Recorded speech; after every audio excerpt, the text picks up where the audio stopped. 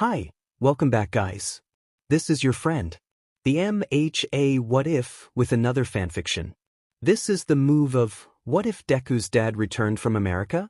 All credits for this video go to their respective authors, so please support the real author. Check out the link in the description for more details.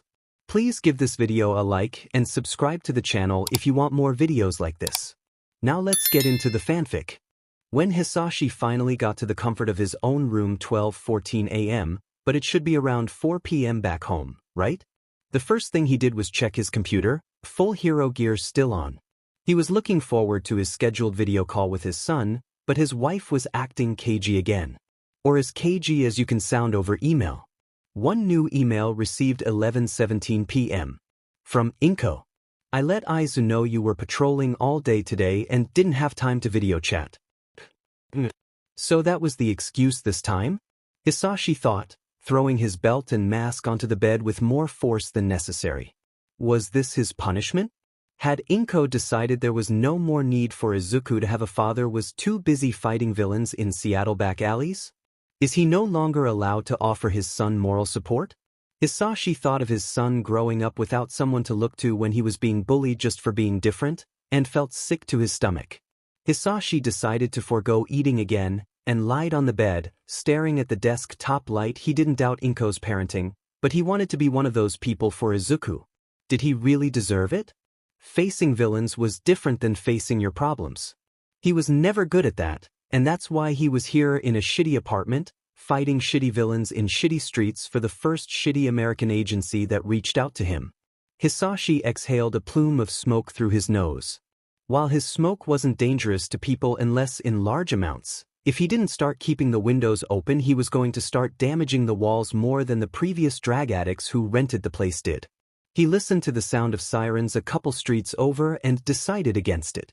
His personal phone began to buzz at the same time as his work phone, but by then the sounds of the sirens and dull music from the college student next door had already pulled him into a deep sleep. Hisashi woke to pounding on his apartment door. Both of his phones had died in the night.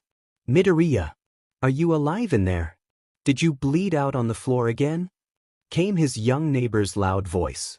Come on, open the door. And dimming it, Reed was using her quirk on him, not controlling him, but he felt a bizarre and almost irresistible compulsion to answer the door, even if he was in his boxers. Is there an emergency?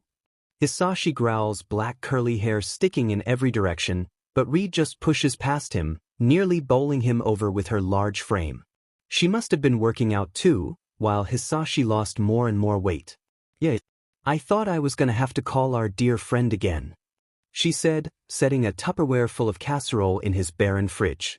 Their dear friend being a friend of a friend who was a nurse, and had a healing quirk. Shouldn't you be at work, filling out shitty paperwork at a shitty hero agency? Reed asks, now taking stock of what's in his cabinet's dust. How do you know my schedule? Because you rarely deviate from it. You know, if I was a pro hero. Please not this again. Hisashi groaned, now speaking to her from the bathroom as he got ready. I wouldn't work at Seattle's shadiest agency. I would just tell the villains to stop and they just would, and I would have a name that makes more sense than Solar Flare. You fight crime at night, and you have no flair. Wow, okay. But I can't do that. Do you know why that is? She asked. Her bright green eyes sparkled mischievously against dark skin. Is it your awful personality? No, old man, my criminal record. Hisashi had an inkling she had one of those. Her and her roommate were kind and welcoming, but both of them had avoided sharing what it is they do for a living. While he was sure Quinn wouldn't hurt anyone, he sometimes saw her roommate, a brawny, kind-hearted Turkish man with a wolf transformation quirk, come home with bloody knuckles. But if Hisashi did not ask, neither would tell. Anyways, Selton made that for you, so bring it with you for lunch. She demanded, gesturing to a casserole she'd brought in. She didn't need to use her quirk on him this time. He knew her roommate was an amazing cook. Sure. I'm leaving, get out of my house, he says, hoisting a duffel bag of his hero gear over his shoulder to get changed into before patrol. I'm gonna stay and clean up here a bit, pig. Hisashi walks out, leaving both his dead phones on the floor of his room. The Silver Stars agency is in a nondescript, and almost crappy-looking building. Hisashi had been desperate to get hired by an American agency to show Inko, his mom, his former friends, "Look, I still have worth after what I did." And Silver Star Hero Agency looked good on paper, good in their emails, and good on their shiny website, but it suffered in reality. Suffered from being in a poorer, high-crime area of town, understaffing due to the shoddy hero schools in the area, and Silver Star herself was getting on in her years. While still maintaining the face of the company, Silver Star rarely went out into the field because of her health, and was very obviously unhappy about it. She was a woman of action, and her behind-the-scenes strategizing was lacking. Perhaps, Hisashi muttered to himself quietly, that's why he was hired so readily. Upon walking into his floor that day, almost everyone looked up from their work at him. Not that unreasonable, he reasoned to himself, he was relatively respected amongst his co-workers, and also nearing on 2 hours late. But there was something about the way they whispered to each other that set him on edge. The moment he sat down, a young administrative intern approached him, seeming to steel herself. "Solar flare, sir?" Her hair was turning from dark green to bright red with nerves, Hisashi supposed. He couldn't for the life of him remember her name though. Roberts, maybe. "We had a lot of calls this morning from overseas numbers, and we thought they were all just spam, but they asked for you by name." Hisashi didn't like her tone. Not much could get Rob Richards? This anxious. Dread and heat began to fill his stomach and chest. It sounded urgent, and Silver Star wanted to talk to you in her office. Hisashi glanced around. Many other heroes and interns were watching, or obviously listening to the young intern. Hisashi knew how fast gossip traveled here. The intern obviously knew as much as the rest of the office did. No one else seemed willing to speak to him, or even greet him walking in, and Robinson, that was it, was honest to a fault, having almost been let go for lack of tact multiple times.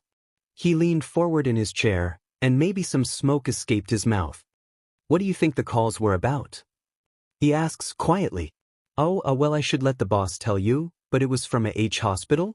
Apparently Midoriya, Inko, and Izuku were involved in an accident, Robinson stammers, and Hisashi has already bolted out of his cubicle, barely grabbing his duffel bag, and nearly knocking Robinson over. He does spare a thought briefly for how much pressure the young intern had to be under. But the thought is buried under a wild panic. He bursts into Silver Star's glass-walled office, and for a moment she looked irritated in her sparkly gray pantsuit, but her face smooths into something tired and practiced that he's seen many times before that makes a dark and heavy pit fall into his stomach. "Sit down, Soul, Hisashi," she says. "We received a call from Muzutafu General Hospital this morning. Inko and Midoriya, again they say their last name, us, though he may not know who they were talking about, were involved in a villain attack. A villain with a gigantification quirk had caused a building to fall near them, and your wife shielded Izuku from most of the damage. She didn't make it to the hospital. Izuku is currently in the ICU." It's here Hisashi, when later asked, would say that his mind became a foggy blur. It was as though he was sitting in his boss' office thinking, this is it? My best friend is gone? My boy is hurt and alone? For one moment, and the next he's digging in his bag for his keys in front of his apartment door, and he's planning how much he should pack, or should he just take everything? He should book a flight now. There's smoke irritating his eyes. Is he going to quit the agency? Is he going to have to talk to her parents? Whoa, Midoriya. A voice suddenly says behind him. Just knock. Quinn is still in there, cleaning your kitchen. It's Selton Yilmaz, Reed's roommate. He was tall, dark, had very nice long hair and an unsure smile on his face. Hisashi wonders why Reed is still in his house. It felt like this morning was ages ago, and it's been so long since he's been home, as in really home. Slow down, I don't speak Japanese. Are you okay? Oh. He didn't realize he'd been speaking aloud and distantly wondered for how long he'd been doing it. He banged on his own apartment door. Reed, let me in a minute. When she opened the door, he began to rush around his apartment with a singular suitcase from his closet. Reed and Yilmaz shared a mystified and concerned look, until Hisashi suddenly stopped in his tracks. What's that?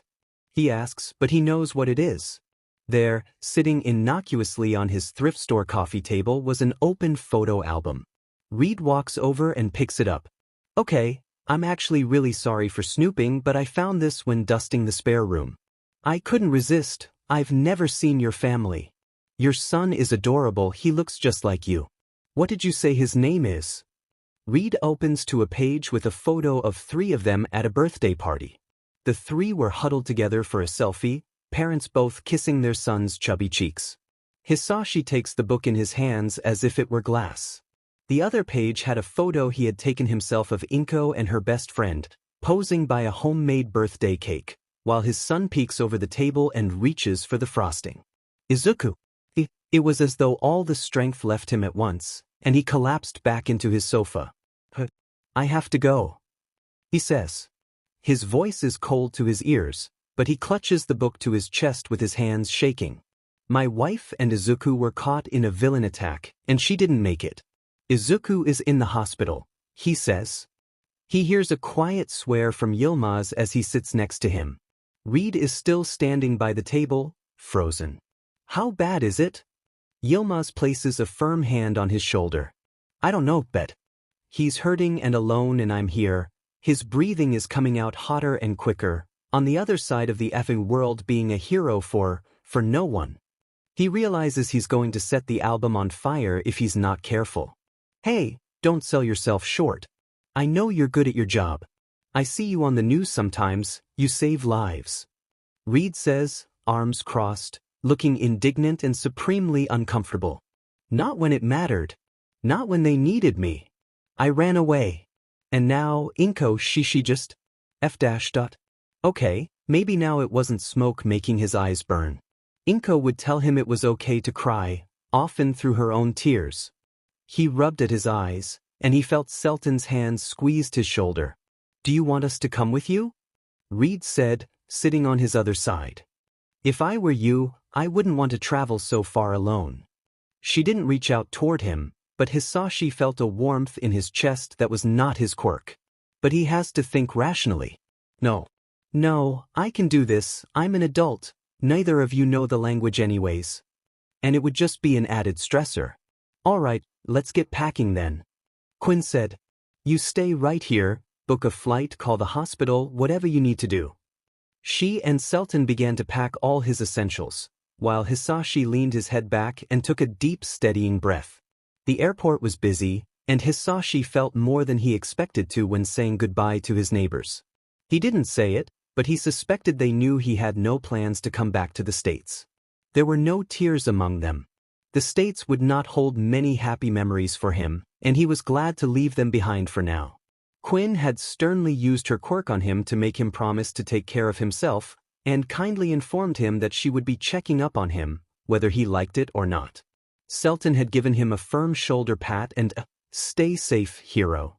The plane ride was uneventful, thank God for small mercies, except for when he had finally charged up his phone and looked over the over 30 missed calls and messages.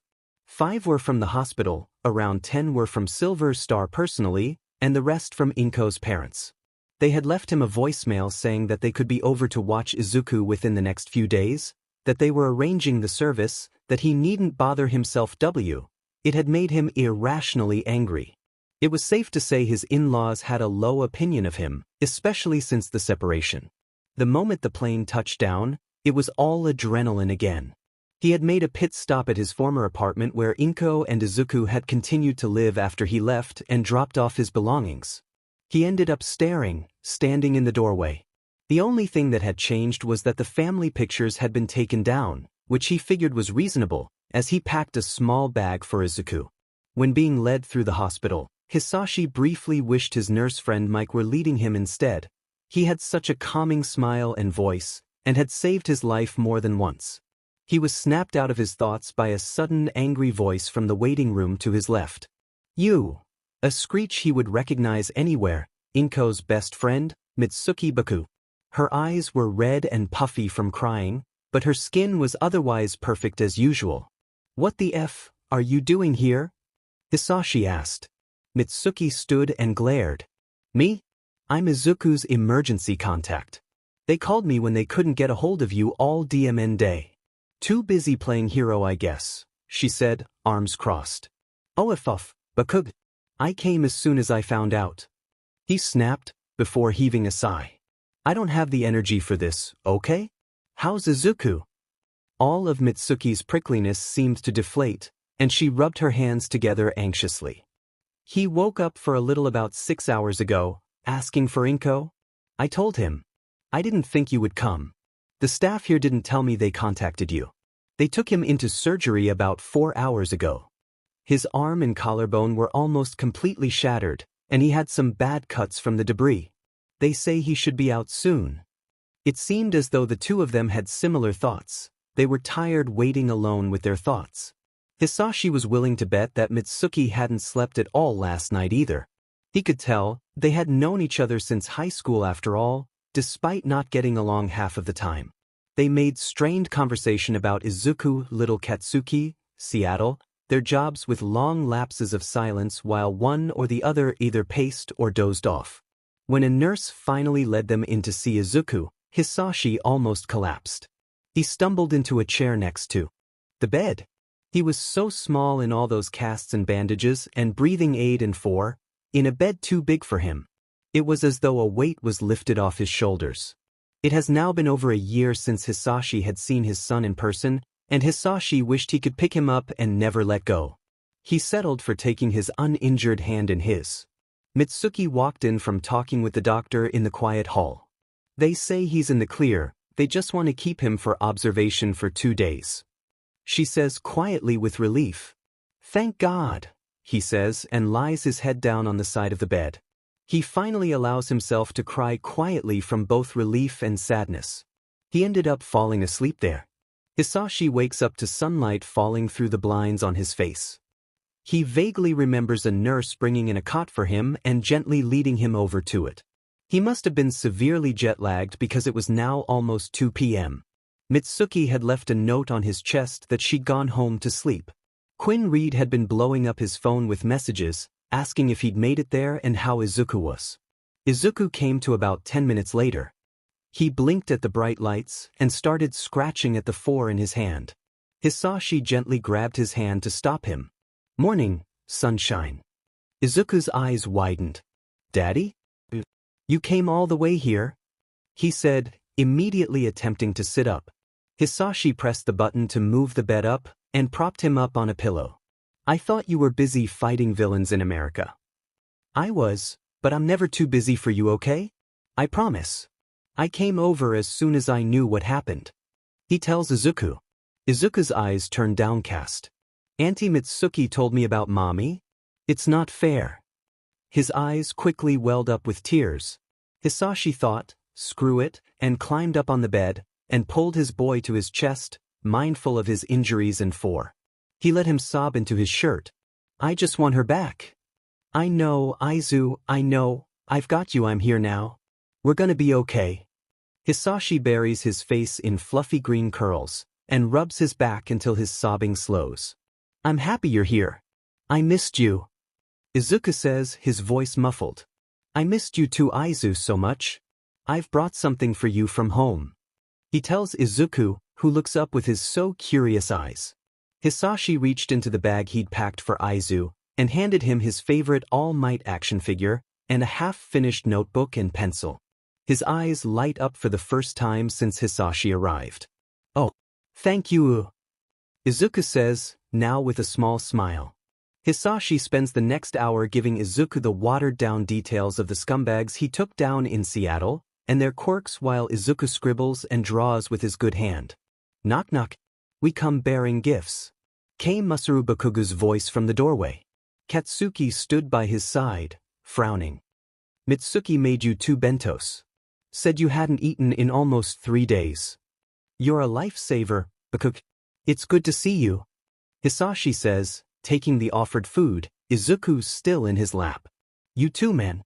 Go on, Katsuki, give Izuku your gift. No mean names. Masaru said, pushing Katsuki gently as Izuku watched apprehensively. Katsuki held up a small vase with fresh flowers. I was going to make you a card, but my dad said the ones I made were too mean, so my mom let me pick these from the garden. He says, setting them on the small bedside table. Thanks, Kaken, they're so colorful. Izuku smiles. And what else did you have to say, Katsuki? Masaru prompts again. Katsuki glares up at him. Remember what I told you? Katsuki crossed his arms and glared out the window.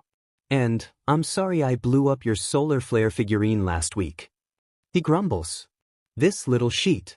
Hisashi thinks, raising his eyebrows, but smiling nonetheless at Masaru's put-upon expression. Oh well, it's okay I guess. I mean I have the real thing now. Izuku smiles again, but still tugging on his blanket anxiously. This kid will be the death of me. I didn't even know they made those. I mean I mostly stay away from the press. He says instead. It was pretty expensive, could only be bought for a limited time from Silver Star Agency's website. Masaru tells him, maybe I should think before I give agencies the right to use my likeness next time, Hisashi thinks. Hisashi makes light conversation with his old friend over lunch, while Izuku and Katsuki look over Izuku's drawings and talk about their favorite heroes. At one point Masaru asks him what he's going to do for a job now, and Hisashi nearly gets lost in thought, debating his options with himself. In the end, he tells Masaru truthfully that he has time to figure it out. He had money saved up from work that he hadn't sent over to Inko and Izuku, and he wasn't exactly living the high life with Silver Star's wages anyways. After the Bakugus bid them farewell, Izuku is asleep in Hisashi's arms within minutes. Hisashi can understand, Katsuki is a high-energy kind of kid, but this time Izuku could barely keep up. Hisashi wants to stay there and hold his boy, but of course there are in-laws to speak to. Hisashi set Izuku down on the bed and moved into the hallway as quietly as possible, gently shutting the door behind him. Suzuki-sen, it's Hisashi. Midoriya. How are you holding up? Kenshin Suzuki says quietly into the receiver. Hisashi knew he'd made a good choice calling HRM instead of Inko's mother. He'd used to be close to his in-laws, even calling them mom and dad, but that of course changed when they'd found out from Inko what had happened. He'd had some words with Itsuko, but hadn't spoken with Kenshin since before the incident that caused the separation, and Kenshin hadn't reached out. We're managing. We as in Izuku and I, he says. I see. You've made it here then? Kenshin asks. Yeah, I made it in last night, before Aizu was done with surgery. He's gonna be okay. Good. We can take Aizu-chan off your hands soon. I understand how important your work is. Kenshin says, sounding grim, rather than passive-aggressive like his wife had over voicemail. No. Is that what you think No, I'm keeping him. Hisashi says, cringing at his own wording. Oh. I mean, I'm moving back to the apartment to take care of Izuku. I've already quit my job. I'm staying in Japan. Well, it's a relief to hear you're stepping up. Kenshin said, not unkindly. I never really wanted to leave. Hisashi briefly wondered if Kenshin's empathy quirk worked over the phone. Either way, most people ended up spilling their guts to Kenshin Suzuki. So many people cut me out, and so suddenly. I didn't feel like I had anyone to, like I wasn't needed or accepted. I was alone. I don't know what I would have done in the States if my neighbors weren't looking after me. Hisashi says all in one breath. Midoriya. Sheet. I'm sorry, you don't need to hear this right now. You must be, I'm sorry. Hisashi rubs his eyes. No, it's okay, son. I don't approve of what you did, but you're here now. I'll talk to Itsuko about what you said. You just be a hero for that boy now, got it? And if that didn't make Hisashi want to burst into tears. Thanks Suzuki-san. You're welcome. I'll see you soon. Hisashi knew going home wouldn't be easy. The day Izuku was discharged, he was so excited to be in his own bed, to eat some real food Hisashi would probably disappoint there, and play with all his own toys. But when they got home he was more subdued, and Hisashi could tell why. He could feel it too. She was everywhere. Inko's presence coated the home like a blanket. Izuku ended up staying in his room most of the day, while Hisashi packed what he could of Inko's personal belongings. He took frequent breaks. He'd check on Aizu, he'd do some job searching, he'd watch some TV and space off. That night he'd stared at what was, a year ago, his and Inko's room, and thought about how much it smelled like her. He pulled a blanket and pillow from the hall cabinet and settled on the couch. A few hours later, Hisashi woke to Izuku's bedroom door opening and quiet sniffles. He gestured Izuku to come closer. Izuku timidly came over, and Hisashi wiped his tears away. Trouble sleeping? I dreamed the big villain grabbed mommy. Izuku's lip wobbles. Oh, kiddo. Come here. Hisashi scooped Izuku up and let him lay on his chest, under the blanket, like he had when Izu was an infant. I've got you, we're gonna be okay. I'm here, I am here. The two of them slept there for the weeks leading up to and following Inko's service. You look so cool, Daddy. Izuku exclaimed. He'd seen pictures of his dad in his hero costume before, but seeing it in person was new. Hisashi had always come home late at night when he was an underground hero in Japan, and Izuku was too young to remember. Now he stood in his black and orange suit, still slightly too big on him, but barely noticeable, fireproof gloves, mouthguard and domino mask. Are you really going to work with Endeavor? Maybe Izuku. If I can impress him today. I hear that's not easy. Hisashi says, untangling Izuku's wild air. He'd submitted his impressive resume to Endeavor's agency in person and was given a brief on-the-spot interview from Endeavor's assistant, and was told a week later to come in so the man himself could see what he's made of. Hisashi knew he was an impressive hero on paper, but he was nowhere near the level of the current number 3 hero, and he'd had absolutely no experience in the public eye as the position of Endeavor's sidekick was going to give him. He'd admitted to Quinn over email that he was nervous. Despite the good pay, enough to put Izu through a good school and live more than comfortably, Hisashi knew the spotlight was a dangerous place. Hisashi shuddered to think what would happen if a villain found out the sidekick to a top hero had a quirkless preschool-aged child. While Quinn was flashy, they shared a love of anonymity, and Quinn had informed Hisashi that, Endeavor can screw himself, he doesn't deserve you. You're gonna do so good. I know it. Izuku said, jumping in excitement. I want to save people too one day, just like you. Do you think I can? He asks with his wide, hopeful green eyes. Hisashi ruffled his hair. Of course, kiddo. You don't need to be a hero to save lives. He says. Izuku freezes, his smile turning strained. Hisashi doesn't notice, however, already gathering his things to leave. You got your backpack, Izu? Yeah. He dropped Izuku off with little fanfare beside some kids pointing at him and watching in curiosity. Izuku didn't turn back to wave at him when he got to the gates. Endeavor's agency was one of the most chrome buildings Hisashi thought he'd ever been in. He didn't know where to look. There was a stressed-looking young man behind a reception desk with some colorful fake plants, typing very fast on his desktop. Oh, are you Solar Flare? His. Endeavor's waiting in the gym, just down that way and down the stairs. Weird that he was waiting considering Hisashi was early. Endeavor's gym was underground? This building probably had an expensive ventilation system, even still it slightly smelled like smoke. His own presence probably wouldn't help. Hisashi found Endeavor in a large room with mats for sparring. Endeavor's arms were crossed, his face and shoulders were on fire, and he was frowning. Hisashi supposed he'd frown too if his costume required his quirk to always be active. So you're Solar Flare? Endeavor asks. Yes, sir. A pleasure to meet you.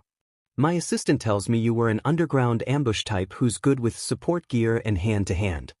Endeavor raises a flaming, okay eyebrow. That's right. I'm looking for someone who is going to pick up in places I lack, so you're gonna have to do more than land some hits on me.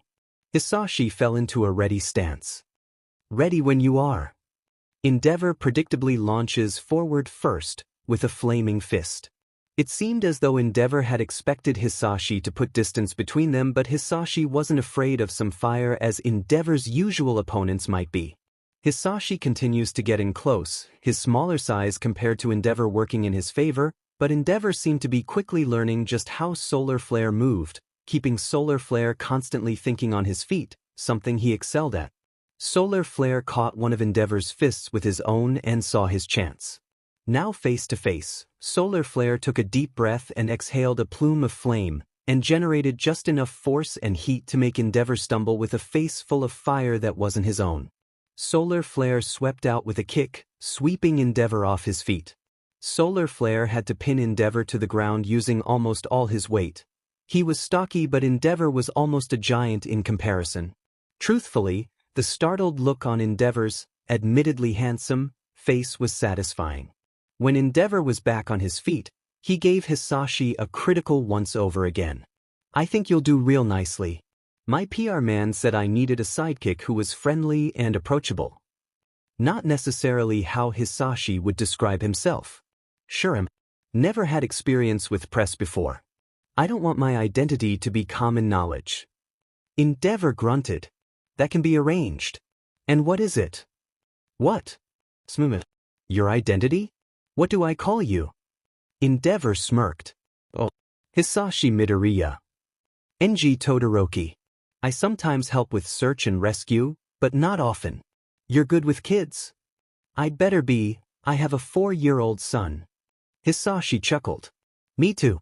You're gonna be on call, basic. Your kid's gonna have to be with the wife when you get called out," Todoroki warned. Hisashi cleared his throat. His mom's not, I'm gay." He hated when this came up in conversation. Discomfort for everyone involved. He saw Todoroki's face make a startled, and then an almost troubled expression, all in the blink of an eye.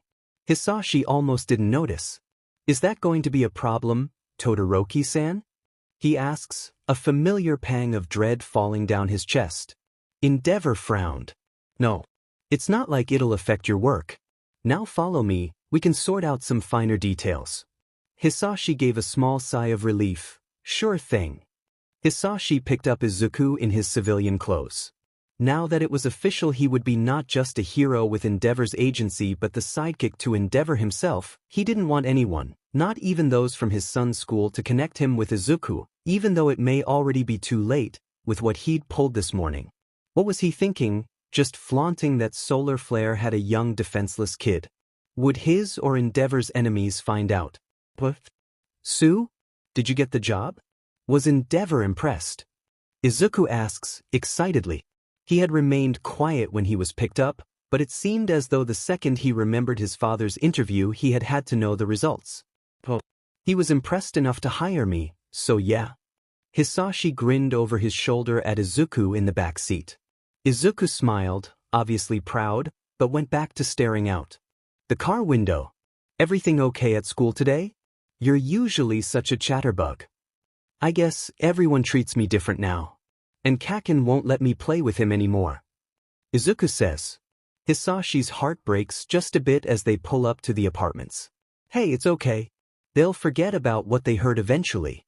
And you let me know if Katsuki-kun bothers you, or calls you those mean names again, okay?" Hisashi remembered Inko telling him about Katsuki calling him Deku and useless, etc. He'd sent Mitsuki a passive-aggressive email and got an overtly aggressive voicemail back the next day. "Okay, Daddy. Promise. Promise. Daddy? Can you get me Endeavor's autograph?" Izuku asks timidly. Hisashi chuckled. "I'll try, kiddo, but I don't think he does that kind of thing." That night, Izuku watched the video of All Might's debut as he often did when he was down, for some extra encouragement. He'd been watching it a lot lately, and by now Hisashi could recite it word for word. When he lay on the couch that night, he told himself it was the last time, and he could sleep in his bed tomorrow night, and he wondered if he was enough for Izuku, who seemed so lost every day, and maybe Izuku could look up to him like he did his #1 hero. That night, Izuku wanders into the living room with tears in his eyes, and mumbles, "Last time, I promise," and curls up to his father's side. Maybe they're both lying. Working with Endeavor was exciting, to say the least, and frustrating to say the most. It reminded Solar Flare why he had chosen early on in his time at Shiketsu that he'd rather work alone, which was a miracle in itself, as Shiketsu's almost military school-like regimen produced hero teams and sidekick duos like it was their goal. That wasn't to say Endeavor held Solar Flare back. Endeavor was #3 hero for a reason and rising in the popularity polls. He was skilled, fast, powerful and effective, and had higher arrest rates than some police districts.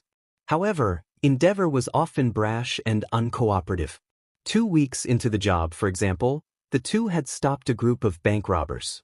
Solar Flare had barely convinced Endeavor to lure the villains outside to avoid property damage. When all 6 villains were cuffed, Endeavor turned from the gathering crowd to question one of the villains with an offhand. "Take care of them, Midoriya." That Hisashi hoped to hell no one else heard. That day, a video of Hisashi begins circling the news. Endeavor's new sidekick was a popular title. It featured Hisashi introducing himself as Solar Flare and stumbling through an explanation of what had transpired and dodging any questions about himself. When he'd excused himself, he pulled Todoroki into a more private area of the bank. "What the F? What was that, Todoroki?" Hisashi asked. "You know, we've been tracking that gang for over a year now. The blonde one was just about to—" "No, I mean with press. No one has briefed me on how your agency handles reporters at all, and you are aware that I have not been in the spotlight at all until now, and you said my name.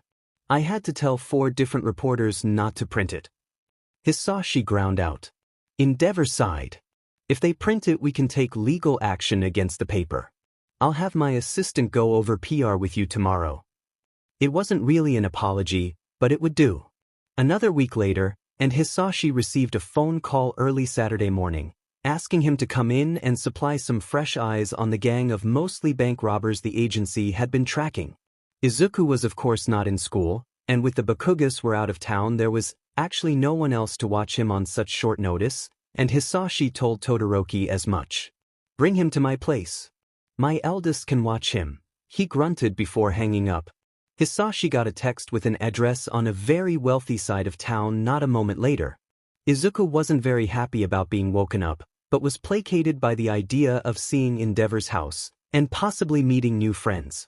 He was asleep again by the time Hisashi knocked on the door of the practically mansion-sized traditional-style home. A very sleepy white-haired teenager opened the door, looking them up and down suspiciously.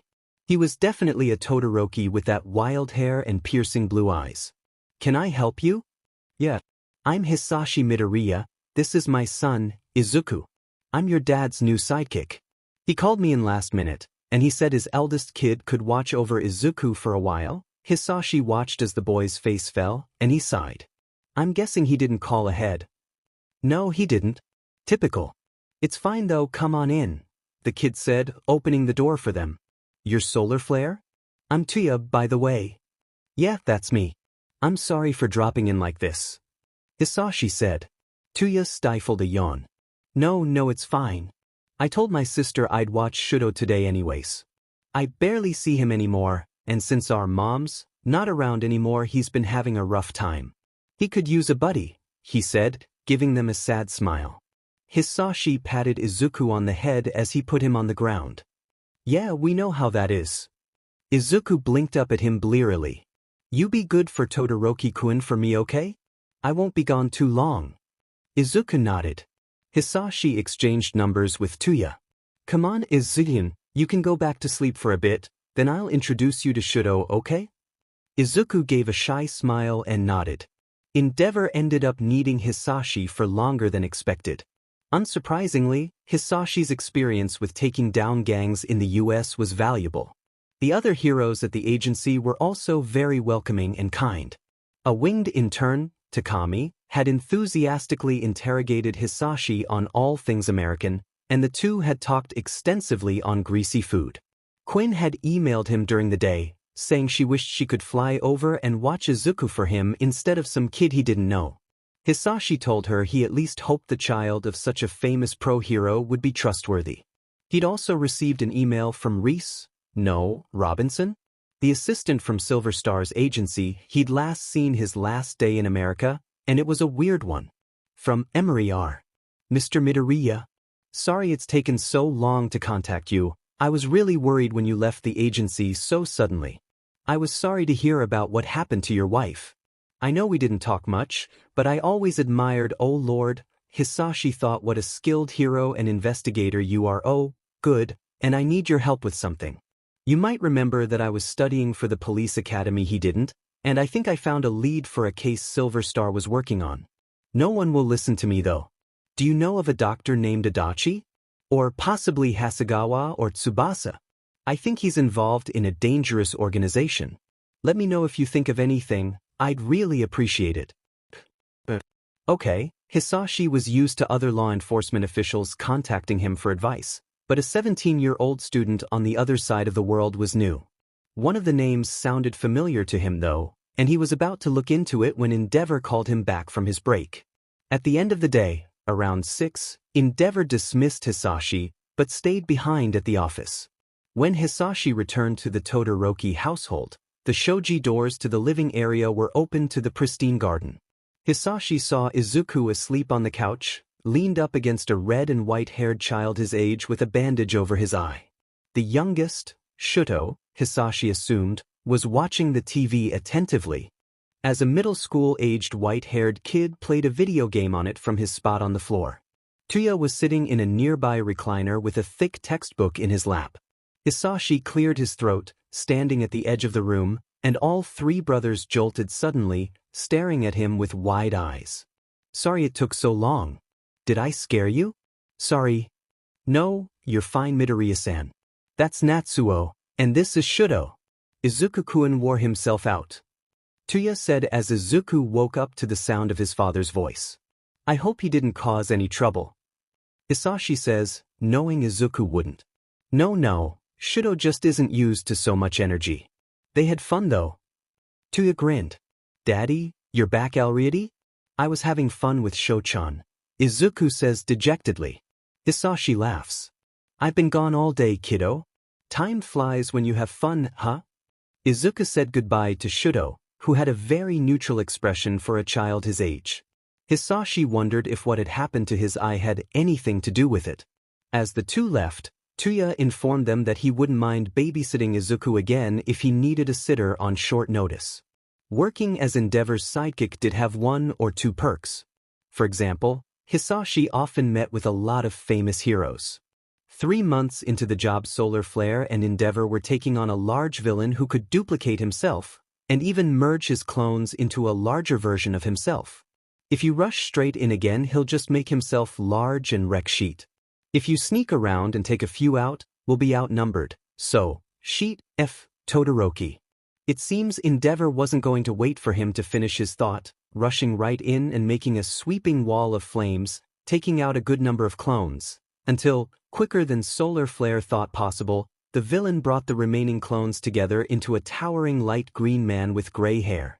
The villain reached down and picked up a big rig like it was nothing, and threw it down the street towards the heroes.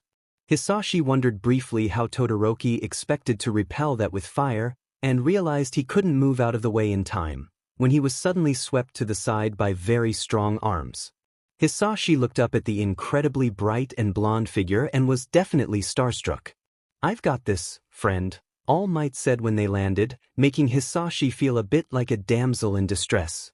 And he did, because not a second later, a punch to the villain's stomach sent a gust of wine down the street, and the villain fell into smaller bodies that began to vanish as they hit the ground. All Might landed back next to him. Are you oh? I had this, All Might. Endeavor rages, storming over. Is that what you call that? Hisashi says under his breath, and oh no, he thinks All Might heard him because he coughed suddenly into his fist and gave Hisashi a quick smile. I was simply helping my fellow heroes, All Might says, by now familiar with Endeavor's ego. I don't need your help. I told you to stay out of my way. Endeavor advanced forward, trying to get in the face of a man who had a good foot of height on him. All Might's smile held and he raised an eyebrow. Then I'll be sure to assess the situation better next time, All Might said, taking a dig at Endeavor's meager planning. Endeavor grunted and stormed off to speak to the police apprehending the villain. All Might turned back to Hisashi. Solar Flare, wasn't it? You did good work out there. I didn't get to do much of anything, Hisashi said, bashful. Don't say that. I've been following you in the news, you are a skilled strategist. Now I must be going, All Might said. Wait, don't go yet, I didn't say thank you for saving me. And I know you're probably so busy, and you just saved me and my boss just insulted you, but my son is probably your biggest fan. Do you think you could sign something for him? I'm sorry. Hisashi says all at once, reaching out and grabbing the hero's hand before he could turn. "No, don't apologize. I'd love to," All Might said, face pinking somewhat. Hisashi pulled a notepad from his belt, the one he uses for the rare times he was the first to start investigating a crime scene.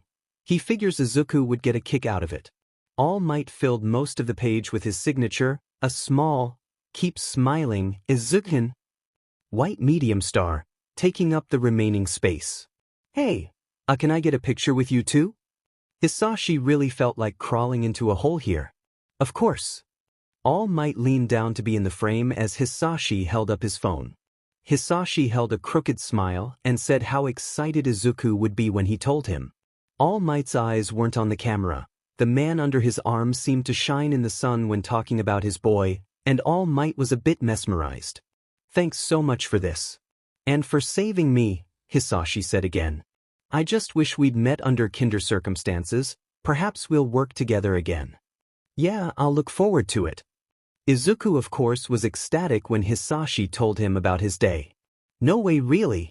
And you got a picture with him too?" He'd exclaimed, already rooting through a box in his closet to find a picture frame for his now most prized possession, a real autograph from All Might. "Oh yeah. Wanna see? I think he's my favorite hero now too, after he put Endeavor in his place," Hisashi said. Izuku ran over to where Hisashi was sitting in his bed and looked at the photo on the phone. "It looks like you're his favorite hero too. What did Endeavor do?" he asks, and Hisashi wonders how his kid is so perceptive, and promptly shoves Izuku's comment to the back of his mind to examine later. Being arrogant.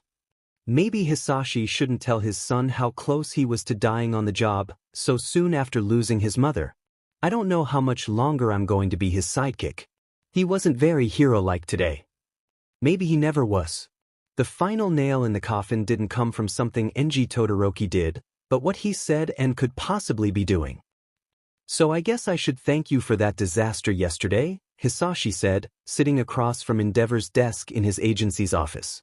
Todoroki had called him in last minute on a Sunday morning, before 6 for some godforsaken reason to go over the robber case. Izuku was again spending the day with the Todoroki children, as the Bakugas somehow all got sick at the same time. "Oh, so you can go lick All Might's boots like everyone else," Todoroki grunted, looking over the case files for the bank robbers they'd yet to apprehend. Hisashi thought he sounded like a teenager. "What? He saved my life. Because of what you pulled? But no, I mean 'cause I got his autograph for Izuku and he loved it," he said, using casual conversation as a sort of olive branch. He wants to be just like him, so it was nice for him to have that encouragement. Almost all kids want to be heroes like All Might these days, Shudo included. Izuku see, well, he's quirkless. I'm scared he'll be turned down if he tries for a hero school, but he doesn't like to talk about it. Hisashi said, regretting it almost instantly. Must be disappointing having a useless kid with no quirk, much less one able to carry on your legacy. Todoroki said, nearly stunning Hisashi back into silence. Excuse me? Where do you get off my what dash? Legacy, Midoriya. You got unlucky. Shudo is my masterpiece. His quirk is perfect, and the way I've been training him, he'll be the one to surpass All Might where I can't. Todoroki says, something almost like pride coloring his tone. Hisashi's mind was reeling and smoke rose from his mouth unchecked. Train? He's 5.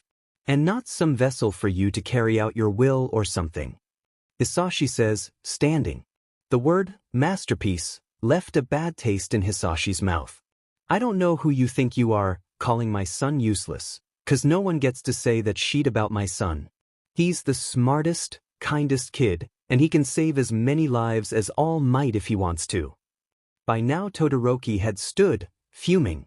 Hisashi could see through the office window in the corner of his eye, the other agency works, stopping and staring. Todoroki opened his mouth to retort, but Hisashi didn't want to hear it anymore. You talk about being so much better than All Might, but at least he can keep his sidekicks alive, and neither Shield nor Sir Night Eye have offensive quirks. Shield doesn't even have a quirk, like Izuku, and he's a better hero than you can dream to be. You'd better watch yourself, me. You know what? No, Find yourself a sidekick with less self-respect who can put up with your egocentric bullshit. Hisashi stormed out of the building, passing the intern Kigo Takami, who was grinning at him. You really told him? You know I had a bet with Tiyakun about how long you'd put up with him. His wings rose over his head triumphantly. Yeah well, I better get out of here. Can you clean out my desk for me? One last favor. Sure thing, man. Thanks, bring it by when you can, good luck. The Todoroki household was still quiet when he came to get Izuku, as it was only 9 a.m. When Tuya opened the door, he had an apprehensive look on his face. You're back early. Did something happen? Yeah, you could say that. Hisashi said as Tuya lead him in, his face falling. Finally had enough of him? I knew he'd do it. Drive you off, I mean you're too nice. Tuya said, staring at the ground. Hisashi saw, down the hall, the red and white head of Shudo peek around the corner. The bandage around his eye had come off, and Hisashi could see the angry red and likely permanent burn scar. When Hisashi caught his eye, Shudo disappeared around the corner just as suddenly. Tuya-kun, look at me. Tuya's head whipped up, like it had when Hisashi had scared him when he'd first dropped off Izuku. Do you trust me? Tuya nodded jerkily. Yeah. I like you. You're a good hero. Did your father do that? To Shudo-kun? Hisashi kept his voice low and soft. Tuya shook his head. No, but he might as well have. It wasn't her fault. He clamped his mouth shut suddenly. I may be leaving the agency, but if you or your siblings ever need a safe place to stay, or if he ever hurts any of you, you can come to me, okay? My door is always open. He squeezed Tuya's shoulder. Why are you doing this? No one else wants to get involved with him. I'm gonna be honest with you, kid, I don't give a what he thinks of me after today. Hisashi said, getting a startled laugh from the teen. 'Cause you're good kids and I'm a hero. It's what I do. Tuya opened his mouth to reply when Shudo appeared down the hall again, gently pulling Izuku along by the hand. Izuku looked up at him with wide, fearful eyes. Did something happen, Daddy? We have to go already? No, kiddo, I'm just not feeling well. I wanted to spend time with you at home, okay? I'm sorry for tearing you from your Shochan so soon. Hisashi chuckled. Izuku looked a little disappointed, but Shudo turned to him. It's okay, Izuku-kun, we can watch a movie next time, right? Hisashi's heart dropped. The two were so sweet, and he'd have to pull some serious strings to convince Endeavor Tell let them be friends. At home, the two curled up on the couch, watching Totoro. It had always reminded him of Fat Gum, a fluffy all-might blanket around their shoulders, and a laptop in Hisashi's lap for more job hunting. Did Endeavor fire you? Izuku asks, after seeing what sights he was on the screen. Is that why you got me early? No, I quit. But we'll be okay, Izu. Your dad's got a diploma from a top hero school and a degree in support design, and another in costume design, and 8 years of pro hero experience.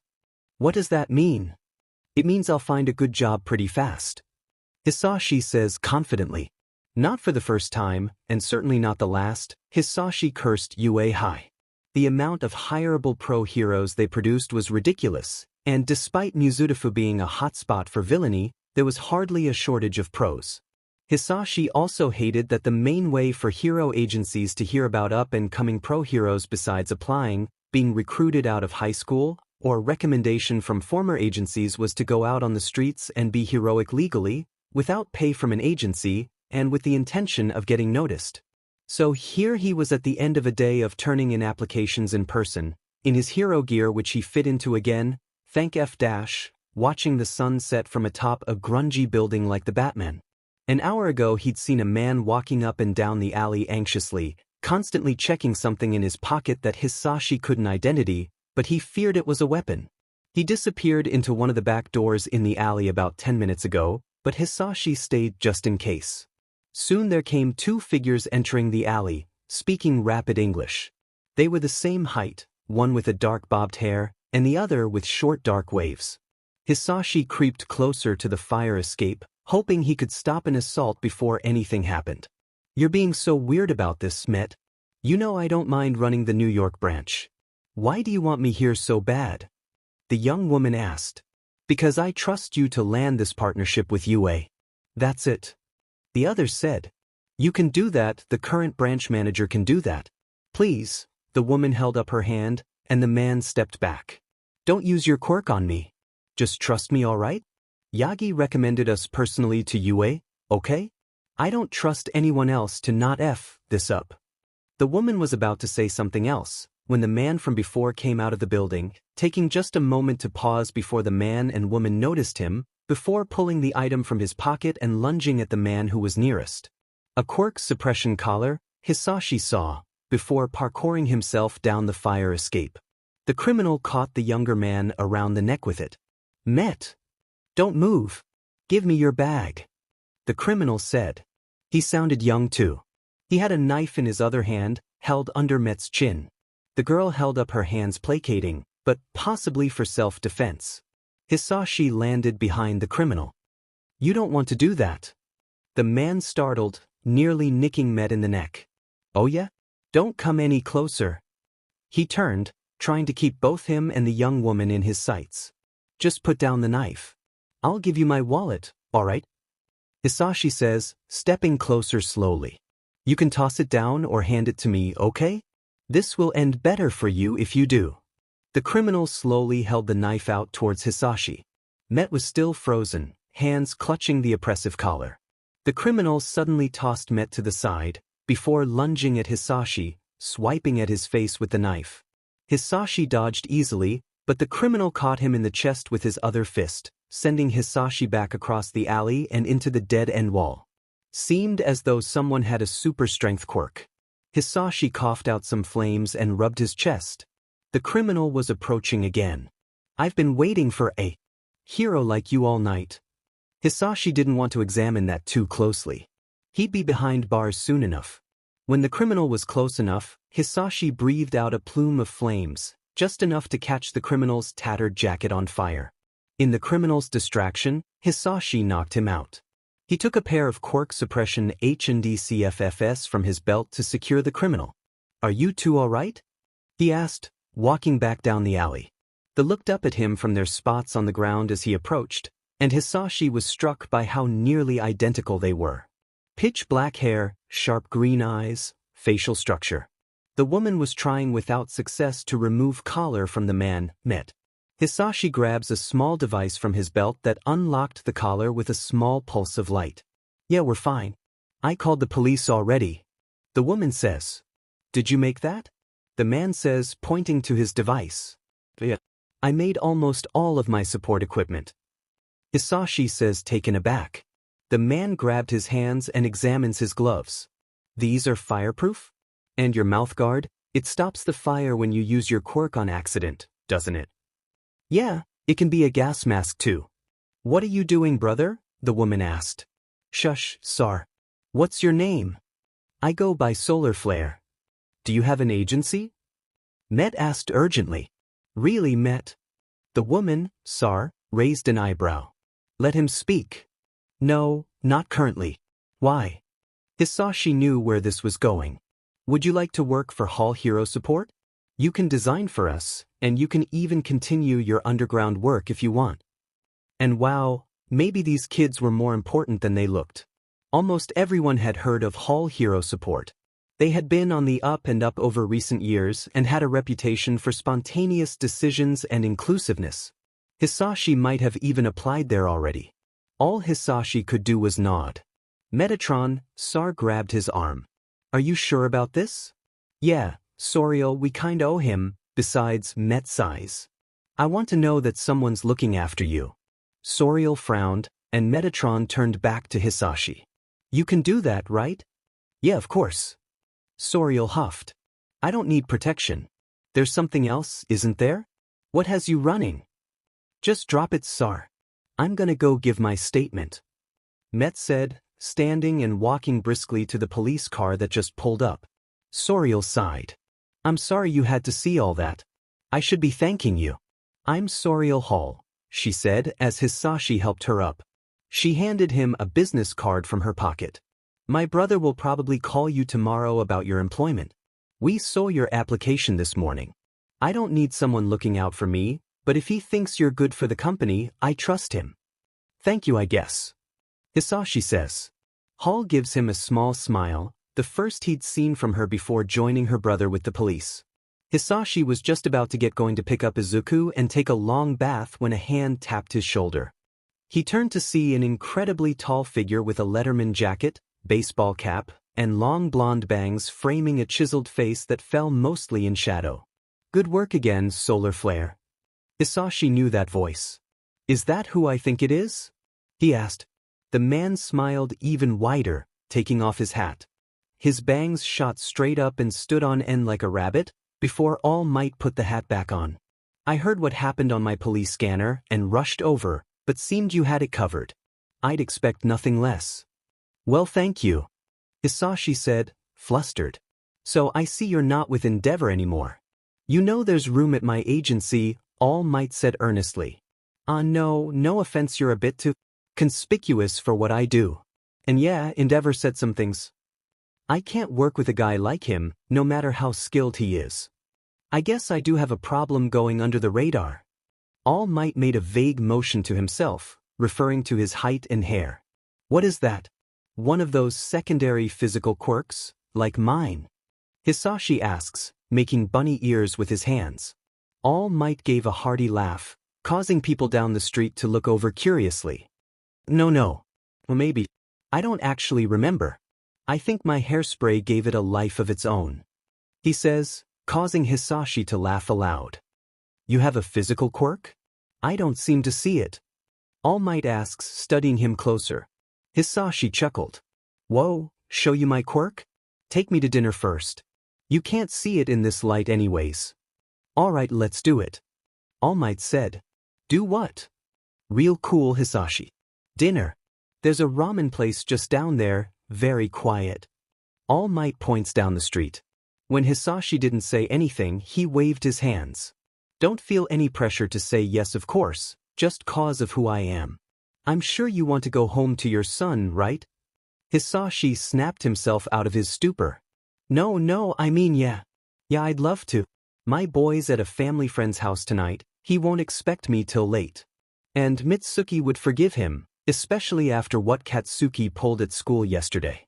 A few moments later found All Might and Solar Flare grinning at each other in a booth at a dimly lit ramen shop. All Might squinted at Solar Flare over his ramen. I still don't see it. My mask is covering it. And you still probably won't be able to see it in here. All Might gave a dramatic sigh. Maybe one day. Maybe. Now, why ramen shop? Because it was convenient. Why do you not like it? We could go somewhere else. No, I do. It sure beats what I make at home. I'm sure my boy is getting tired of my cooking. I can never make anything like his mom could. Hisashi said. I'm sure he loves it because you made it. All Might says gently. I'm sorry, I shouldn't be talking like that on AD, well? Hisashi really had a talent for embarrassing himself in front of top 10 heroes, didn't he? I understand, Solar Flare. Tell me, how did you like being a sidekick? All Might graciously changes the subject. It's not the sidekick part that I didn't like. I don't like the public eye, or Endeavor. He does good work, but we really clashed. What about you? Were you ever a professional sidekick? Briefly, but then I studied abroad in the US and had my own sidekick. All Might says, suddenly filled with nostalgia. Shield, right? I admire his work, took a lot of inspiration from him when designing support gear in college. Hisashi said, losing himself in a short tangent on support gear, muttering to himself, hand in front of his mouth. All Might rested his chin in his hand and smiled. When the hour was late, the two stood outside the ramen shop. I don't think I've met anyone like you, Solar Flare. Oh please, I had a feeling you would be very cheesy. I had fun though. Here, Hisashi pulled out his notepad and pen, writing down his number. I don't keep a business card, just to stay anonymous. They're H, so you don't get it confused with all the other scruffy underground heroes throwing themselves at you. All Might chuckled. Can I ask what that stands for? Maybe next time. If you decide to call the number. As the two walked in opposite directions, they both got notifications on their phones. To Hisashi M. From Quinar. Hey, Midoriya wanted to give you an update on my wonderful life. The people who moved into your old apartment are real cute, and I may be in love, but she's in the police academy and my luck is awful, which you know. Anyways, hope you finally got some action or did something mildly entertaining for yourself. Say hi to Izuku for me, smiling face with hearts. From Night Eye Milky Way, I lead on the doctor. Worked out of Muzutafu, disappeared with a relative.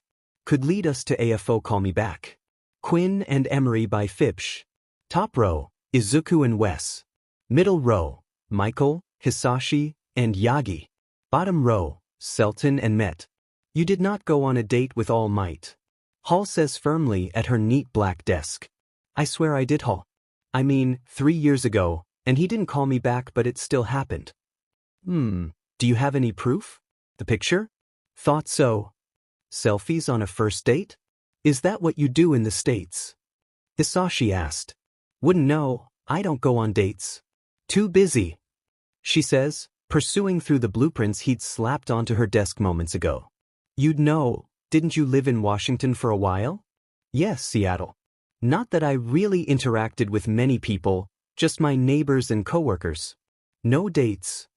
And the occasional hospital staff. No dates. That's how you are now, though. You go on one supposed date with All Might and you're done for the rest of your life? No friends either? Hey, I have friends, you're my friend. I'm your boss. And there's the Cooks, Reed, Yuns, and Kaju. Oh yeah, your weird neighbors who followed you all the way from America. Hall looks up and raised her eyebrows. I think it was a coincidence they moved here, but yeah. At least he thinks it was. You never really know with that group. You really have a talent for attracting American friends. She sighed. Speaking of America, Met hasn't reached out to you, has he? No. I'm sorry. Around a year ago, Metatron Hall was planning on moving back to the US and leaving his twin, Soriel, to lead the Japan branch on her own, and the two could only assume he had, because one evening he'd vanished from his expensive Tokyo apartment. Bizarrely, there were signs of a struggle, but all of his essentials seemed to be neatly picked from the room, like he'd been planning on leaving. There were no fingerprints and the local police didn't know what to make of it. Soriel and Hisashi could only hold out hope that he's gotten into a fight and decided to leave early, or go into hiding. No, don't apologize. This work is great.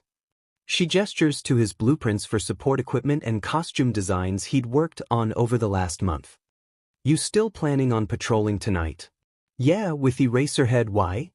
Eraserhead was one of Hisashi's favorites in the agency to work with, when he did decide to not work alone. The younger hero was talented, and because of Hall Hero Support's partnership with UA, was practically guaranteed a teaching position next school year. Go home early, take a nap until your patrol. We can do without you for the rest of today. Hisashi Midoriya's neighbors were some of the most bizarre people he'd ever met. He didn't know why he was surprised that when Reed and Yilmaz decided to live right next to him again when they moved to Japan. According to them, something important had brought them to the country, but familiarity brought them next to him. Hisashi just really needed to know how they got his address. In their time they'd been apart, Quinn and Selton acquired a new friend. Small, timid and incredibly gentle Arya Kaju. She was very, very pale, probably albino, had a lilting French accent, and the ability to grow plants with her quirk. Truthfully, he was the only reason he had allowed them to currently be babysitting Izuku. He actually knew what Kaju did for a living, working night shifts at an exotic plant nursery. Hisashi knocked on the door of his neighbor's apartment, thanking all that was holy for Hall's generosity. He really needed a nap. Arya opened the door slowly, and smiled when she saw him. She turned around and called to Izuku. Your father's here for you, sweetie. What really? We just started Spirited Away. Izuku says between Selton and Quinn on the couch. Yeah, Dad, come on. Quinn echoes. 1, don't ever call me that again, Quinn, ever. 2, yeah, stay and watch your movie. Have Selton bring you over when it's over, I'm gonna take a nap. Quinn huffed. I can walk him a few feet down the hall. I'm a pro now, remember? She just loved bragging about her shiny new hero license. Hisashi was proud of her, but he wasn't going to say that. No, I don't trust you. Good night. It's afternoon. Good afternoon, Dad. Love you, Dad. Izuku grins at him. Love you too, baby. Hisashi stumbled into the living room, collapsing on the couch. He felt like he was only asleep for minutes when there was an urgent knocking on the door. He rushed to open it, thinking it was Selton with Izuku, but instead saw a young woman with dark wavy pixie hair and a beauty mark on her jaw. Can I help you? Hi, Mr. Midoriya. It's been a while. Can I come in? The woman looked her shoulder anxiously. Her voice sounded familiar, but Hisashi couldn't place it. Please. Do I know you? Yeah, Emery, from Silver Star's agency. The shapeshifter. No wonder he barely recognized her. She'd had shoulder-length hair before, and a whole different face shape. She spoke Japanese but had a thick accent. Oh, of course. Come in. Hisashi moved out of the way, letting R. Richardson walk in. She held a thick file to her chest protectively.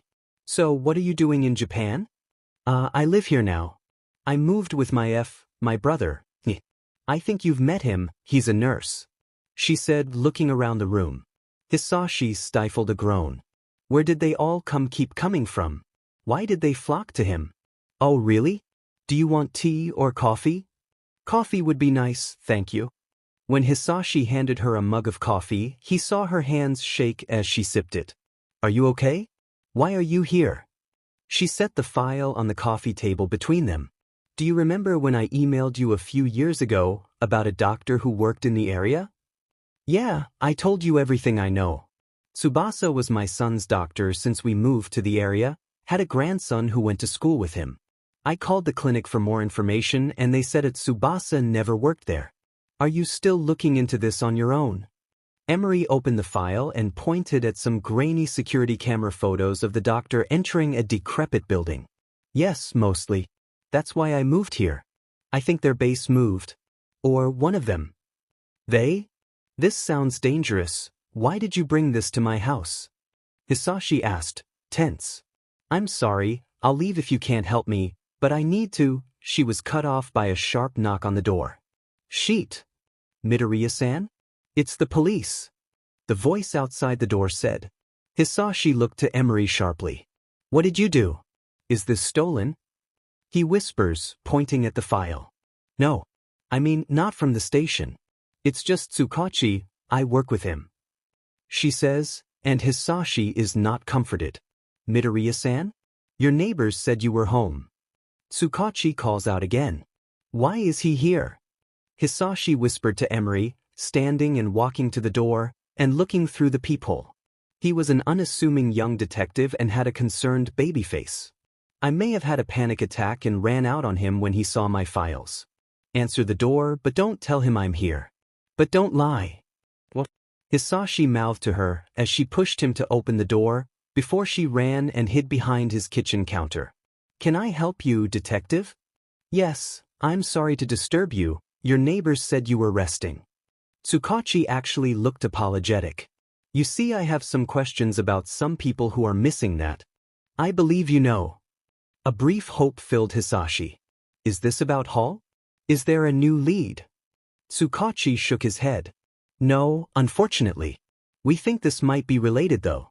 Have you seen this boy recently? The detective handed him a photo and his heart dropped. No, I saw him a few months ago, and talked to him 2 weeks ago to set up a playdate for his little brother and my son. Why, did something happen to him? Didn't? No, at least we don't think so. Day before yesterday, someone made noise complaints about the Todoroki household, and moments later, there was a report of a small house fire. Which we thought was weird for a household of fire and ice quirks, and when we arrived, Endeavor reported Tuya as a runaway. And you don't believe him? The sinking feeling still hadn't gone away. He wasn't telling the whole truth. There were signs of a fight he'd chalked up to quirk training, but he was lying. Tsukachi said confidently. Hisashi had a feeling he knew how Tsukachi could be so sure. I have a patrol with Eraserhead tonight, and we'll keep an eye out for him. Is that all you needed? No, actually, have you seen this woman recently? It's Emery Robinson. I believe you work together?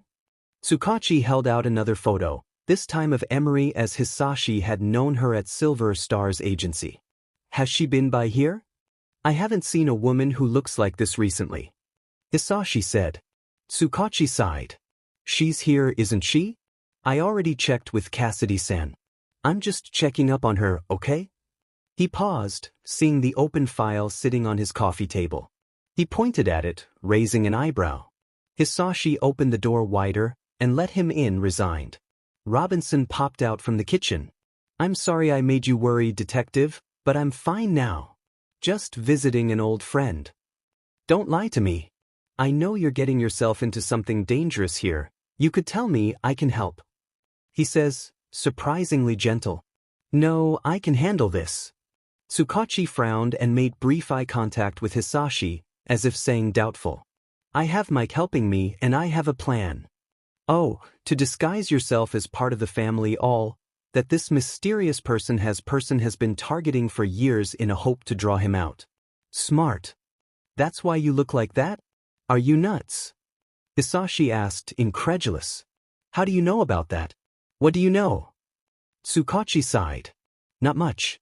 My friend lost someone, the hero Nana Shimura, to these people. But he won't tell me anything either. But I know you look just like her right now. All I wanted to know was the address of the clinic so I can check it out, okay? I'll leave and I'll drop the disguise, okay? Robinson sighs. I don't want anyone else mixed up in this. The things they do, that they did. Robinson swallows thickly. I'm sorry to bother you, Mr. Midoriya. I'll be out of your hair. She gathered the file in her arms again and pushed past them out of the apartment. I don't remember her being such a handful. Is she always like this? Hisashi said in exasperation. I've only known her for a few months, but no, she's not. She's a good officer. I'm worried about her though. Tsukachi explained. Yeah, me too. Here, Hisashi found an old receipt and scratched 2 addresses on it.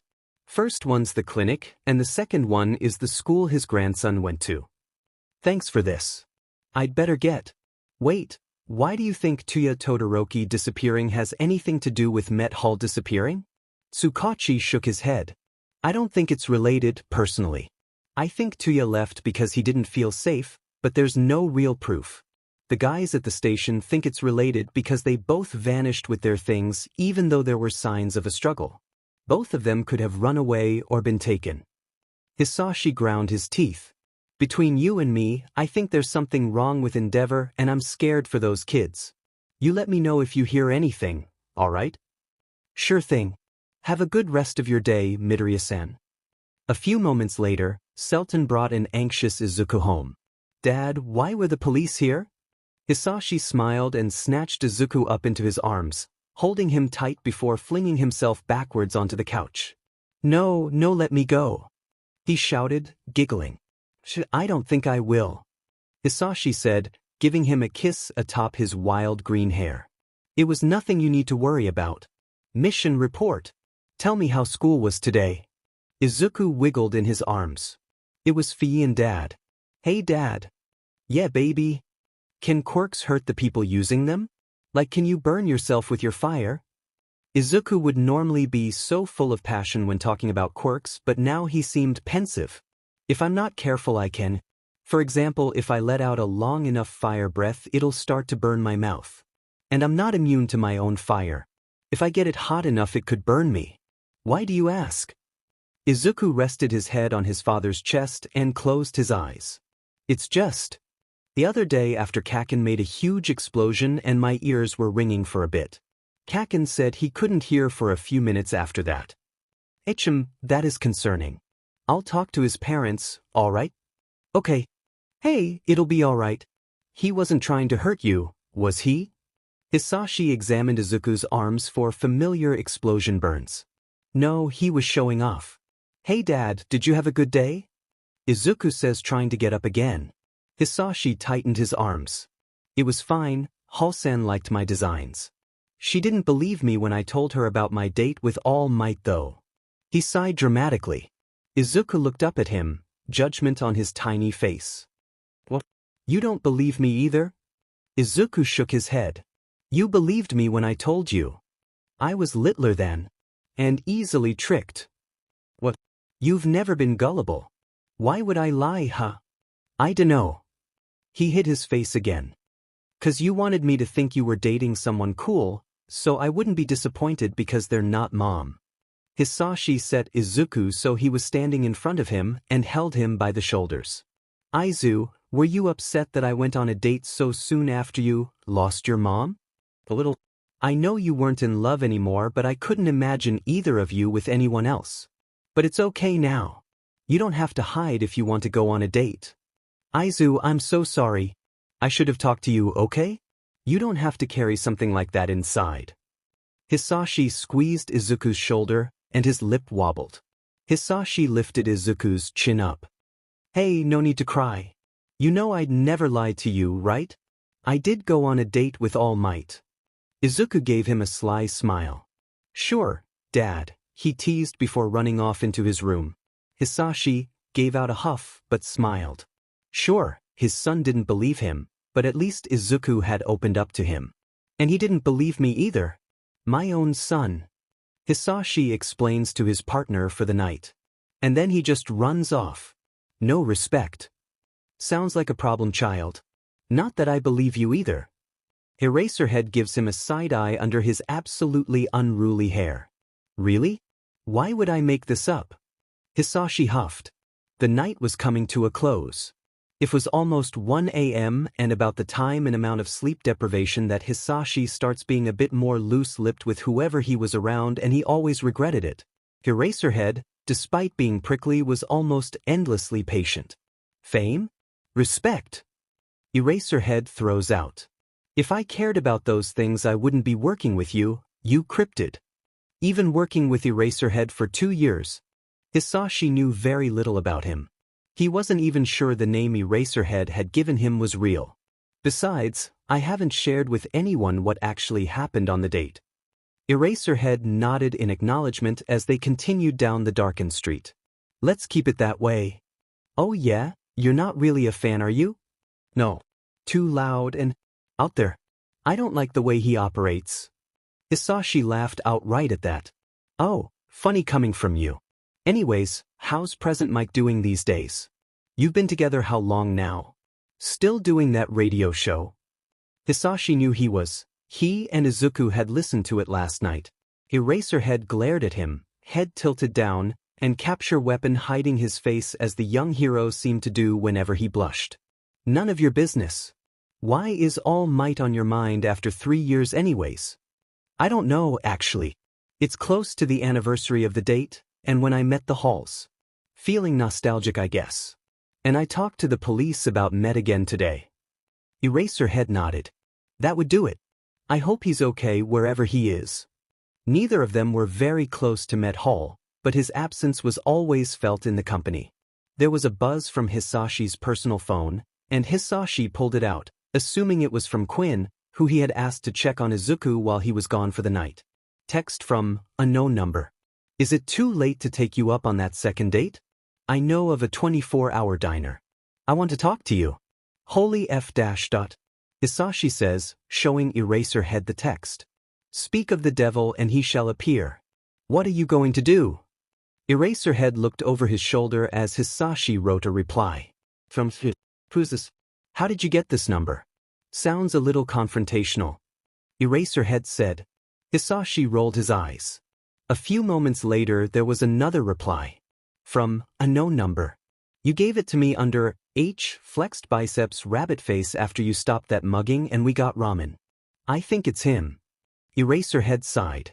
You're too trusting. Alright, I'll go with you to make sure you're not ambushed.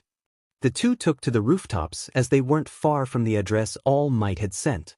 When they arrived at the dimly lit all-night diner, Hisashi SE in a deep breath. There he was. So distinctive and hard to miss, but so different in civilian clothes. The familiar baseball cap, sweatpants, and an American college sweater. That's him. Thanks for this, Eraserhead. Aizawa. You're welcome. I'll hang around for a bit, just in case. They weren't exactly in the safest part of town. Hisashi dropped down, landing next to All Might, who turned to him. Solar flare, looks like you've had a long night. He said. Caught a couple thieves, but it was mostly surveillance. Hisashi said as All Might led him to another dimly lit booth. Why contact me now? After 3 years, in the middle of the night? You don't beat around the bush, do you? All Might fiddled with a straw wrapper. Because you're acting strange and I'm tired. What's wrong? Hisashi's arms were folded. Would you believe me if I told you it's because I wanted to see you? His eyes could almost be glowing under the shade of his hat and the low light. Hisashi gasped minutely. No. Not completely. You're a busy man, but you would have contacted me years ago if you were interested. Something like regret passed over All Might's features. I wanted to. I kept thinking about you, and I wanted that second date. But? Hisashi wished he could believe him. He wanted a reason to. I've been working a case with Night Eye. Long term. It's important to me. He clenched his fist, but then relaxed it and held his head in his hands. It's consumed all my time. I've either been doing public hero work or searching. I've barely slept. I can see that. It's been a pattern with people around me lately.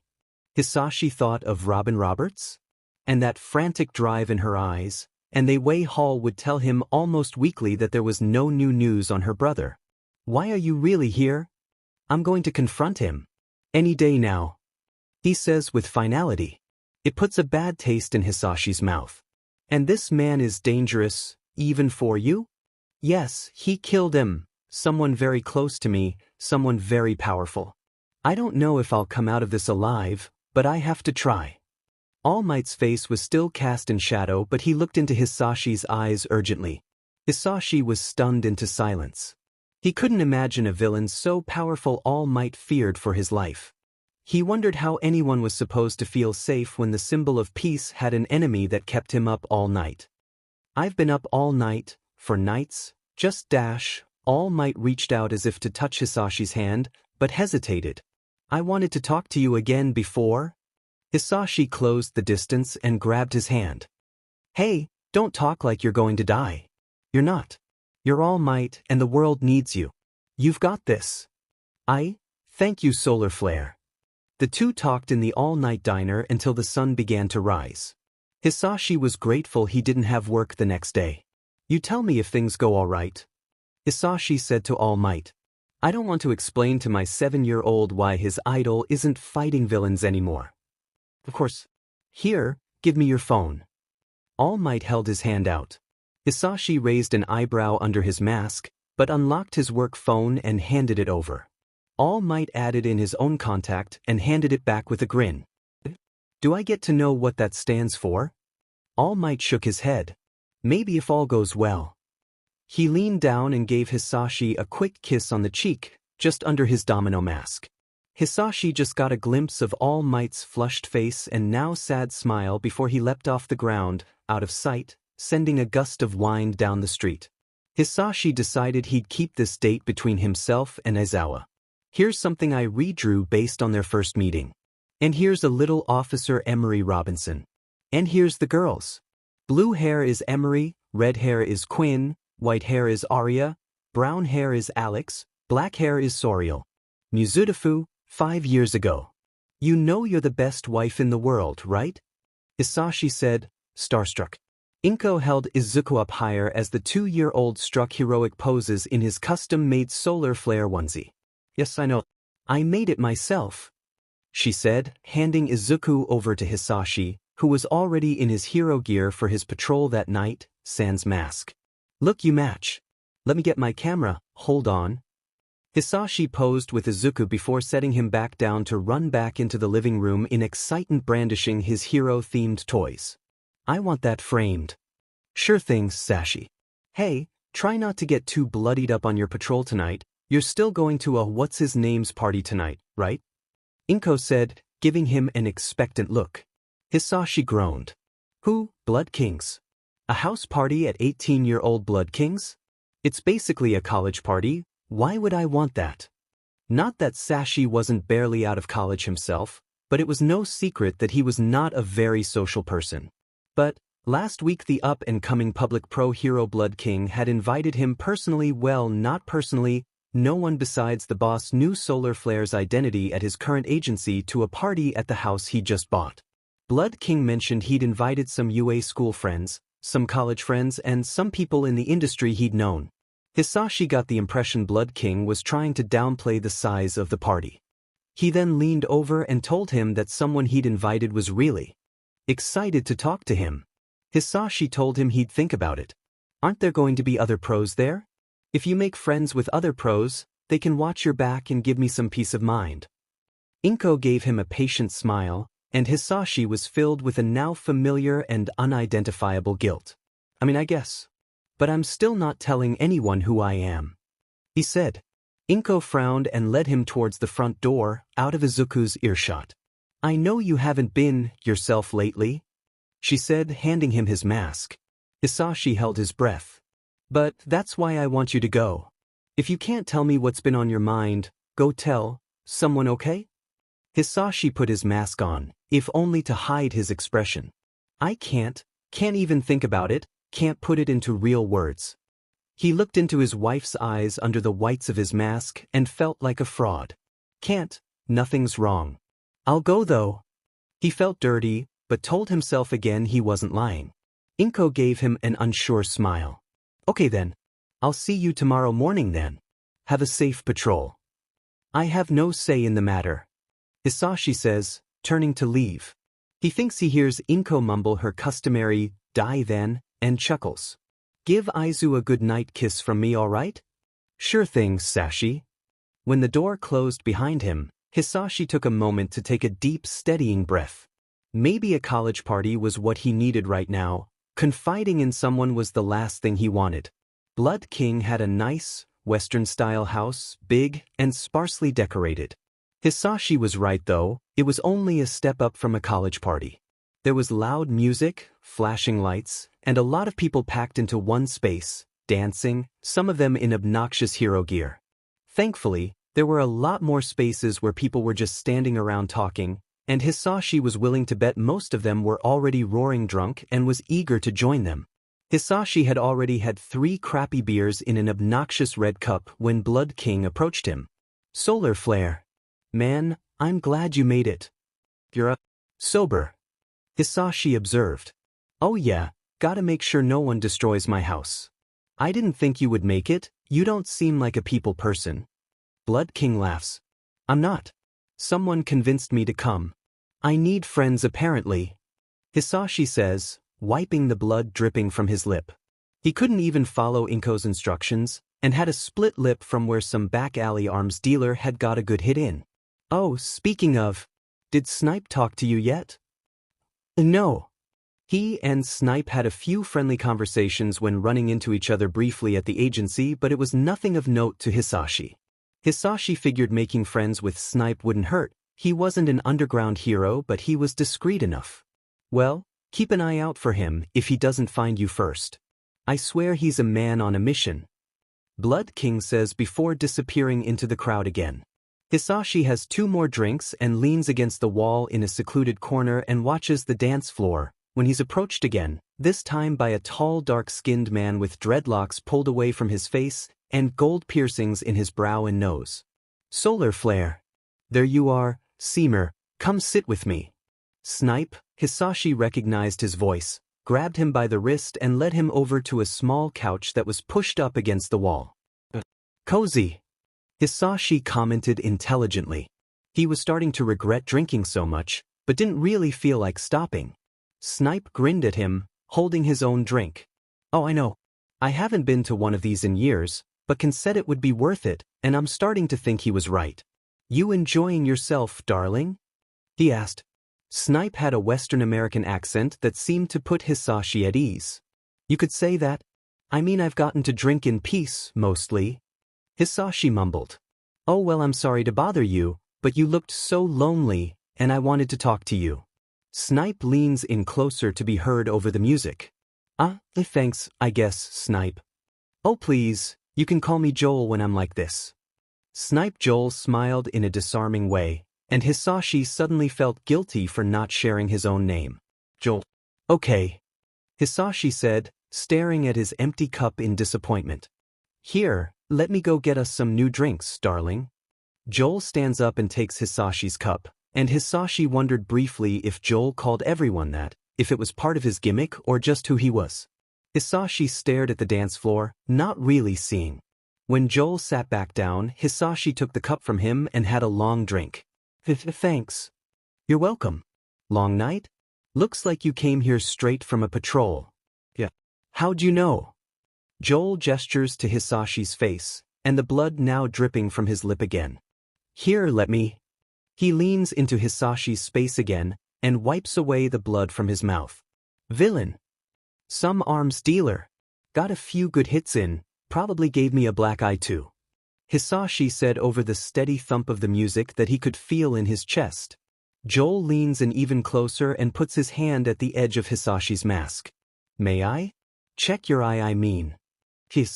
Hisashi doesn't know why he isn't breathing, or why he's letting the other hero see him, but he nods. Joel takes off the mask gingerly, and studied his face before smiling with his perfect teeth. Your eyes are perfect, darling. Thanks, thank you. Hisashi doesn't move when Joel is leaning close to his face, doesn't move when he can smell the alcohol on the other hero's breath, and doesn't move when Joel suddenly but slowly has his mouth on his, gentle and soft, almost like he was minding the cut on Hisashi's lip. He closed his eyes. And it was unlike anything he'd experienced before. His hand that wasn't on the back of the couch grabbed Hisashi's but he was still frozen. Joel paused and spoke against Hisashi's mouth. You alright? I'm Dash. Midoriya. What the F Dash? The voice cut through the chatter, and Joel jumped back. Hisashi squints up at the figure blocking the light, glaring down at him. Bakugo? What? Don't act all innocent, Midoriya. Mitsuki grabs him by the arm and starts to haul him through the crowd and out the front door. Whoa, miss, what's your deal? Joel asks, following them to the front steps. Mitsuki ignores him. I can't believe you. Years. And you're here with your tongue down some guy's throat. She yelled, still holding him by the arm. Hisashi tried to yank his arm out of her grip but ends up stumbling backwards, leaving Joel to catch him, not helping his case. No, that's not what. He mumbled, attempting to stand on his own. Oh, spare me, Mitsuki said, pulling out her cell phone. Are you his girlfriend, Bika Dash? Joel starts. No, but I'm calling his wife. Mitsuki snapped. Oh sheepman? Joel took a step back, hands up as though in surrender. You can't, Hisashi said, sitting heavily on the front steps. I can and I will, Hisashi. She spat his name like venom, not unlike she would in their high school years. Really, what is Izuku-kun going to think of you? Did you think about that? Oh, don't you dare. Hisashi put his face in his hands, wishing for his mask back. Mitsuki walked angrily down the street to her car, most likely calling Inko on the way. Hisashi's head was spinning now. She's gonna. Listen, I'm sorry darling, this is my fault. Joel says uncomfortably. Yeah. It might have happened at some point anyways though. I need to go. Joel held out his hand and helped Hisashi to his feet, who promptly vomited into Blood King's shrubbery. Joel set a hand on his shoulder. Hisashi. Don't touch me, don't call me that. I have to go. He groans, pulling away and wiping his mouth. Joel sighed. You took the train here, right? After your patrol? Listens. Let me give you a ride, alright? You can't get home like this. Fine. Hisashi said. They left after Joel had had some water and a bit of time to sober up, but Hisashi was too far gone. The ride was adamantly silent, but not for Joel's lack of trying and attempts at placating words. All Hisashi could do was lean over in his seat, lost in slurred mumblings to himself. Would she be awake when he got home? Did Mitsuki tell her what she saw? Did she tell anyone else? Would she ever let him see Izuku? Would she listen to his side? Could this all please just blow over? The apartment was completely silent when he arrived. Empty. There was a note in Inko's handwriting on the coffee table that just said, "We're at Mitsuki's." Hisashi took a moment to consider what that meant for him before falling asleep in his clothes on the couch. He spent a generous amount of time in the bathroom the next afternoon. He was finally washing his face when the door creaked open and Inko stood in the doorway, face blank and eyes puffy. How'd you get home last night? A coworker drove me. He didn't look at her. Was it the man who? Yeah. He didn't see a reason to lie. Inko took a deep breath. How long have you been seeing him? He turned and looked her in the eyes. I haven't been. Sure. We spoke a bit at the agency, all right? Nothing else. You expect me to believe that with how off you've been acting for months? Her voice was rising. Yes. You know me, forever, it felt like. Do I? She snapped before turning and going back into the living room. Hisashi noticed an absence in his home. Where's Izuku? He asked, following her. With Mitsuki for now. She turned to face him again. Where are you going to go? He felt like his whole chest dropped to the floor. What do you mean? You can't stay here. At least not for now. I need some time. She held her sides and looked away from him now, and Hisashi felt suddenly irrationally angry. You need time? I'm having a DMNC crisis or something and all anyone can do is yell at me and not ask me what happened. His mouth was smoking now. Crisis? Mitsuki told me what happened, that you were making out with your coworker at the party I told you to go to. Tears were forming in her eyes and it hurt, like a stabbing pain. It hurt, because Inko really wasn't the type to yell, and Hisashi hated that he causes it. I mean Joel kissed me. Oh, so it's Joel? Her voice raised even more. I mean he kissed me. And I'm sorry. I didn't do anything. Hisashi hated this, hated how everything he'd been burying for what felt like forever was suddenly boiling to the surface and spilling out, wrecking everything. He couldn't even look at her, some hero. I just let him, I didn't. I don't know.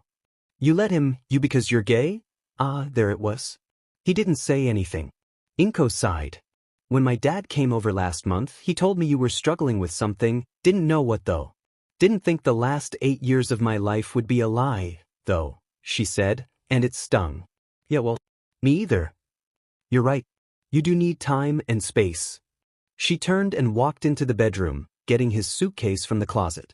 We're not going to talk this out, like we've done with everything else? I've talked things out in the past. You can't talk your way out of ruining 4 years of marriage. Did you think at all? What this is going to do to Izuku, how this is all going to affect him growing up. She threw the suitcase to the side and pointed at him accusingly. She had already tossed some of his clothes in it. He didn't think or act. He didn't feel like it would help him to say that though. So you've decided then? That's it? Don't act like any of this is my doing. You chose to keep all of this from me. Instead of talking with me about your doubts, you went in. How was I supposed to bring something like that up? There is nothing going on between Jay, my coworker, and I told you. I can't believe you right now. Just go. Hisashi ground his teeth and took the suitcase back into their room and started packing. He supposed he did end up getting space and time. He wished he had a better place to think and work through his feelings, but unfortunately all of his friends were first and foremost Inko and Mitsuki's friends, and his family was also mostly Inko's family. Hisashi was lying under the covers in his motel room bed staring at the alarm clock. He was going to patrol that night but had claimed to be too busy again to go into the agency go aid investigations. If he saw Snipe he'd probably throw up again. His phone rang, making him jump slightly. Mom. This was new, she hadn't checked up on him in months. I talked to sweet Inko last night, she said shortly. That explains it. He could hear her sharp clawed hand tap an impatient beat on a hard surface through the phone. Oh dash. I tried to call you all day yesterday. I patrolled almost all day yesterday. He could just imagine her glittering gold scales twisting in that unimpressed way of hers. So says the underground hero. Sure. You really screwed the pooch with this one, didn't you? I didn't. Why are you calling? Just giving you a warning. Itsuko Suzuki is going to be calling you anytime now. I recommend you don't pick up. She practically growled. Okay, thanks I guess. Don't thank me yet. You can't avoid her forever. But you'll try, won't you, boy?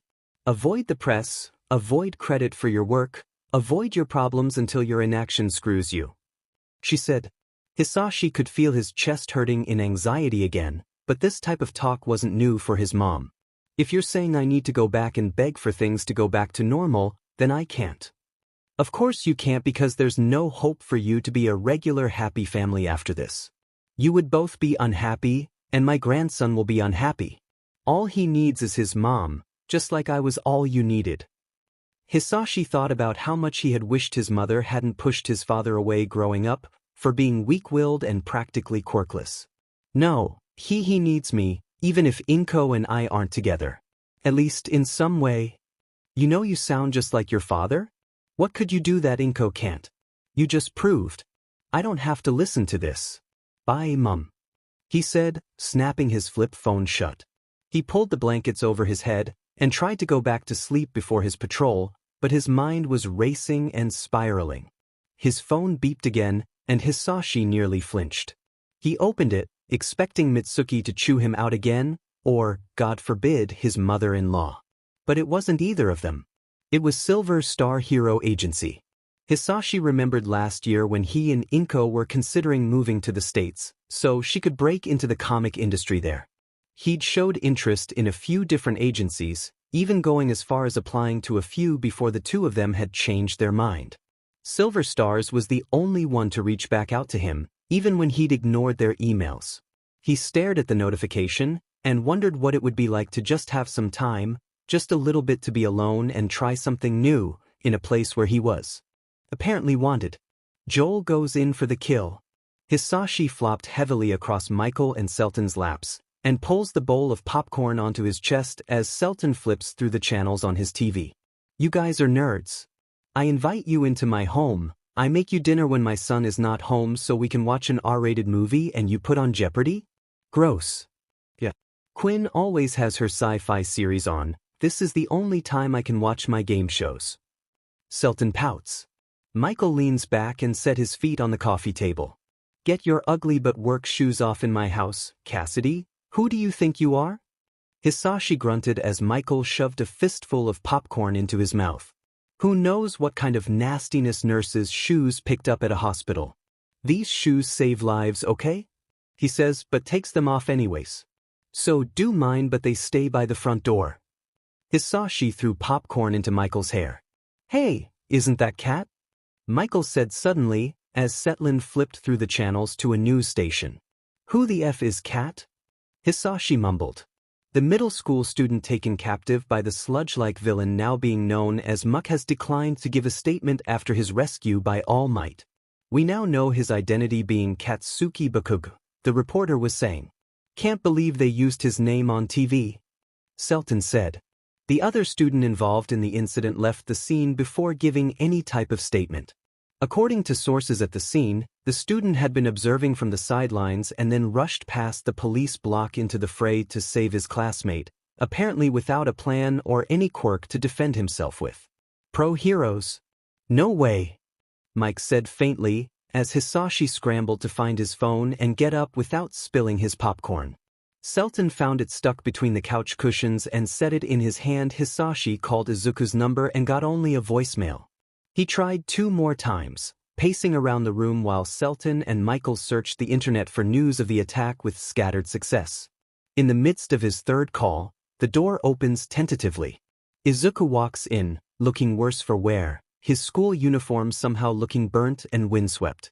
Izuku, oh my god, you're okay? Hisashi pulled him into his arms and held him tight. I saw on the news about that sludge guy. What happened? The villain when I was walking home, it got me. Izuku stuttered. Hisashi led him to the couch and sat him down. It's okay, kiddo, you're safe now. Did he hurt you? Cassidy, Hisashi asked. Izuku shook his head, no, while Nurse Michael looked him over anyways. Let's see, you've got a couple bruises here, a burn too. Do you mind if I use my quirk on you? Michael asked gently. Izuku nodded, and Michael hovered his hands over the bruises until they glowed with a golden light. Izuku sighed as his bruise vanished. Selton leaned over Michael's shoulder, closer to Izuku's head, frowning. You smell like the sewer and something else. The villain? Did All Might catch him? I'll hunt him down if he didn't, I swear. Bro. Michael said placatingly. They said All Might apprehended him, on the news. It's okay. Yeah, it's okay. Izuku agreed, but was looking down at his knees, hands shaking. Chetan made eye contact with a frowning Hisashi over Izuku's head and sighed. All right, we'll give you some space, Izuku. The couple walked out, but Selton stopped at the door, turning. You let us know if you need anything, all right? Izuku nodded again, absently. The events of the day seemed to be catching up to him all at once. Kaken's words, the villain, All Might's. He wanted to tell his dad about what happened, but All Might had sworn him to secrecy. Thanks again, Cassidy, Hisashi said, his hand now a comforting weight on Izuku's back. Hey, it's what I do.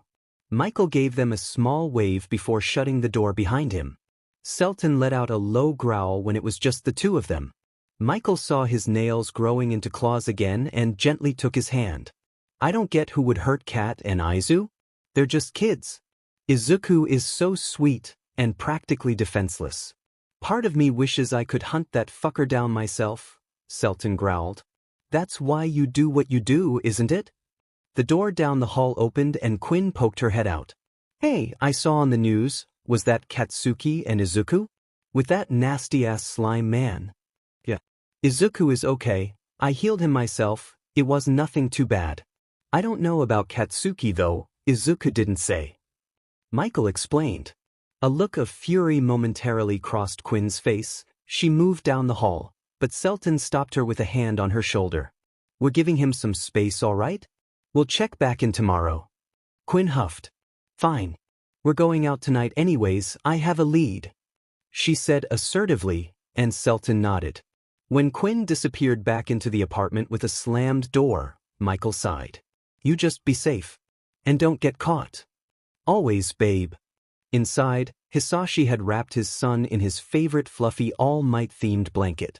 Izuku chuckled when he saw it. Hisashi smiled. Oh yeah, he saved you, huh? Did you get his autograph? Izuku nodded. Yeah, but my notebook is kinda messed up now. Now we have two. He gasped in realization. Oh my gosh. I forgot to ask if he actually went on a date with you. I was so distracted with everything. Hisashi faked a pout. You don't have to ask him, you could just believe me. Izuku shook his head.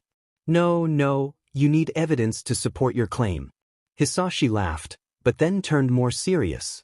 Izu, did you tell the police what happened to you? The news said you left right after the incident. Izuku pulled the blanket tighter around himself. No, I didn't want the police to lecture me about running in there with nothing, like those heroes did. But I had to. My legs just moved on their own, and Kaken needed help, someone had. It's okay, kiddo, I believe you. You said that slime man got you, right? Izuku was nauseous just thinking about it. Yeah, just after school. Okay, the police are going to want to know what happened. Izuku tensed, and Hisashi quickly continued. How about this? You give me your statement instead, okay? I'll tell the police and you won't have to talk to anyone else. He said gently. Izuku nodded, and Hisashi got up and found a recording device that he used for taking notes in investigations. Hisashi sat on the coffee table so he was facing his son, and set the recording device next to him on. Okay, kiddo, just tell me your name first. Izuku Midoriya. Can you tell me what happened to you today when you encountered the villain muck? I was walking home from school. I'd stayed behind a little later than usual to clean, so I took that shortcut I take sometimes, the one with the tunnel by that dry cleaners. And it came at me from behind, said something, that I was a good medium-sized invisibility cloak. Then he swallowed thickly.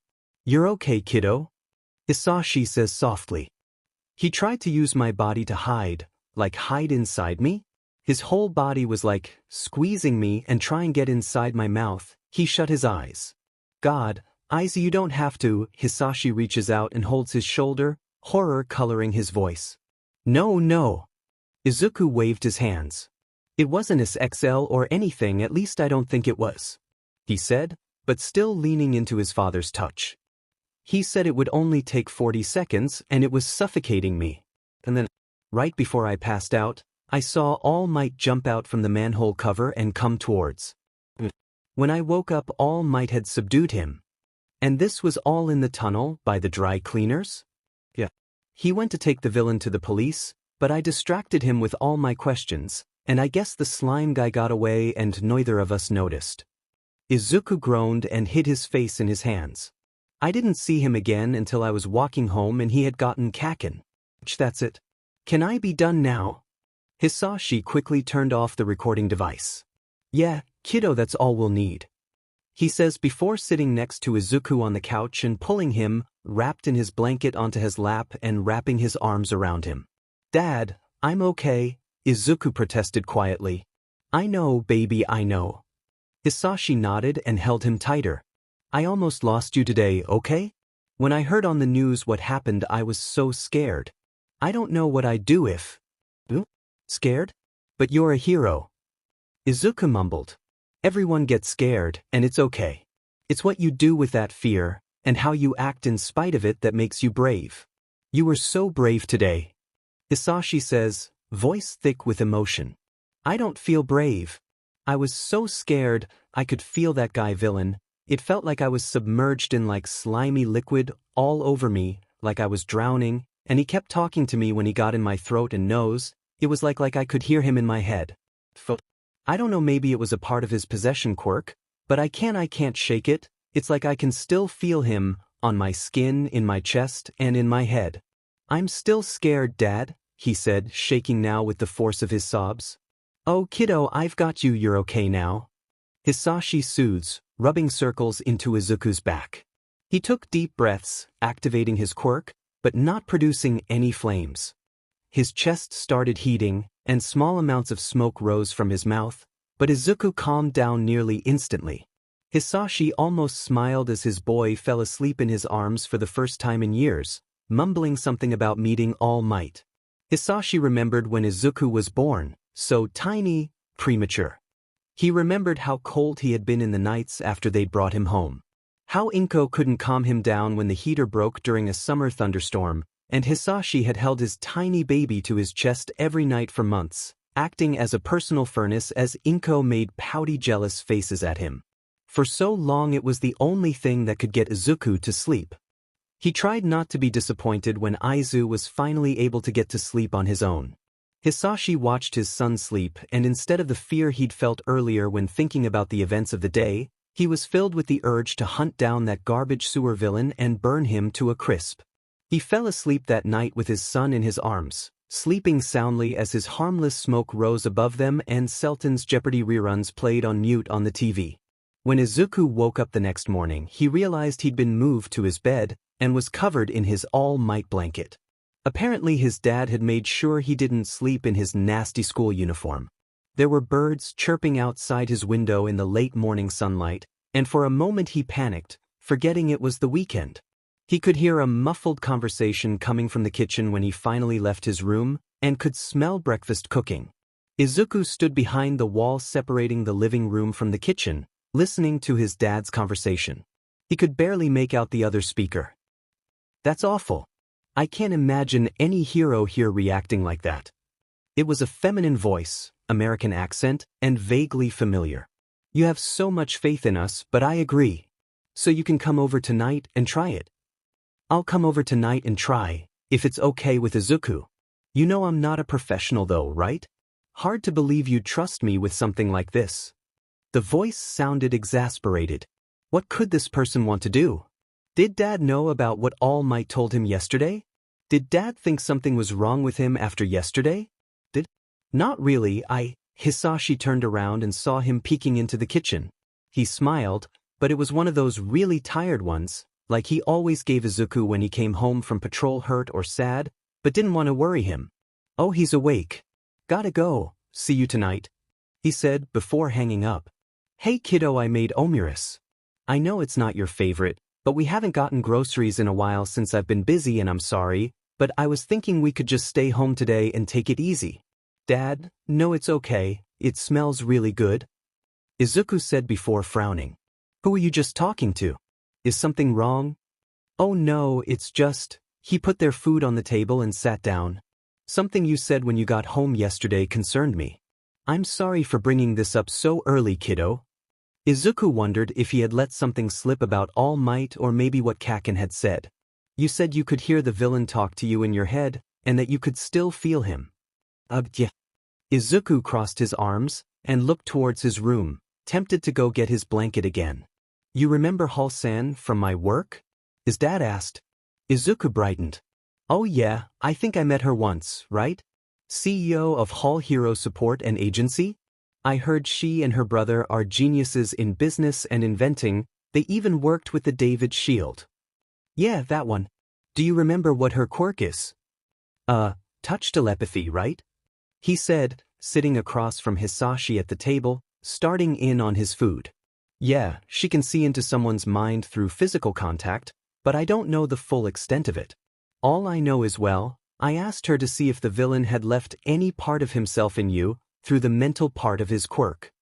Why, you want her to look into my head? Izuku's voice was small and shaking.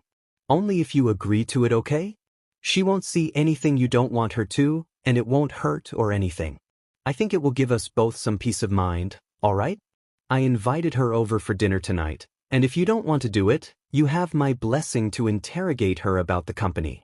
Hisashi reassured. Okay, I think I'll try it. I mean, what harm could it do?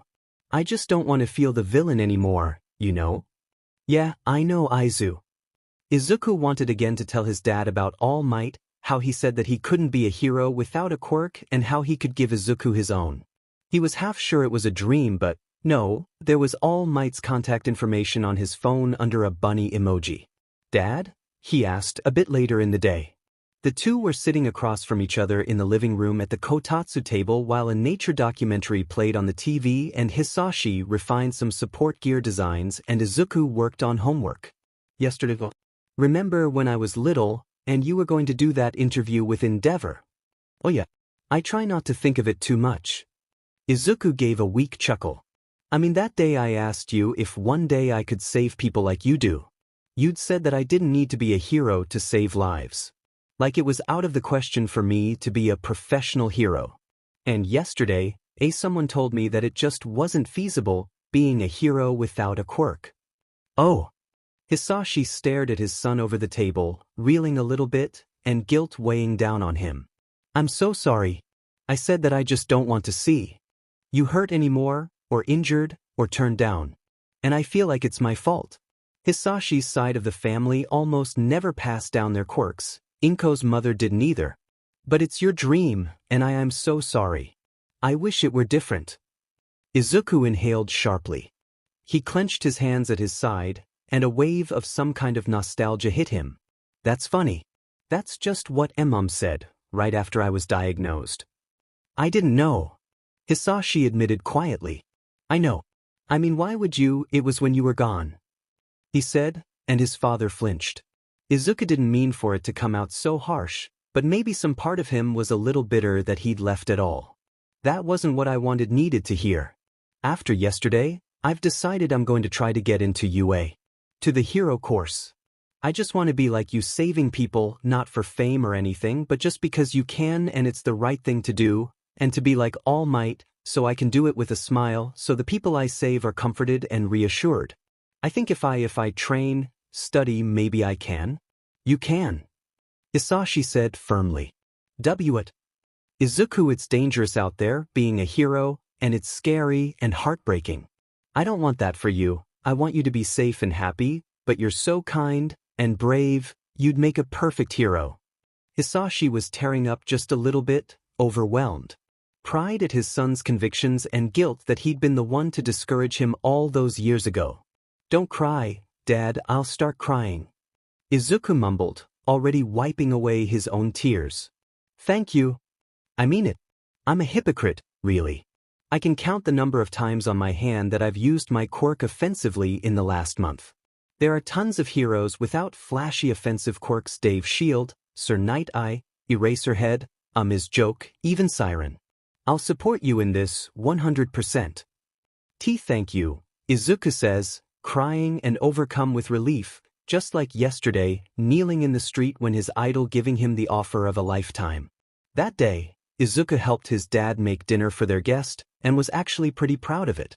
The two of them were close, but being a hero and support designer kept Hisashi pretty busy, but Izuku didn't mind. When they could get time for family days, It always involved trying new recipes from all over the world and recounts of events at the support company and admittedly watered-down tales from working the streets as Solar Flare. Izuku was setting the table when there was a knock on the door, and his dad went to answer it. "Halson, thanks for coming." "It's no problem, Midoriya. Whatever you made smells amazing," Hall said, leaving her shoes by the door. She was dressed only slightly more casually than usual, in a green blouse and long necklace. Izuku remembered her to be a very stoic woman, but her hair had a more natural wave too, and she greeted them with a smile that was rare from what Izuku had heard. "We made American food. A casserole, potatoes and pineapple pudding. Quinn Nasen taught us how." Izuku told her excitedly. "Siren? I didn't know she could do anything remotely domestic. Good on her." Hall comments dryly. Izuku didn't remember Hall being so short, but he chalked that up to being 5 years old the last time they met. "Midoriya-kun, look at you, you're my height now.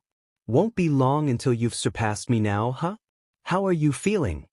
She had a small smile on her face and a tiredness in her eyes that wasn't physical, had no eye bags, just a small sadness that Izuku was too young to notice before. "Not that great, but better than yesterday," Izuku admitted. "Did your dad explain why he asked me over here?" Hall asked. "Not one to beat around the bush, Hall." Hisashi comments as he hangs up Hall's coat for her. Izuku nodded. "He wants you to check if the villain affected me with the mental part of his quirk." "Yes, are you okay with that?" "Maybe." "Yes, it's fine." "Okay, but after dinner. I haven't had southern food in so long and I'm starved." "So, Hall, what did you think of those mass-producible capture weapon plans I sent you last week?" Hisashi asked his boss. "Interesting, but the idea of every hero using the same weapon will make their moves predictable. The design you sent in would have to be more versatile to keep an element of surprise." Izuku was hanging on to her every word, and Hisashi sighed, vaguely embarrassed. "We can't all invent Eraserhead's capture gear." "I didn't do that, Met did," she replied. "Did your brother like making gear for heroes?" Izuku asked curiously, and regretted it instantly. He knew the other Hall was a sore spot for his father, despite not knowing him for long, so what made him think it would be okay to bring it up with his sister? Hall smiled though. "Oh, not really. He'd wanted to be a hero when he was younger, especially with a quirk like his. His first love was geology though, but we got the company instead." She explained. "He never told me that. Let me guess, you didn't want the company either." Hisashi chuckles. Hall sighed. "No, not really. I wanted to open my own business, or maybe go study genetics, but I didn't get a chance to choose before our parents made it clear what was expected of us. We both grew to love it though." "Can I ask what his quirk W is?" Izuku asked. "You may. He has telekinesis, and he practiced with it so much he can lift over, 900 pounds? And do very fine, precise things too. It's amazing to watch." Hall explained. When dinner was over, Hall moved her chair around the table and faced Izuku, looking at him intensely. "This isn't going to take long at all. Do you have any questions?" "Why? What exactly is your quirk? Dad just said you were a telepath." Izuku wished briefly that he could take out his notebook, but figured it wouldn't be appropriate here. "I can pick up on people's thoughts and emotions through skin contact. The longer I hold on, the deeper into their mind I can go. Kind of like Kenshin Ajisen can do, right?" Izuku asked, and Hisashi nodded in confirmation as he was cleaning up the table. "He can feel emotions from a distance, also. His is enhanced through contact. If I focus, I can even place my whole consciousness in another person and take over their actions." Hall went on. Hisashi cleared his throat. "Are you sure?" He asked about my quirk. "I'm not going to use it on him without him knowing what I'm capable of." Hall said firmly. "So it's a possession quirk?" he asked shakily. A possession quirk was why he was here in the first place, and the idea of someone having that power over him made his skin crawl. "Yes. When I take control of someone else, I have limited awareness of my own body or am completely immobile. If I lose focus, I snap back to my own body, and if I lose awareness of my body I'll go immobile. Like multitasking. But that's not what I'm going to do today, okay?" Izuku inhaled, stealing his nerves. That's super cool, Halson. Hall chuckled.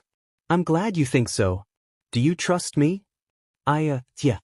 But if there's something you don't want me to see, just imagine it looked behind a door, alright? Okay. Hall took off her fancy black gloves and held her hand out. Izuku placed his hand in hers, and she closed her eyes. Hisashi stood at the other side of the table with his arms crossed, looking like an apprehensive bodyguard.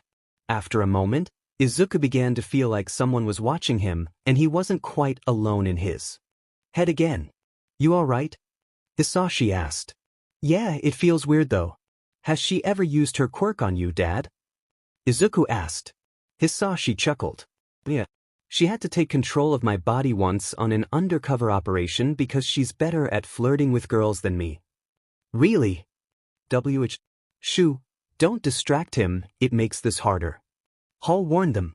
Hisashi held up his hands, looking sufficiently chastised, and Izuku chuckled. When he closed his eyes, he could remember every detail of the sludge villain attacking. He opened his eyes again and Hall let go of his hand. Well, good news and bad news, Hall said, frowning. I don't like the sound of that, boss. Hisashi said, now standing behind Izuku with a warm hand on his shoulder. I don't mean to be callous, but there's not a good way to say this. I'm not a professional. Say what? Izuku was shaking again. There is psychological damage, but it's not a result of a possession quirk. It may affect your behavior and reactions to certain stimuli or just cause nightmares for I don't know how long. You don't. Did she mean he's never going to feel normal again, like he hadn't had his space, privacy, head invaded? You've experienced something traumatic, from what I can tell. The only advice I can confidently give is to see a real professional, but nothing can fix something like this overnight. Hall had a kind, not pitying look in her bright green eyes. His dad squeezed his shoulder in comfort again. Oh, I can do that. He could do that, right? He knew in his mind there was nothing wrong with seeing a therapist or counselor, but he was still scared. But All Might chose him, didn't he? I mean, I have to take care of myself if I'm going to be a hero and take care of other people. I've been trying to tell some of my employees that for a while. Hall said, giving his dad a sharp look over Izuku's shoulder. If you want to see a counselor, especially if you're going into heroics, you can use any of the ones we have at the company, okay? I'll take care of it. I can't thank you enough, Hall-san. Hisashi says, rubbing a hand down his face tiredly. Yeah, thank you, Hall-san. Izuku echoed.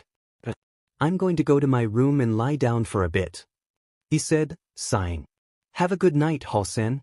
Once Izuku had shut his door, Hisashi turned to Hall from the sink. I am said. Understandable. Have you given his statement to the police yet? Hall asked. No, but I've arranged to meet up with Tsukachi tomorrow. I want to press charges, maybe have Aizu write a victim statement, but he trailed off. You don't want to push him. Hall finished for him. Exactly.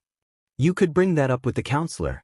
A lot's happened in the last 2 days. For now I think he needs some real rest. And to know that everything's taken care of. You're right. I don't want to overwhelm him either.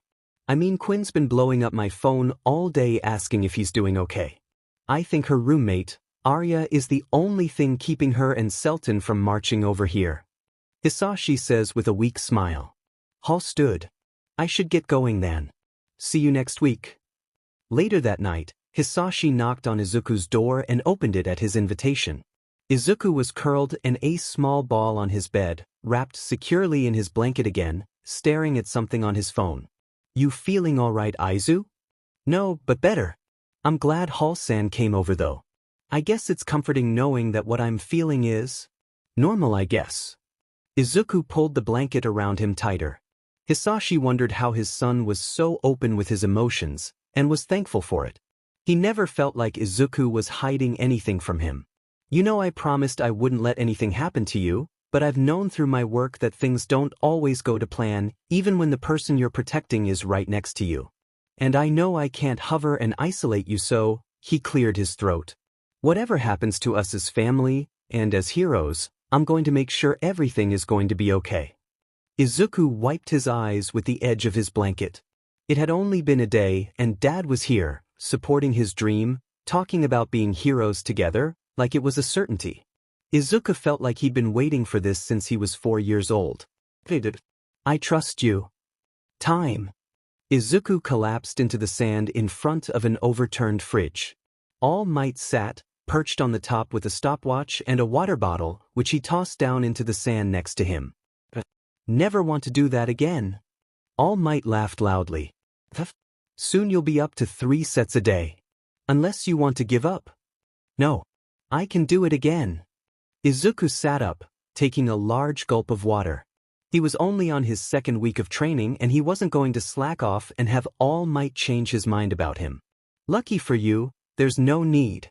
The sun's going down already. All Might smiled and patted the fridge next to him. Come watch it with me, my boy. Izuku heaved himself into the fridge. The sunset on the beach really was appealing. It'll be a better view once I'm finished here. You've already made a bit of a dent. I don't recommend lying in the sand again though, who knows what kind of nasty needles could be out here. All Might gave an exaggerated shiver and grinned at him, and Isuzu couldn't help but laugh despite his exhausted state. Not really looking forward to the walk home tonight though, Izuku gasped, checking the time on his phone. Shoot, he's going to be going on patrol soon, he's going to wonder where I am. I could say I was held up, or fell asleep, I can't say I lost track of time again, he'll be even more S's dash. Whoa, slow down my boy. I assume your parents are waiting for you at home? All Might said, his voice deep and calming. Oh, sorry for rambling, but yeah. My dad should be going to work soon, and I told him I'd check in with him.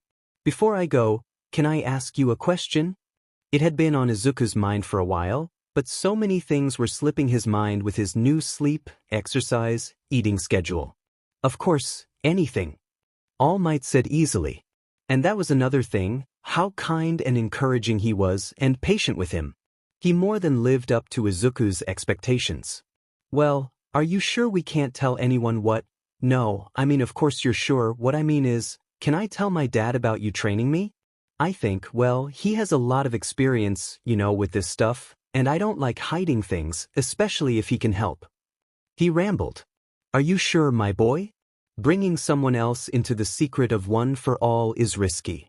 If you're sure, well, I'll give it some thought. All Might relented. Great. Thank you, shouldn't you be going home now, my boy? Oh, sure, shoot. Yeah. Hisashi checked his phone and the time for the 3rd time that night, debating whether or not to call Izuku again before he went out on patrol with Siren. Siren herself was decked out in her hero gear, lying on his couch. Where's that precious little gym rat now? She asked, scrolling through goofy videos on her phone. The dull green breathes and fishnet tank top suited her mermaid theme well, and was some of Hisashi's best work. Hisashi snorted. Don't call him that, he said, smiling anyways. I think he goes running on the beach, he's always tracking sand in here, look. He pointed at a little pile of sand where the shoes were by the door. We could go to the clean part of the beach and check, Quinn started, but the door opened suddenly cutting her. I'm sorry I'm late, did I hold you up? I lost track of time. I actually went looking at tide pools and I saw some cool starfish, but I didn't get any pictures. Then I realized the time, Izuku said, waving his hands and kicking off his shoes, flinging sand across the floor. I thought I told you not to climb any rocks by yourself? Hisashi asked with a raised eyebrow, and Quinn made a teasing, oh, sound, her mouth in a circle. Oh, troublemaker. I didn't go very high. Sorry. It's alright, just be careful. Are you sure you're okay though, Izu? Hisashi said, studying his boy's face. Izuku's eyebrows knit together. Yeah, why? You've just been working so hard lately, with your training, and where did you say you got your new training regimen from again? It seemed like the only thing the kid did now was study, eat, train, and sleep. Did he make room for kids' things anymore, besides combing a dangerous beach for tide pools? I didn't. Someone on the Hero Forum sent it to me, Izuku fibbed, smiling nervously. Hisashi was silent for a moment, but then nodded. Alright, we'll make sure you have time to relax while we're out tonight. Arya-san is next door if you need anything tonight, alright? Izuku nodded and Quinn jumped up, ready to go out the door. Yeah, make sure to tell her I love her if you see her, alright? Izuku grinned. I know. She knows. Stay safe.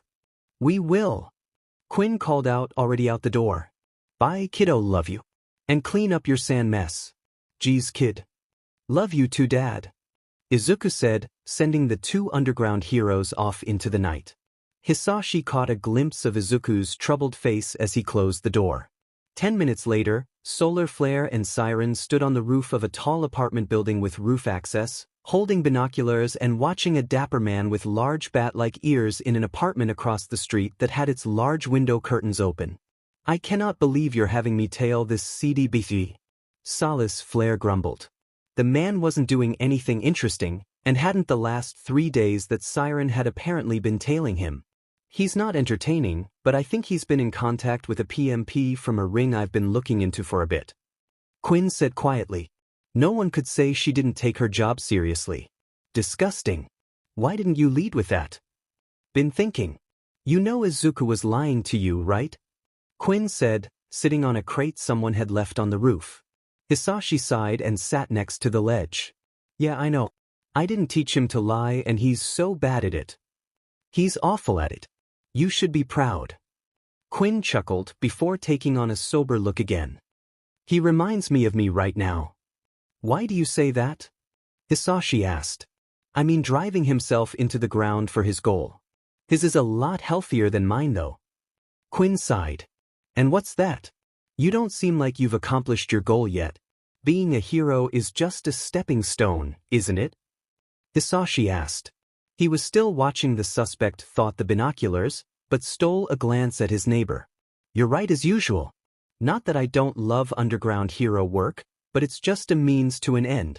I thought I accomplished my goal in the States, but I just caught one cell of a disgusting virus. Quinn's eyes held a darkness she usually hid, but Hisashi knew it well. What do you mean? Quinn pointed down at the suspect who was apparently ordering takeout in his apartment. Scumbags like him. They used and hurt me my whole childhood, and I'm going to make sure they all get what's coming to them. She growled, then glanced at Hisashi. Within the law this time. Mostly. He huffed out a small laugh, unsurprised. I'm going to pretend I didn't hear that last part. But Rikun. God, don't Midoriya. Do I seem like the kind of person who wants pity? Quinn snapped, immediately defensive. Hisashi huffed. Of course not.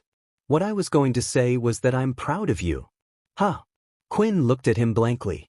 Yeah, I mean, you've obviously come such a long way from where you were, even compared to when we first met. You told me you could never become a hero because of your record, and now here you are, after going to an after-high school hero course, you have friends all over and in the police department. And you're here keeping people safe, and it's not just for your own personal revenge. It is though, Quinn said, frowning. It's not, maybe it was at first. But I know how protective you are of Arya-san and Selton. And Aizu. I guess you're right. I don't want the people who got their nasty claws into Arya and me, and even Selton by extension to go after you, or your boy, or Emery, or Mike, or Captain J, or Naomasa, or Shota and Hisashi, and their boy. Quinn grinned, listing off her friends on her hands. Oh, aren't you a social butterfly? Hisashi remarked, and Quinn laughed, both thankful for the lighter change in subject. More so than you, obviously. When was the last time you visited our buds down at the station? Oh so mysterious Solar Flare just captures his villains and runs off before the police show. Avoiding someone? Quinn teased, leaning forward.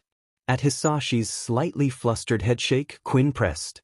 Oh you are, aren't you? Who? No one. I'm not seeing anyone. Oh. I didn't say anything about seeing anyone, but now that you mention it, could it be sweet fluffy Sansa? Or Naomasa? No, he would have told Emery and she would have told me. Could it be Captain Cassidy? No, Hisashi said firmly, pointedly looking through the binoculars again. Quinn gasped. No way. You're with Jay, Michael's dad? No, I'm not, as I just said. Aha. At least not anymore. Hence, the avoidance. If I see him or Robinson, the younger Cassidy isn't far behind, and I think he's set at me. Hisashi groaned. Michael isn't mad at you. Didn't you hang out that day with the sludge guy? Oh my god, Midoriya, no. Did he find out you slept with his dad? Quinn asked, a hand over her mouth. Hisashi nodded, burying his face in his hands. I guess Tsukachi-san found out as he does and told Robinson, who told him. He expressed his disgust over text last week. Quinn threw back her head and gave a belly laugh. You disaster man. I bet he's not mad at you. I'll make sure for you, okay? Then we can all hang out next week, go see that movie Izuku wanted to see. Hisashi nodded, relieved his misfortune had put his friend in better spirits, before looking back over the edge of the building. Hey, our man's on the move. Finally. Quinn was already up and moving to scale down the side of the building to follow the suspect at ground level, and Hisashi wasn't far behind. Hisashi wished Hall would set him patrols around the coast more often. It was only a short walk from his home, but the wind and sea air was relaxing, until he got to that stretch of Dagoba Beach with all the trash. Hisashi guessed Hall wanted him to stop citizens from illegally dumping their trash where all of the trash usually washed up. Hisashi pulled his hood over his head and fixed his mouth guard mask to stay covering his nose to protect his nose from the smell. Hisashi was just hoping not to find anyone doing any illegal dumping or using the mountains of trash as a private place to commit even worse crimes when he heard voices from over the mounds of garbage. Hisashi silently climbed closer to the voices, and froze when he could hear them clearly. He definitely knew one of them. The other was older, deeper, and was vaguely familiar. Oh my gosh. That took a lot out of me. I'm sorry it took so long. Way past the time I was supposed to be home. It's no problem for me, my boy, as long as you get home safely. You've improved greatly, but there are a lot of dangerous people out there. The man said, and Hisashi felt suddenly anxious, thinking about the people he and Quinn were hunting down. Who was this strange man, and what was he teaching his son? Hisashi climbed to the top of a garbage mound, and saw them. It was Izuku, of course, looking exhausted and covered in dirt and sand, and a very tall, sickly-looking man in a long coat standing beside him. The man looked up at Hisashi as soon as he'd stood up above them, eyes widening. What are you two doing in a place like this so late? Hisashi asked sharply. His voice slightly distorted due to his mask, giving him an intimidation factor that he liked, even if Izuku turned and jumped at the sound, a terrified look on his face. Solar flare, the man said quietly, and Hisashi raised an eyebrow. If this man was some type of villain, is he with Izuku to get at him? Hisashi decided to hold on to that thought for later. You know of me? Surprising. Answer the question. The man looked vaguely affronted at being suddenly interrogated. Not really, well, we were just cleaning the beach. Hisashi looked to Izuku, who nodded rapidly in confirmation. Hisashi turned back to the strange man. Is this your son? Who are you to him? No, my student. We're doing strength training by cleaning the trash. The man said simply, dark eyes narrow and apprehensive. Well, that explains some things, like him always coming home covered in sand, and that new training regimen. Hisashi thought, before turning his gaze back to Izuku and jumping down in the sand in front of him, causing him to stumble backwards, startled. Do your parents know you're out here this late? Hisashi asked, not wanting the strange man to know of his and Izuku's relation, yet. If the tall blonde man was a villain and didn't know of any of Solar Flare's attachments, the better. Izuku cringed at his question, knowing he was supposed to have been home before Hisashi left for patrol, hours ago. No, Solar Flare-san. You should get going home then, Hisashi said, leaving no room for argument. Izuku looked rapidly between his apparent teacher and father before nodding hesitantly and walking briskly down the beach towards the street. When the two were alone, Yagi suddenly wished he'd had this encounter in his muscle form, how much easier it would be to explain, and he could speak with Solar Flare like they used to. Solar Flare was looking him up and down suspiciously, and Yagi could feel himself flushing. He wondered again what had gotten Solar Flare so defensive. Yagi had never seen him like this before, but of course that wasn't saying much. They'd only met a handful of times. Who are you? A personal trainer? How do you know of me? Hisashi shot his questions rapidly. No, not really, Yagi. My name is Yagi, and I'm just a secretary. A secretary? Doing strength training? Hisashi folded his arms, no longer in a fighting stance, but still obviously defensive. Yes, I am All Might's secretary. I know a thing or two about heroes and training and you, of course. Yagi explained. Me? Through All Might, of course. Hia mentioned you. Yagi said hurriedly, internally face-palming. Hisashi scratched his neck uncomfortably at the mention of All Might and huffed. Did he now? That's besides the point. This speech is dangerous, and you're out here training a kid you're not related to, in a place where criminals are known to hide and do things away from prying eyes. Yagi straightened out to his full impressive height. I assure you I have no villainous intentions towards young Midoriya.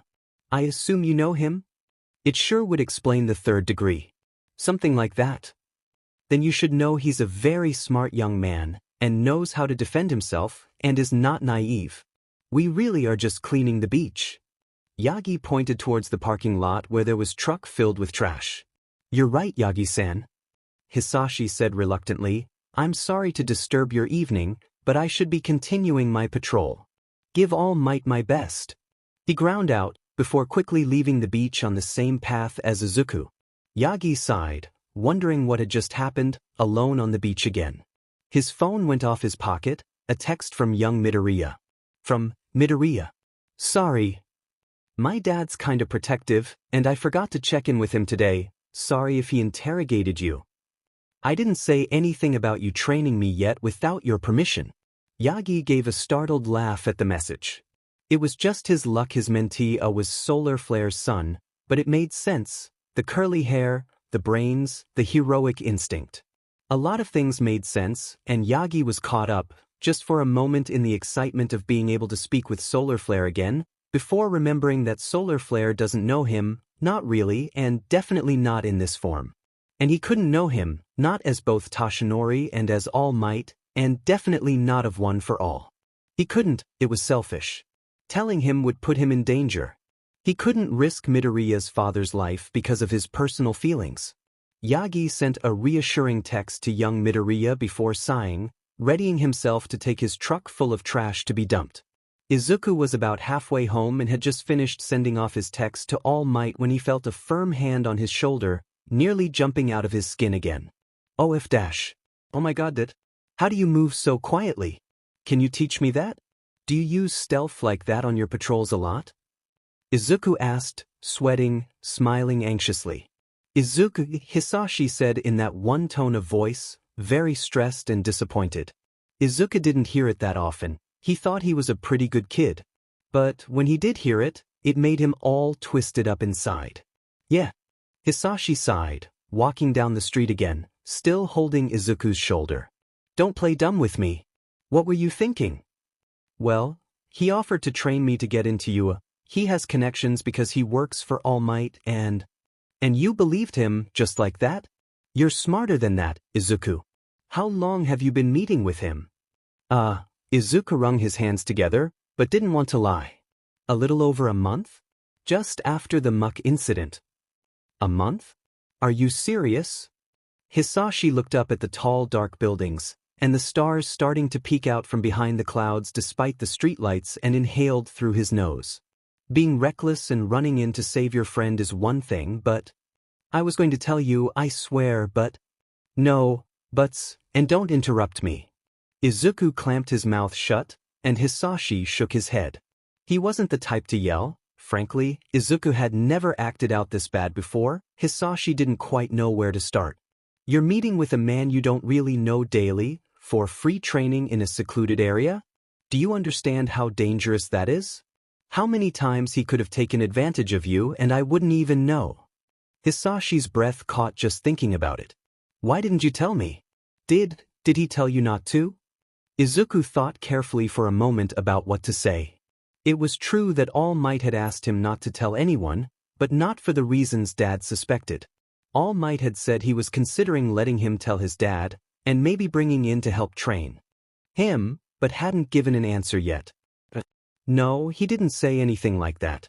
I just didn't want to worry you with my training. You've been so busy with all your support work, and I know that case you took on with Quinn Nace has been stressing you out. And I know you're submitting your designs to be shown at the I-Island Expo and you've been working hard at it. Hisashi stopped outside their apartment building, pushing his mouth guard down. Izuku was right. He had been overworked lately and it was probably why he hadn't noticed Izuku's odd behavior earlier.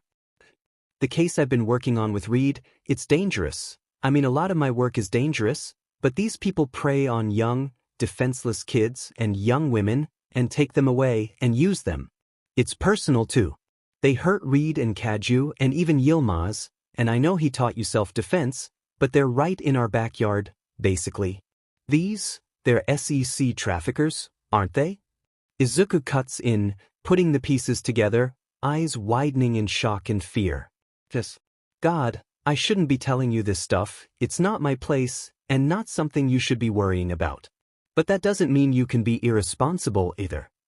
Quinn's past was her business alone, and Hisashi doubted she would want Izuku to know about it. Oh, I'm sorry for worrying you. Izuku walked into the lobby and mail area and glanced up towards the stairs.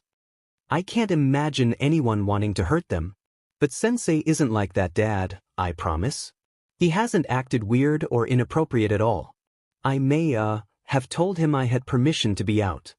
He looked at the ground, praying to whatever god may be listening that his dad wouldn't put a stop to his training. Really, Izuku? Hisashi groaned, starting up the stairs. I know, I'm sorry, he said, following after him. You obviously didn't know, but you will be sorry. Hisashi said cryptically, unlocking the apartment door. What does that mean? It means you're grounded. No computer, besides for homework, no TV, no visiting the neighbors, no going out besides for training and school. Wait, does that mean I can keep training with Sensei? Izuku brightened considerably. Sure, as long as I meet him. We'll invite him out to a public place and actually get to know him before you continue, all right? Hisashi relented. They were about to go inside when the door next door opened a crack and Arya Kaju exited in her green work uniform, ready to take care of her exotic plants. She smiled when she saw her friends. Ah, the Midoriyas. You shouldn't be done with your patrol yet, yeah? Did something happen? Just caught this troublemaker out past curfew and making poor decisions. Hisashi laid his hand on Izuku's head, who looked at the ground guiltily. He's grounded for a month. Kaju crossed her arms and looked at him with disappointment on her small pale face. I didn't expect that of you, Izu. Weren't you planning a camping trip with the Bakugos? I don't think I'll be missing out on much. Izuku mumbled. Hey, be nice. Hisashi astonished. Like Kaken is nice to me? Kaju giggled. He has a point, Katsuki is kind of a piece of work. Izuku smiled and held out his arms. Can I have a hug before I'm banished to the dungeon forever? He asked, putting his baby face to work, and Kaju melted as usual. Hisashi mumbled something about his son's dramatics. Oh, of course, but I'm still disappointed in you. You have to stay safe for your dad and us, okay? She said, and Izuku nodded into her shoulder. I'm sorry. Hisashi knew Izuku was thinking about what Hisashi had told him earlier. That night, Izuku finished his homework and lied on his bed, staring at the ceiling for a moment before he checked his phone. One new message. From him. It's okay, young man. I'm sorry I didn't give you permission to tell him earlier. I was actually very pleased to meet up with him after so many years. Izuku stared at his phone blankly for a moment. There was no way All Might had remembered his dad after meeting him once and having a short exchange that included a photograph and autograph. I remember he said he met you when he was Endeavor's sidekick. From him. Yes, and the couple times that we got dinner afterwards. Did he not tell you? Oh no. I'm a horrible son. Why did Izuku not believe him? He stared up at the ceiling, wishing his dad was done with his patrol already so he could run out and apologize again and also interrogate him about dates that happened almost 10 years ago. He did this until his phone pinged again. From him. It's okay if he didn't, it was a long time ago, and we don't know each other by our civilian names. I probably shouldn't be bringing it up you with anyways. Izuku squinted at the screen trying to decipher whatever tone his mentor was using to talk about his dad. He did tell me actually. Anyways, he wants to meet up with you to go over my training, out of costume, whenever you're available. I was thinking this cafe by my school, Kitty's? He didn't exactly want to admit he didn't believe his dad. From him. I'd love to. Not just for your training, but it'd be great to get to know him again. I'll let you know when I talk to my actual secretary. A thought occurred to Izuku and he ran from his room to the guest room that was made into his father's office and workshop. He rifled through his dad's desk drawers, stopping momentarily to marvel at his latest costume designs, but eventually found it. It was framed but not on display, sitting at the bottom of Hisashi's desk drawer. That one photo from years ago, Izuku must have been, 4 or 5? Not too long after the accident. But there was his dad as Solar Flare, with mask and hood on, and mouth guard around his neck, grinning anxiously at the camera, doing that sparkling thing his freckles do in the sunlight, while All Might has his arm around his dad's shoulder, leaning down to be in the frame, but he wasn't looking at the camera, but at Solar Flare, with a very soft look on his hard face. Oh my god. Is All Might in love with my dad? Hisashi showed up to Kitty's cafe disappointingly, not a cat cafe, about an hour early, well before Izuku was done with school. He resisted the urge to sit in the corner away from prying eyes, realizing Yagi probably wouldn't be able to find him if he sat in that weird corner with the bench tucked away from the rest of the cafe, and instead sat in a more obvious area near a window, facing the door. The night before he'd done some research on Yagi, with very little results, besides that he'd attended UA and that he was, in fact, All Might's secretary, and all important All Might-related business went through him before even reaching the big man's ears.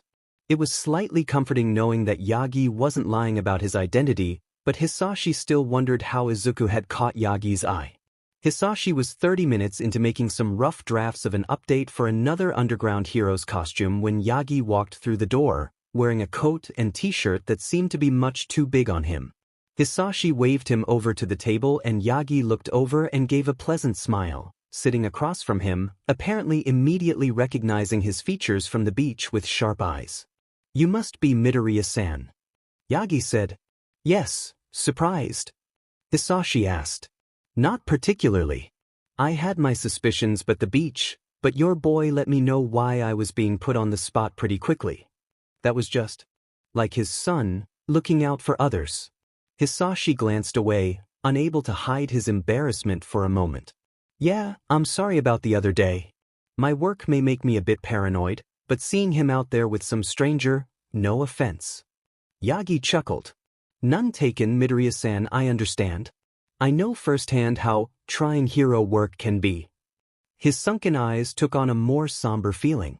Speaking of hero work, what made All Might's secretary decide to train a quirkless middle schooler to get into a hero course? He's already taken basic self-defense from a friend, but I know most people wouldn't give him such an opportunity. Hisashi was supportive of Izuku's goals, of course, but knew what kind of world they lived in. Well, still not beating around the bush, are you? Yagi thought back to their last date, just before he faced off against All for One. It was Solar Flare's directness he'd been seeking out. I was standing by when he rushed in to save his classmate from the villain, Muck. It was incredibly foolish and short-sighted, but he told me his legs moved before he could think when he saw someone who needed help. He very much reminds me of myself. I'm quirkless myself, so I thought. Yagi trailed off for just a moment, distracted. He took a second to see Solar Flare's expression. Intense and attentive, and marveled that he could see his eyes for the first time, and they were unsurprisingly very kind, surrounded by freckles and smile lines. You thought? Hisashi prompted. Yagi cleared his throat in embarrassment, triggering a fit of coughing. He held his handkerchief to his mouth and waved off Hisashi's noise of concern. I was short, no blood, this time. Excuse me. I was saying, I thought since I have an opportunity to offer, I should offer it, one that I was denied. Yagi hated that he had to lie. The elder Midoriya deserved to know, and Yagi wanted so badly to be open with him. Hisashi took a moment to digest Yagi's words. Thank you, Yagi-san. That's, comforting to hear. My Izuku has always been a hard worker, but he seems to be genuinely excited about the work he's doing with you. I'm glad to hear it. I've met very few children as driven as him. Truthfully, Yagi was anxious to begin his teaching career at UA, but young Midoriya seemed to be doing well. Maybe teaching was something he could do. Yes, well, speak of the devil. Hisashi smiled as a harried Izuku entered the cafe and spotted them, walking quickly over to the table. Wow, you guys are already here. You're early. I got out a bit early because there was a test and I finished early. Izuku was bouncing with nervous energy as he set his backpack down next to his father. Good afternoon, sensei. Afternoon, my boy. I trust you did well in school? Yagi asked, easily genuine interest coloring his voice. Oh yeah. I even ate all my lunch to keep up with the diet, but now I'm hungry again. Izuku replied. Hisashi handed Izuku some cash to get a snack as well as himself and Yagi some drinks. When Izuku sat down next to his father, Yagi almost laughed aloud seeing them together. Hisashi being so collected, and Izuku being an anxious bundle of nerves, but also so alike, the longer Yagi thought about it. Thank you, young Midoriya. You're welcome, sensei. Did you guys talk about my training yet? Izuku asked, munching on a coffee cake. Somewhat, kiddo. I think you should keep going with your training with Yagi-san. Hisashi said with a small smile. Really? Yeah, but you're still grounded for keeping secrets, Hisashi started, and Yagi shot Izuku an apologetic look. And I have to attend some of your training sessions. I've got to approve of your training regimen and I'm sure I can contribute here or there. Hisashi explained as Izuku nodded rapidly. Hisashi turned to Yagi. Will that work for you, Yagi-san? I believe it will. I think your input will be very valuable. I can't wait to begin. Yagi grinned. Hisashi began going to Izuku's training sessions at the beach at least twice a week. He found that Yagi was a very patient and very strict instructor, but not uncaring or unreasonable. He always made sure Izuku was fed as well as hydrated, and was pleased to know that Yagi's training wasn't 100% beach cleaning. There was also elements of stamina training as well as more in-depth self-defense than what Izuku had already learned from Sultan's classes he had taken when he was younger. Hisashi had just finished correcting Izuku's forms when he walked back to the overturned washer the two were using as a bench, a large smile on his face. He sat next to Yagi and emptied the sand from his athletic shoes. Talking with him about heroes and quirks is one thing, but training him is so much more exciting, especially now that he has connections and a chance at UA. I wish I had a trainer like you when I was training for entrance exams. Hisashi told him. Yagi smiles from his spot in the shade. Oh, you don't have to say that, Midoriya-san. I've never done this before actually. You can say my plan is kind of a rush job. What hero school did you go to, if I may ask? Shiketsu, and I didn't even break the top 20 in the entrance exams. I didn't have the control or reach with my quirk yet at that point, so it was a lot of setting my obstacles on fire and hoping for the best. I don't. Hisashi watched Izuku go through his forms for a moment. Yagi prompted. The sun was starting to set on them. Well, I doubt UA will have hand-to-hand combat as their entrance exam, and I'm wondering how he can compete with people with offensive quirks in a test with large obstacles. He may need to fight with a weapon, probably something light and versatile, a WHP maybe. Yagi chuckled lightly. Well, then it's a good thing he has connections to such a talented support designer. Oh, thank you. Hisashi had forgotten Hall sometimes provided support equipment to All Might's agency. That must be how Yagi knew of his designs. It's getting late, isn't it? I should fix Izu something for dinner soon. Izuku apparently caught the tail end of their conversation, as he dragged his feet over to the two on the washer. Did you say food? Yeah, kiddo. If Yagi says you're done for the day, we can go home and make something. Hisashi said. You've done more than enough for today, young Midoriya. Good job. Izuku flushed at the praise. You can come along too, Yagi-san. We'd be happy to have you. For dinner if you'd like. Hisashi stuttered. Izuku's smile dropped at the prospect of All Might seeing his room, the All Might door sign, the ridiculous amount of All Might merchandise that tended to spill into other parts of the house. No. Are you sure? I didn't do the dishes like you'd asked and, Hisashi shot his son a mystified and slightly miffed look. Don't be rude, Izuku, we can have Yagi-san over.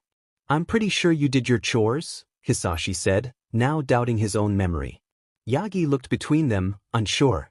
I couldn't impose, I have some dietary restrictions due to an old injury, he admitted. Hisashi shrugged. I'm sure we could find something for you. Selton just recently helped us with grocery shopping, so we have all kinds of stuff, and if all else fails, we can order takeout. He said pleasantly, his face hopeful. Yagi was starting to discover that he was almost unable to resist either of the Midoriyas when they looked at him like that. That sounds great, Midoriya-san. Between the three of them, they were able to come up with a simple and healthy meal for all three of them to eat, with the addition of Izuku eating his own second serving of everything so he could meet his calorie count for the day. Now that Izuku wasn't training, he could watch his idol and his father interact more closely and realized how easily they communicated. Yagi had insisted on helping out, apparently feeling guilty that they had to work out a different meal than they had planned, and Hisashi had only smiled and directed Yagi to where they kept their pots, pans, and different ingredients. It only took a moment, and they interacted so easily, some real communication. Izuku wondered if talking to people like this was something that came with age, or maybe with heroics. Spacing off, young Midoriya? You must be tired. Yagi looked over his shoulder at Izuku, who had been setting the table. The adults were just finishing up cooking and talking in low voices about having nosy friends. I swear, she or Selton will hear me. They're going to come out of the woodwork just to make you uncomfortable. It's how they welcome new people, I think. My friend here knows everybody's business, but it's not his fault, it's his quirk. That doesn't mean he doesn't use it to his advantage though. Oh, sorry. I am tired, but it's okay. I'll probably go to bed early tonight. Izuku trailed off, watching as Yagi moved very lightly on his feet around Hisashi, bringing a dish to the table, how his father stepped deftly out of the way with barely a glance. He wondered how much the two of them talked and worked together during training. That's fine, kiddo. Very responsible. Hisashi commented as the three of them sat and began dinner, and it was quiet at first, before Yagi asked Hisashi about his daytime job. Something Hisashi could talk about for hours if left unchecked, which Yagi already knew. Hall didn't like that design for a hero who was so outgoing. Apparently my skill doesn't lie in things that are marketable to younger kids. Not that I think that sort of thing is overly important, but she called me an emo because of all the neutral colors I use, whatever that means. It's just more practical, right, Izu? Yeah. That just means you found your niche to me. That's not a bad thing. Yagi commented. What do you think about underground hero work, young Midoriya? Well, I think they're super cool, of course. I knew there are parts of it that are more dangerous than what public heroes face, since they rarely work in teams and do longer operations. Like Dad and Siren and Eraserhead, right? I haven't met him, but I keep hearing about him and that he's really good. I have been hearing that too. I don't think I'd want to do that kind of work though.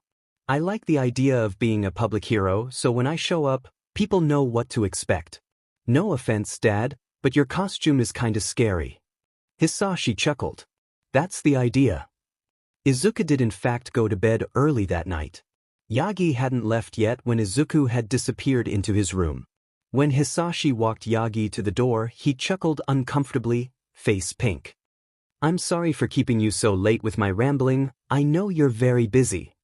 Yagi shook his head. Not at all, I enjoyed it. You're very passionate, not just about your work. He cut himself off as the sound of heavy footsteps came up the stairs and into the hallway. It was Quinn Reed as Hisashi expected. She was pushing her wild ginger afro out of her face and had a bruise on her cheek, but she smiled and raised an eyebrow upon seeing them anyways. Midoriya, I could sense you were up to no good. It's been so long since you brought such a handsome guy home. It's not like Yagi coughed with the force of his shock from the comment. He covers his mouth, but the two heroes were able to catch sight of blood dripping from his hand. Quinn said, coming closer, face unsure. Sheet, Yagi-san, do you need to sit down, or? Hisashi comes closer and gently takes Yagi's elbow. Yagi leaned his weight into him slightly, fishing in his pocket for his stained handkerchief. I'm okay, it's okay, he mumbles. Like hell, you should be in a hospital. Quinn already has her phone out, readying herself to call someone, maybe Michael. No, this is normal. Normal? Hisashi asked incredulously. Normal for me. Yagi stared down at the hand holding the bloodied handkerchief. He was surprised he hadn't had a violent coughing fit in front of Hisashi before now. It's due to an old injury, nothing to be done. I'm afraid I didn't catch your name, miss. He looked back up, eager to change the subject. Quinn Reed, hero name is Siren. She said with a polite bow and her mischievous grin. Oh, I see. You're the neighbor Midoriya-san warned me about.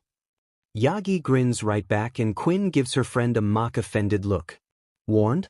I see how it is. You don't want me to be friends with your date, is that it? You think I'm gonna scare him, I bet. You're correct.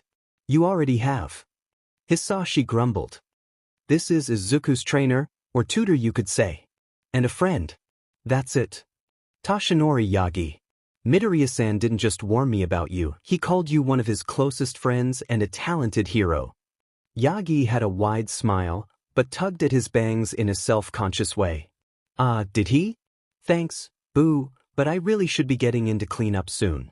I hope you stick around, Mr. Yagi. I'm sure the rest of our squad would love to meet you. After Yagi bid them a warm farewell, Quinn gave Hisashi a knowing look. Just Izuku's trainer, my butt. You don't invite just anyone into your house, and he is a very tall drink of water. Hisashi groaned. Don't be like that. Sure, we've been talking during Izu's training, and he's very kind and funny, and has really nice cheekbones and hands. Hisashi shook his head and Quinn laughed at his reddening face. Izu's the only man I need in my life, alright?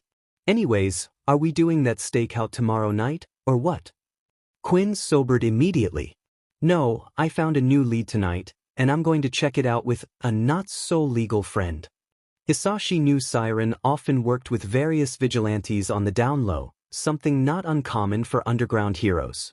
Hisashi did so himself occasionally, often covering for them once the police got involved, so long as the vigilante in question didn't do anything stupid and endanger anyone. Instead, I told Emery that she gets to work with you for the night. Roberts? I didn't agree to that. Robinson, and you'll go because you have been avoiding the police more than some vigilantes I know. And she wants your opinion on a case. And as a favor to me because I really like her and I want you to like her. Quinn was smug, as she already knew Hisashi wouldn't say no. I already like her, she's a sweet kid. He remembered the time she had burst into his house asking for help tracking down a doctor and criminal organization, now realizing she and Quinn were more alike than he first thought. I'll do it though. Thanks, Mr. Solar Flare. You won't regret it. I'm already regretting this. Solar Flare groaned. He'd barely showed up at the police station to talk about the case Emery needed help on when she was called in to help with a hostage situation. It was nearing darkness, the sun was still barely shining, and Hisashi stood outside of a convenience store, assisting now Detective Robinson. She had a name tag along with her badge that Hisashi felt guilty for looking at with wrapping up the crime scene. Where's Siren when you need her? Emery chuckled. Heck if I know. She said she had something important to take care of.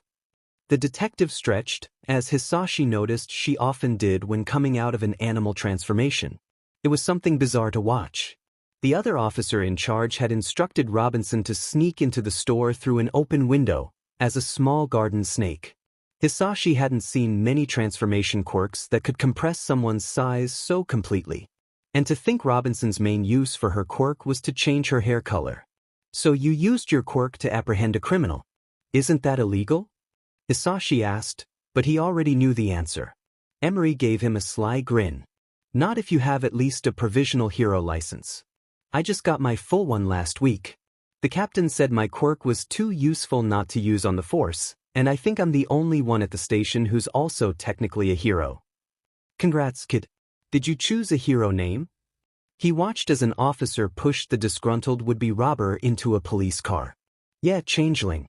I'm not really gonna use it though, I love being on the force too much. She said, Hey, don't get me off track. I asked for you to help me tonight for a reason, and now we don't have as much time. Let's just start with the basics, detective. Well, to put it simply, I have a vigilante problem, she said, gesturing for him to join her next to her police cruiser. It's a silly story, honestly. I was tracking down a suspect last year, and right before I got to him, she swoops in and claimed the bounty on him. Only a week later, she makes this big scene trying to catch another bounty, but ends up bringing down a small building with her quirk. That's how she became known as a vigilante to us, but according to some sources she's been stopping street crime in rough neighborhoods for a while. Lately she's taken to tying up criminals and dropping them in front of the station like she thinks she's Batman. Hisashi chuckled, but stopped when the detective gave him a put-upon look. Why did you take this case, Robinson? She huffed. Captain, Jay said I needed something to take my mind off of my other project. And well, she hesitated, cheeks and tips of her hair pinkening. I guess she just gets on my nerves. Don't get me wrong, I understand the motivations behind vigilantism, but White can be real rude and nasty. Hisashi laughed at her outright.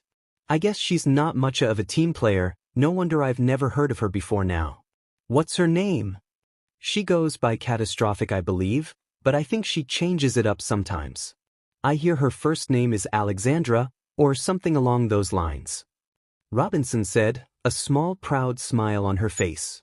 Hisashi had to admit, it was more information than he had on any vigilante he worked with, or took down.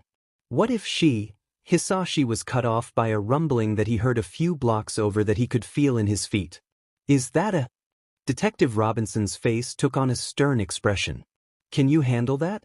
I told Sansa I wouldn't run off again, Robinson said, sounding disappointed.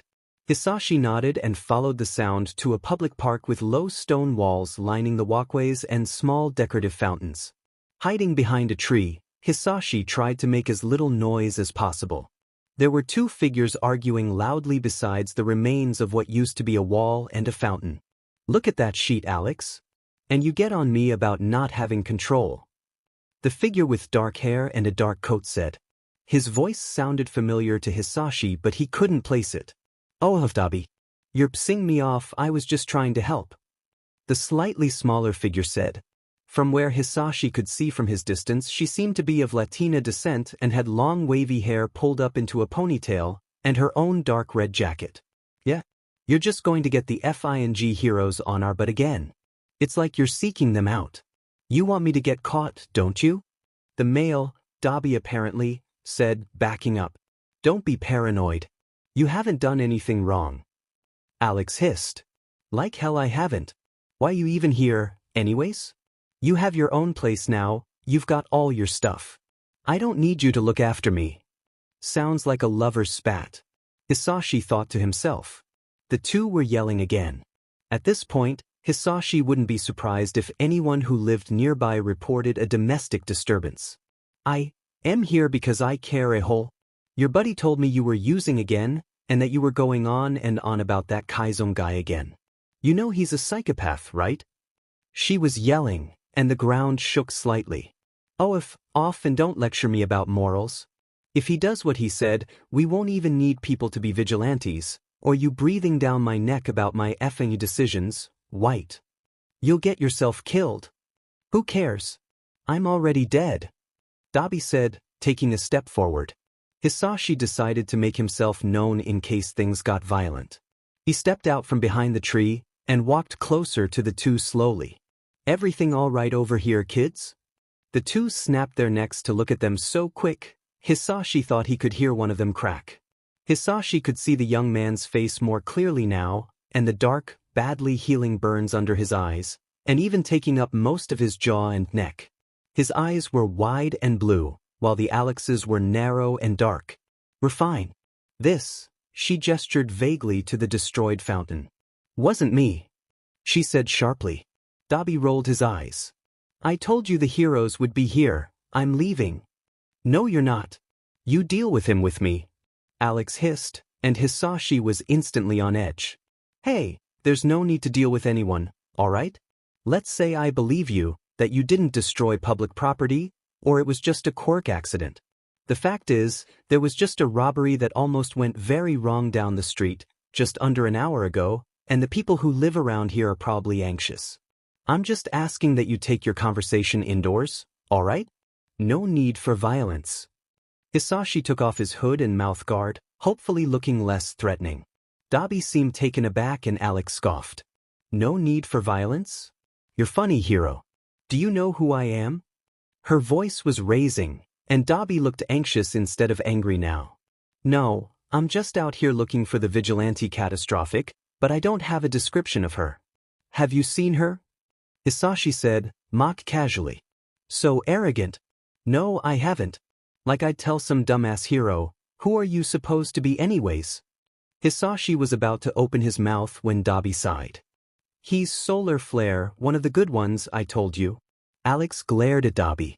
There are no good ones, I thought you knew that. Well, he's offering to let us walk off, alright? Let's just go. Dabi hissed, and Alex huffed and walked off, farther into the park. Dabi huffed. I haven't seen Catastrophic either. Thanks for, well, not being too hard on us. We fight a lot, it's why we're not together anymore. I shouldn't tell you this. Dabi had the look of a confused child, and it felt so familiar to Hisashi. You're okay, kid. It's understandable that she'd want to make sure you're safe. You just don't give her a reason to come check on you, alright? Take care of yourself. Hisashi said. Yeah, you're right. Later, Solar Flare. Dabi then turns and leaves in the opposite direction as Alex. When Hisashi got back to the crime scene, Robinson was just finishing up talking with Sansa. You're going to be real upset. With me. What happened down there? We could hear the shouting from here. I was going to send Robinson to assist you. Sansa said. Just a domestic spat, and some accidental quirk usage, but I think the woman was your catastrophic vigilante. I had to let her go, as they explained the rumbling off as lack of quirk control. But I found out the woman's name is Alex White. She seems to be Latina and has long brown hair and eyes. She seems to be trying to keep her ex, a younger man named Dabi, out of trouble, but you could hear how well that was going. Robinson's face brightened. That's all right. That information is so helpful, actually. We don't have as much evidence as I want to make a solid arrest anyway, thank you. Hisashi chuckled uncomfortably. You're welcome. I was just more interested in defusing those two than making any arrests. Let's head back to the station, Solar Flare. You two can go over the rest of your evidence there. Sansa looked ready to hand Robinson off to him, as she seemed to have gotten a second wind in her excitement to catch White, her hair turning neon green as she grinned. 2 months later, Hisashi was pulling a longer than usual patrol and hated it. He wondered why he was dipping his toes into so many different projects when it was starting to mentally and physically drain him. He was so close to finishing the exposition portfolio. Siren was getting closer and closer to finishing up removing a whole trafficking ring from the streets, going over the details, and capturing operatives with Hisashi nearly every night. He was making time to gather information with Robinson from and about the vigilantes, even made time to accompany Izuku and Yagi for training twice a week. But there was something good that came from all of that eased his mind. His phone pinged. Hisashi made sure no one was around, and opened his phone. One new message from Yagi. Just walked your boy home from training. He did great. Stay safe out there. He grinned under his mouth guard. Why did Yagi have to be like that? So considerate? And add a cute smiling face? Was he trying to make Hisashi fall for him? Michael would tell him that's something he did way too easily, and Hisashi was inclined to agree. He was too busy these days for a relationship anyways. He shot a quick thank you reply to Yagi, resisting the urge to put in his own smiley face. He had a reputation to keep up, he told himself. Walking down to an even less populated part of the street, Hisashi heard the voice of a young man, seemingly crying. Hisashi jogs closer. Hey kid, are you alright? No, that Dmed hand man. Thinks he owns everything tis Dimmin games. NG mind games. The boy was hiding his face in his hands and leaning against the mouth of an alley. He had blonde hair with black roots showing through, wild, with two sticking up almost like devil horns. I'm just doing what he asked. He didn't have to kick me out, I don't know where to go. Hisashi stepped closer tentatively. You were kicked out? I can help you find a place to stay, all right? Are you hurt? The boy looked up, face watery. His eyes were brown, but could be mistaken for red. Oh, you're a hero. My luck's turned, huh? Hisashi felt a brief fog fall over his mind, and he stood still. He could see, barely, the young man lash out with a fist and hit in the chest, sending him flying down the alley. Why am I always in alleys with super strength? He thought, wheezing, head even foggier now as the young man walked towards him leisurely, wiping his eyes. What did you do to me? He wheezed. Oh, nothing yet. I'm not done playing with you yet. I've got to see if you're a good fit. Sensei doesn't need losers. No, he needs a good empty base, no quirk. The young man said, a smug smile on his red face. Hisashi was back on his feet when the man got closer, ready with a fist of his own, but the young man was fast and countered all of Hisashi's strikes with a sturdy body. Hisashi grabbed the boy by the wrists after a moment of exchanging blows, but the kid didn't seem fazed. You have what I want, don't you, hero? At home. With that pretty green hair, I can see him. The villain leered. Izuku. Hisashi's grip on the villain's wrists tightened. What are you, a telepath?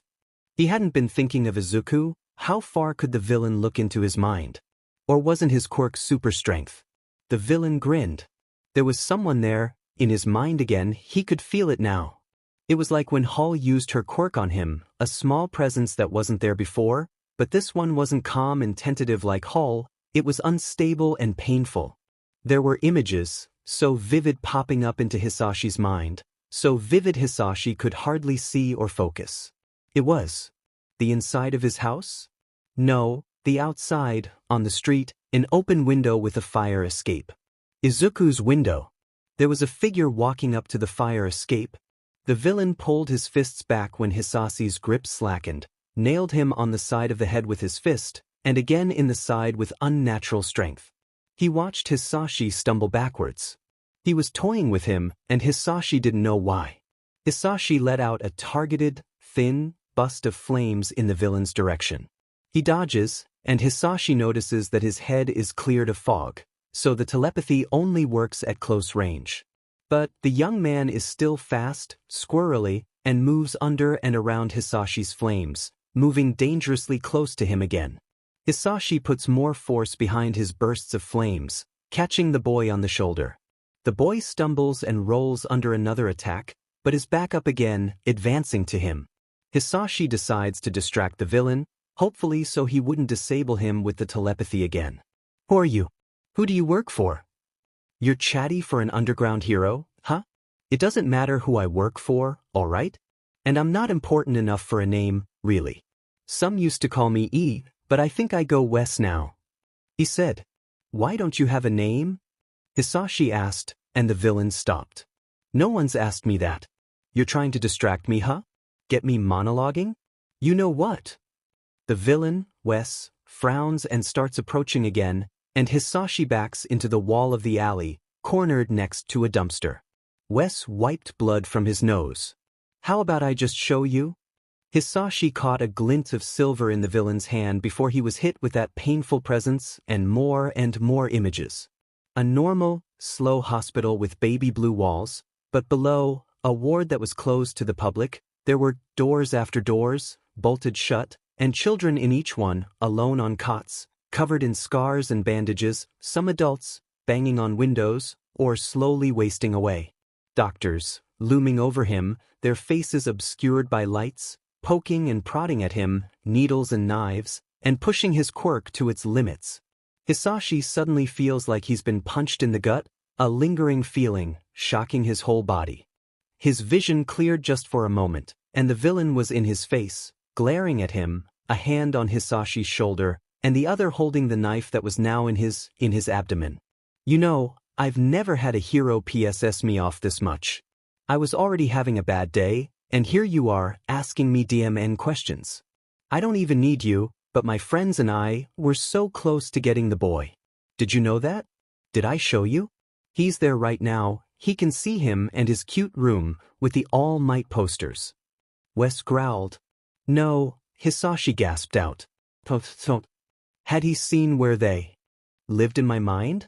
Is he going to take Izuku to one of those hospitals and hurt him? Take me. Don't you get it? We don't need you. Pathetic. Wes pulled out the knife and shoved Hisashi to the ground with the other hand, using his unnatural force. Can't even use your quirk to defend yourself. He kicked Hisashi in the side, then dug his heel into his chest. Hisashi pushed down his mouth guard to breathe better and wheezed. Wes kneeled down and held the bloodied knife under Hisashi's chin. You're such a effing hassle, you know?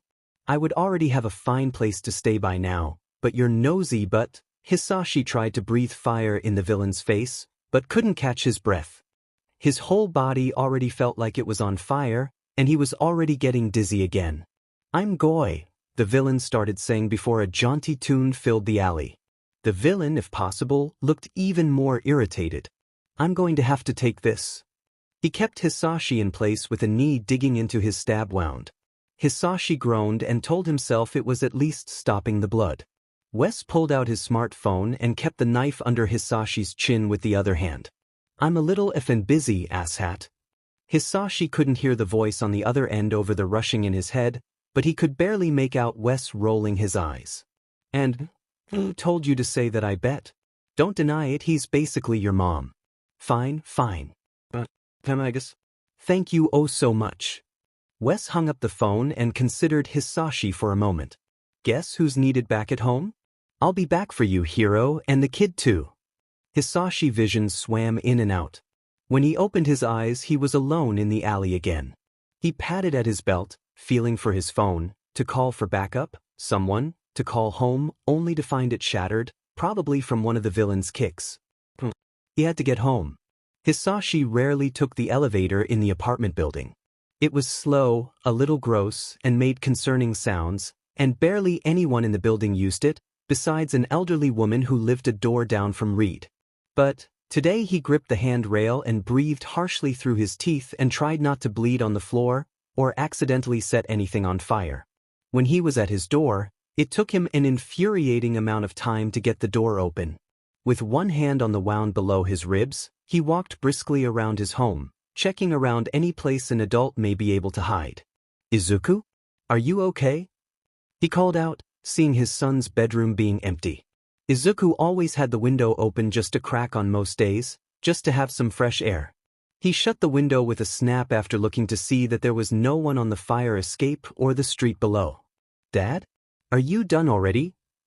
Izuku opened the door to the bathroom, obviously just out of the shower, if his damp hair was anything to go by. Izuku knew his father was a creature of habit, and whenever he was home early it meant something different or important happened. Yeah, I'm done for tonight, I just have to check. Has anyone been here? Hisashi asked, already moving from the hall, into the living room to see if he'd remembered to lock the door behind him. No, Quinn and them are all gone out working for tonight, and Yagi-sensei didn't come in this time, why? Izuku followed closely behind him confused.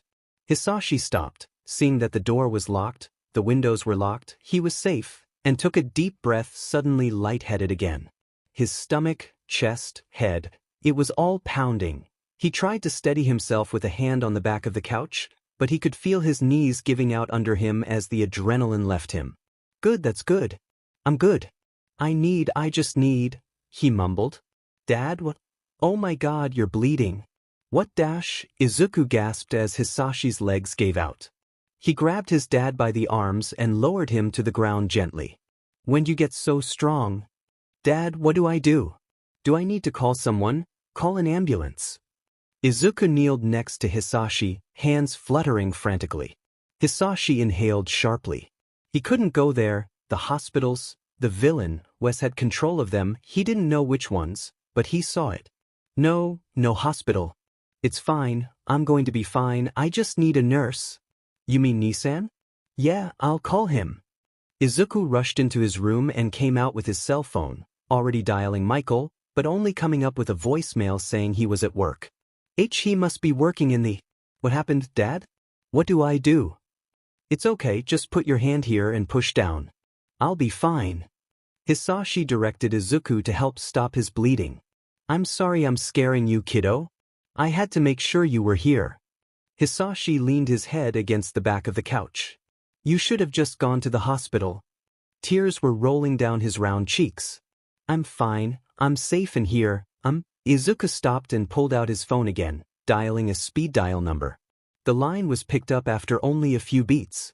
Everything all right, young Midoriya? Yagi asked sharp. It was unusual for Izuku to call him so late after training. No, sensei, can you come back? My dad's hurt, he needs help and I can't. I'll be there in 3, okay? Stay on the line. Yagi said, urgent but reassuring. Okay. Do you know what happened? Yagi asked, and Izuku could hear the rushing of wind through the phone. Ichi was stabbed, I think? Izuku replied, and Hisashi tried to nod, but stopped, feeling dizzy. Yeah? Oh my god. You've got to breathe, my boy. I'm almost there. Is he conscious? Why yeah, but he's kind of out of it. That? Can you still hear me? I can't tell through your mask. Yep, I'm still here. Thank you for coming, Yagi, Hisashi said, and Yagi could barely pick up the sound over the phone. Of course, Midoriya-san. Yagi knocked on the door less than 5 minutes later. Izuku opened the door to him looking particularly windswept and deduced that he'd powered up one for all and jumped all the way over, despite having used up nearly all of his time for heroing earlier that morning. Yagi walked over to where Hisashi was leaning against the back of the couch, and set down the large briefcase he had with him. Hisashi gave him a wry smile. This isn't very dignified, is it? I'm sorry my legs gave out. Don't apologize. It's a good thing I always bring a first aid kit to training. That's what that is? Izuku asked as Yagi opened it to reveal a multitude of medical supplies. Hisashi wondered how often Yagi expected Izuku to get hurt cleaning up the beach. We have one in the bathroom, but it's small. Here, my boy, help me move him here. Yagi and Izuku moved Hisashi so he was lying on his back on the living room floor, his head in his son's lap. Hisashi had hissed through his teeth at the movement, dark smoke rising out of his mouth, as he clutched Izuku's arm tightly. Sorry? No, I'm sorry for moving you, it's just easier to help you like this. Yagi said, gingerly moving Hisashi's shirt up to better treat his wound. He contained a wince at the sight, and Izuku gasped and closed his eyes. I'm so sorry. I don't want to scare you, Hisashi's heart clenched at the sound. Lying like this is making me tired. No, don't fall asleep, all right, Midoriya? Yagi said, cleaning the stab wound, causing Hisashi to groan. I doubt you can anyways. Why don't you talk to distract yourself, HM? Tell us a story. Sorry. Don't cry, baby, I'll be fine. Hisashi said, feeling Izuku's tears fall into his. Izuku nodded shakily. Why don't you tell me about Mom? What was she like when you met? His voice sounded so small right above him, and it was a story Hisashi could tell in his sleep, for all the times he told it to Izuku growing up. Oh, we met in college, through Mitsuki freshman year. I knew Mitsuki from high school, but we were never that close, 'cause we were in different courses, but, he gasped as Yagi worked, and Yagi apologized quietly. I always sat with Mitsuki when we had design classes. And her and Inko became such good friends, and then me by extension, but Mitsuki was never happy about it. Soon it was just her and I all the time. She was my best friend. She organized this gorgeous gala for the art program, and I was her +1. It was so easy when we were together, she was so patient and funny.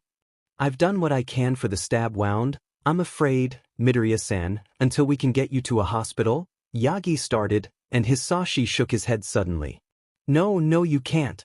We can't go, the villain. He stopped, groaning as he made his head pound with the frantic movement. Don't move so much, Izuku pleaded. Your head, you're bleeding. Yagi leaned closer, and gently pried the domino mask off of Hisashi's face. He checked Hisashi's pupils with a tiny light. He then gently turned Hisashi's head to see a cut on the back. I don't like the look on your face, Yagi-san. Hisashi mumbled. Be honest, are you hurt anywhere else? Yagi asked. My ribs, I think. Hisashi admitted sheepishly. Yagi gave him a reassuring smile before checking on Hisashi's ribs.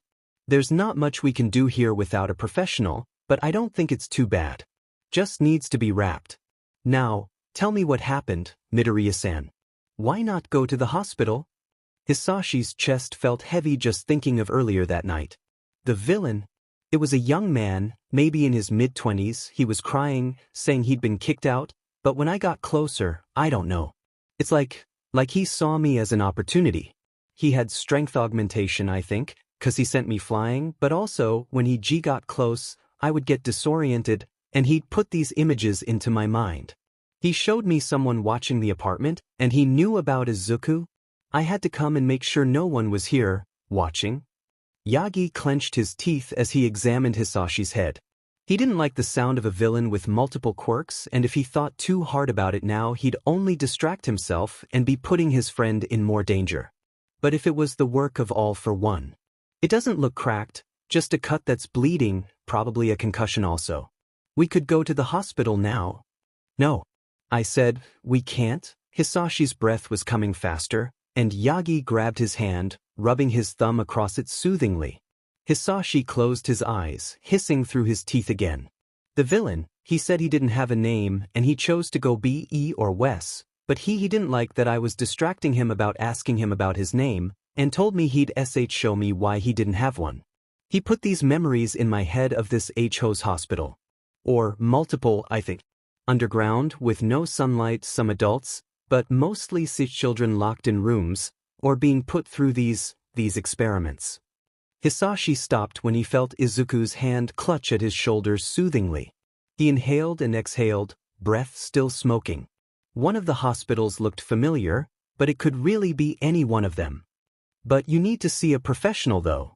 How about we just call Michael, maybe he can come here when he's done with work. Izuku said, wiping his eyes on the back of his hand. Michael, the nurse? Yagi asked. Yeah, he has a healing quirk. Call him again then, Izu. Hisashi said. They got voicemail again. Well, wait then. I'll wake you up every couple of hours because of your concussion, and we can try again, okay? Yagi said, squeezing Hisashi's hand. Hisashi nodded, chalking it up to his blood loss and head injury that he wasn't letting go, but Yagi made him feel safe even when thinking of those awful places. Can I lie on the couch? I don't think I can make it to my bed, and I want to be by the door, just in case. Hisashi asked. Yagi nodded and gingerly helped Hisashi sit up and lead him to the largest couch, supporting most of his weight. Hisashi noiced with his bleary mind that Yagi was strong and sturdy despite looking like a strong gust of wind could send him flying. Izuku quickly set down one of Hisashi's fluffiest pillows on the couch for him to rest on. Hisashi rested with his head turned to the side. Yagi sat down on the ground next to the couch, and Izuku stood next to them, wringing his blood-covered hands together, before noticing them and rushing into the bathroom. Thank you again for coming. I don't know what would have happened. I know I sound crazy, but what that man showed me. I didn't mean to scare him, I wasn't thinking. Hisashi's eyes were starting to get teary. It was the last thing he wanted, bringing the danger and violence of his job into his home. Yagi shushed him in a quiet voice. You don't sound crazy at all, Midoriya-san. I have seen plenty of strange things in my work. And, well, of course I care about you. Hisashi. His eyes were getting droopy now, and Yagi smiled softly at the sight. I mean, you can call me Hisashi. It's kinda a rule. If you find me bleeding out on my apartment floor and save my life, we're obviously close enough for you to call me by my given name. Hisashi had a small grin on his face. Yagi felt his own face flushing, and hoped it wasn't too obvious. Then you can call me Toshinori. Hisashi drifted off to a fitful sleep after only a few moments, and Yagi leaned his head against the couch, ready to nap between the alarms he'd set to remind him to wake Hisashi. Izuku stood in the bathroom doorway quietly, somewhat amazed neither hero had noticed him. Despite the panic and disaster that was still coursing through him, he felt as though this, now, was perfect what was meant to happen. It was a little embarrassing, really. Izuku thought, how attached he was to All Might already, but it only made sense, seeing as All Might was his idol since forever. But it was also how easily All Might, or rather Yagi-sensei, fit into their lives. It felt natural, coming home from school so many times to find Yagi already there, having tea with Dad and discussing the news, books they've read, and how they would welcome Izuku home together and make dinner together so often. Izuku realized that the few times he could remember Dad having a boyfriend, they had never been around as much as Yagi-sensei. It just made sense for Yagi-sensei, not just All Might, to rush over at just a call. Izuku walked over to the couch and sat beside All Might next to the couch. He sniffed, tired from all the crying, and knowing he probably wasn't done for the night. "I didn't know who else to call, so thank you," Izuku said quietly. All Might shook his head. "You did good tonight, my boy. But we already know you act well in a crisis, right?" Izuku nodded, tears welling in his eyes. He wiped them off hastily. He wasn't going to cry in front of All Might again. "You don't have to sit on the floor if you don't want. It must be uncomfortable." All Might shook his head and put one of his long arms around his student's tiny shoulders, pulling him into his side. "I know you're scared, just let it out." Izuku cried and cried as quietly as he possibly could into All Might's soft shirt as his mentor rubbed his back soothingly. "Dad's gotten hurt on patrol before," he said after around 5 minutes. "But he always calls someone for backup, and he never spends more than a night at the hospital. He told me that it's okay to be scared, it's what you do when you're scared that's important, but I've never seen him so frightened of a villain." He's right.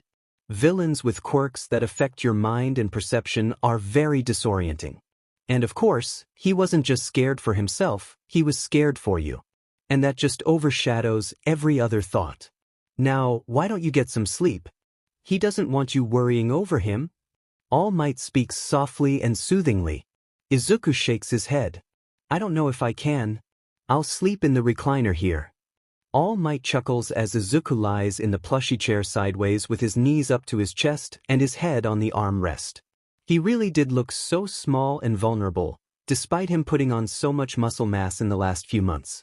Yagi woke Hisashi up twice in the next 2 hours, having short conversations with him to check if he was coherent. Hisashi saw Izuku curled up on the chair and smiled fondly, and told Yagi about how many times Izuku would fall asleep on that chair just like that watching superhero cartoons. When it was almost 5 in the morning, Izuku's phone started ringing. Yagi answered it after only a few rings. "Hello, is this Nurse Cassidy?" "Yeah, who's this? Why do you have Izuku's phone?" The younger man said, exhaustion obvious in his voice. "My name is Tashinori Yagi. I'm a friend of the Midoriyas." "Oh yeah, Yagi-sensei. They talk about you all the time. Have you been blowing up my phone?" Cassidy said. Yagi flushed slightly. "Yes, I'm afraid it's urgent. Midoriya-san was attacked on his patrol tonight and isn't in good shape. I've done what I can, but he needs to see a professional." "Dimin. Okay, I'll be there in half an hour." "Why couldn't he go to a hospital?" Cassidy asked, concerned. "It's not something that really should be said on the phone." "Thanks so much for coming, Cassidy-san. You must be worn out after work." Cassidy sighed. "Maybe, but my friends need me. I'm no stranger to being on call at all hours." He didn't sound bitter, but loving. His friends have always led very dangerous lifestyles. "Tell me what you can about his condition. I may need to stop and grab some things." Yagi was awake when Michael arrived, unlocking the front door with his own key for situations just like these. Quinn had one also. Hisashi's eyes snapped open the minute the door opened, hero or maybe parental instincts apparently still keeping him a light sleeper. "Hello, Cassidy," Hisashi said wearily. "Good morning, bro. Just like old times, right?" Michael said, walking past Izuku and ruffling his hair. Izuku barely stirred. Michael kneeled next to Hisashi and shook Yagi's hand. Yagi was still lying propped against the couch, head resting next to Hisashi's all night. He was immensely sore, but couldn't bring himself to stray too far. "Ah, shut up." Hisashi groaned. "Did he ever tell you how we met?" Michael asked, and Yagi shook his head. "Please don't." "It was back when we all lived in Seattle." Michael continued talking, gaze focused on checking over Hisashi's injuries, voice light, and expression professional. "Quinn calls me up out of nowhere at 3 in the morning, saying she broke into her neighbor's house 'cause it sounded like someone fell in there, and that hermit hero neighbor was bleeding out from a gunshot wound, among other things, and covered in trash." "Oh no." Yagi grins and covers his mouth to hide it. Oh yeah, he had been tossed into a dumpster by a villain and dragged himself home. Cassidy! Stop talking. Hisashi groaned. Izuku had apparently woken up from his spot on the chair. Michael Neeson, tell Yagi-sensei what he said when you got there. He said through a yawn. I heal him enough so he's conscious again and he just stares at me so out of it and goes. Are you an angel? Michael said, grinning. Yagi gave a burst of laughter, surprising himself so much he ended up doubled over coughing. Michael paused in his assessment to look at Yagi in concern. You alright? Yagi waved him off. Yes, I'm okay. I just need to go home and do my breathing treatment soon. Michael nodded. You shouldn't skip out on that kind of sheet. Michael turned back just in time to see Hisashi look vaguely sad. I'm sorry for keeping you, he started saying quietly. I thought I told you not to apologize, Hisashi. Yagi said, his voice stern and gentle. Hisashi went silent, slightly flushed. Michael raised an eyebrow at their interaction before making brief eye contact with Izuku, who simply smiled mischievously and nodded. Michael turned back to Hisashi. I'm going to wrap your ribs, and then use my quirk on your head just a little bit, and the rest of my energy to heal the stab wound, probably taking 3 months off of recovery time. The rest of your energy? Yagi inquired. Yeah, you know Recovery Girl, right? Her quirk uses the patient's stamina to heal a wound. Mine's kinda like that, but I use my energy to heal wounds. I just got off a long shift, and I used my quirk a bit at the end, but I can do it one more time as long as I go to sleep.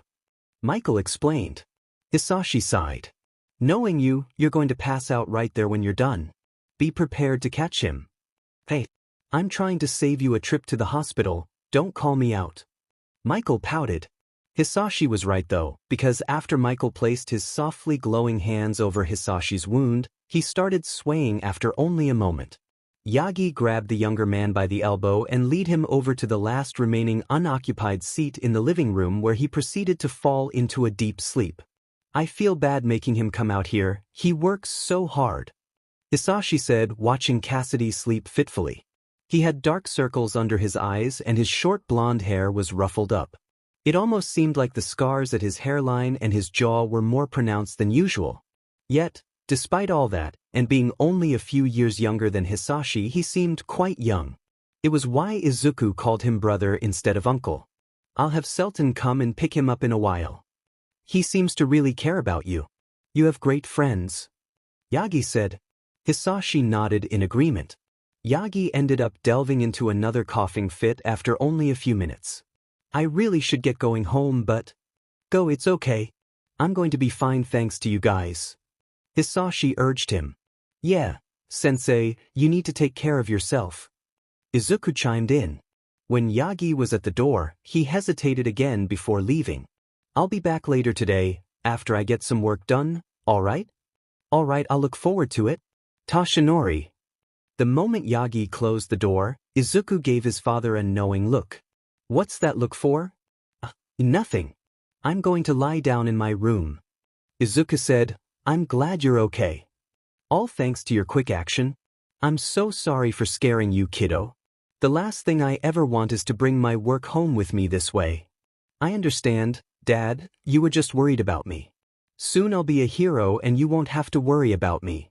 Izuku said confidently. Hisashi chuckled. I'm always going to worry about you, that's not going to change. Izuku shook his head. I guess. Tell me before Michael Neeson leaves. Sure thing, kiddo. When Michael woke up it was 12 in the afternoon and Hisashi had struggled, but managed to pull himself into the kitchen to make them all something to eat. Lay the back down, Midoriya, I swear, he said, stumbling into the kitchen and snatching the bag of bread from Hisashi. I'll finish these. Hisashi threw his hands up in defeat and sat at the dining table heavily. Fine. I thought you'd be sleeping longer. No. I get up when I sense someone needs me, it's part of my quirk. He said, and Hisashi rolled his eyes. Yeah, that's BS, but thank you for coming last night anyways. Anytime, bro. What happened last night anyways? Why didn't you go to a hospital? Hisashi recounted how he encountered the villain Wes, while Michael made healthy sandwiches for the three of them. He said he didn't have a name, and that he called himself Wes, and that he used to be called. Michael froze with his knife hovering over the fresh vegetables Selton had bought for them. He would disorient me with his telepathy quirk when I got close, and his strength was unnatural. I could be wrong, but it was like he had two quirks. Cassidy? Michael's hand was pressed against his head, and his eyes were shut tight when Hisashi looked up. It's fine. Keep talking. I have to know. He showed me these images of this part of multiple hospitals that were closed, but there were children there and these people doing these awful experiments, I guess, and keeping them locked up. Michael slammed his hand on the counter. Goddamn it. This can't be, he swore in English. Cassidy, do you know something? Michael wasn't registering his words though. We were supposed to be safe here. I can't remember. I have to tell her. He was clutching his head tightly. Michael! Hisashi stood with some effort and reached for Michael's wrist, who pushed his hand away forcefully. I need to find him, this is all my fault. I didn't take him. Michael, you need to sit down, take a deep breath. Please tell me what's going on, what do you know about this about this man? Hisashi said in his most soothing voice that Arya had dubbed his dad voice. He pried the knife from Michael's clenched right hand and led him back to the table and sat in the seat next to him. Hisashi, I did something so bad. I didn't want to tell you, you would think of me as an awful person, a villain. Nothing could make me think that of you. Hisashi said firmly. You save people, you saved me so many times. This man is dangerous, Michael. Do you know him? He was shaking slightly, something he rarely did. He was usually so good in high-stress situations both from his time in the US military and as a nurse. I don't remember everything, but it's my fault. I named him E. I was supposed to save him from Sensei. As Hisashi watched Michael sit in front of him, overcome with memories, Hisashi realized how little he knew about the man despite having known him for almost 10 years. He knew Michael was born in New York, and that his dad, Jay, was from Ireland, and that Michael had served in the military before being honorably discharged due to a head injury. He knew that Emery Robinson was basically his little sister and that Michael and Selton had been dancing around their feelings for each other for years, and now that they were dating for months, still acted like school kids with crushes at times. In the end it was basically nothing. What do you mean? Who's Sensei? Hisashi pressed. I can't say, when I talk about it, my head. It's not my place. Michael said. He tried to bring his hand back up to his head, but Hisashi grabbed him by the wrist, looking at him urgently. That man out there said he was looking for quirkless children. As long as he's out there, Izuku is in danger, countless kids are in danger. I'm not taking no for an answer. Hisashi said. He watched Michael clench his jaw before nodding on, staring at the table for a moment, hesitating. Just start from the beginning. After I was discharged, I was offered this job in Oregon at what I thought was a nice normal drag testing facility. I think that's what they told me. You know how my memory can be. Michael trailed off and Hisashi nodded. It was something he'd noticed, and Selton had taken him aside and let him know it was due to Michael's head injury. Certain parts of his long-term memory were fuzzy and had occasional headaches that would give him temporary bouts of amnesia. They wanted me to take care of these kids, mostly kids, but some adults while they did these experiments on them. The doctors, they would test their quirks until exhaustion, give them these experimental drags made from other kids' quirks. He took a deep breath and crossed his arms, closing himself off. Anyways, I tried leaving, just started driving cross-country back to New York and my dad, but I was halfway there when I kept getting these messages on my phone. Pictures of my dad's place, his information, even my cousins in Ireland. That's F-Ed, right? He wasn't making eye contact now. So I went back and my dad moved here. The fucker that runs the place went by Sense. I don't think anyone there knew his real name, and if I did, he made me forget. He made you? Hisashi asked, dread pooling in his chest. Michael nodded. The other nurses told me not to get close to any of the kids there, so I called them all E. For experiment, I think. When I got back, I was taking care of it. E and Sensei stopped to talk to me and he said these things, that he was going to take her quirk, or use her. He looked vaguely nauseous. He found out I was going to try to leave again, and he tried to erase any memory of what I'd seen and assumed things would go back to normal. I guess he would have assigned me to work away from the experiments or something, or killed me, I don't know, but it didn't work. Because of my head injury, it interfered with whatever quirk he was using. Michael shook his head and touched the scar at his hairline gingerly. He effed up my memory. I forgot what he looked like, where I was, what I was doing, that I just waited until he left me alone, found Emery and left before anyone found out. I didn't even remember where they kept any of the other kids. He wiped a stray tear from his cheek furiously. Emery? She was one of your kids? Hisashi asked, shock coloring his voice. This sensei, this is the guy she's been tracking down for years? It really made sense, the manic way she got the rare times there was a new lead in her side project. Hisashi marveled again at how similar she was to Quinn. Michael nodded. I didn't want to say anything, but you should know. It's my fault that kid turned out how he did. That's not true, you were in a desperate, dangerous situation. Hisashi said quietly. You know as well as I do we can't save everyone. I know you're right. I knew as long as Emery was still looking for Sensei, I wouldn't be able to leave that place behind me, but I never wanted you involved, and now because of those sick people you're hurt. I'm sorry. And I'm sorry I can't tell you any more about the kid who attacked you. Honestly, I've told you all I remember. Michael said quietly. Hisashi doubted that Michael was being completely truthful about sharing all the details, but didn't want to press any more than he had. Michael looked like he was only barely keeping himself from losing control again.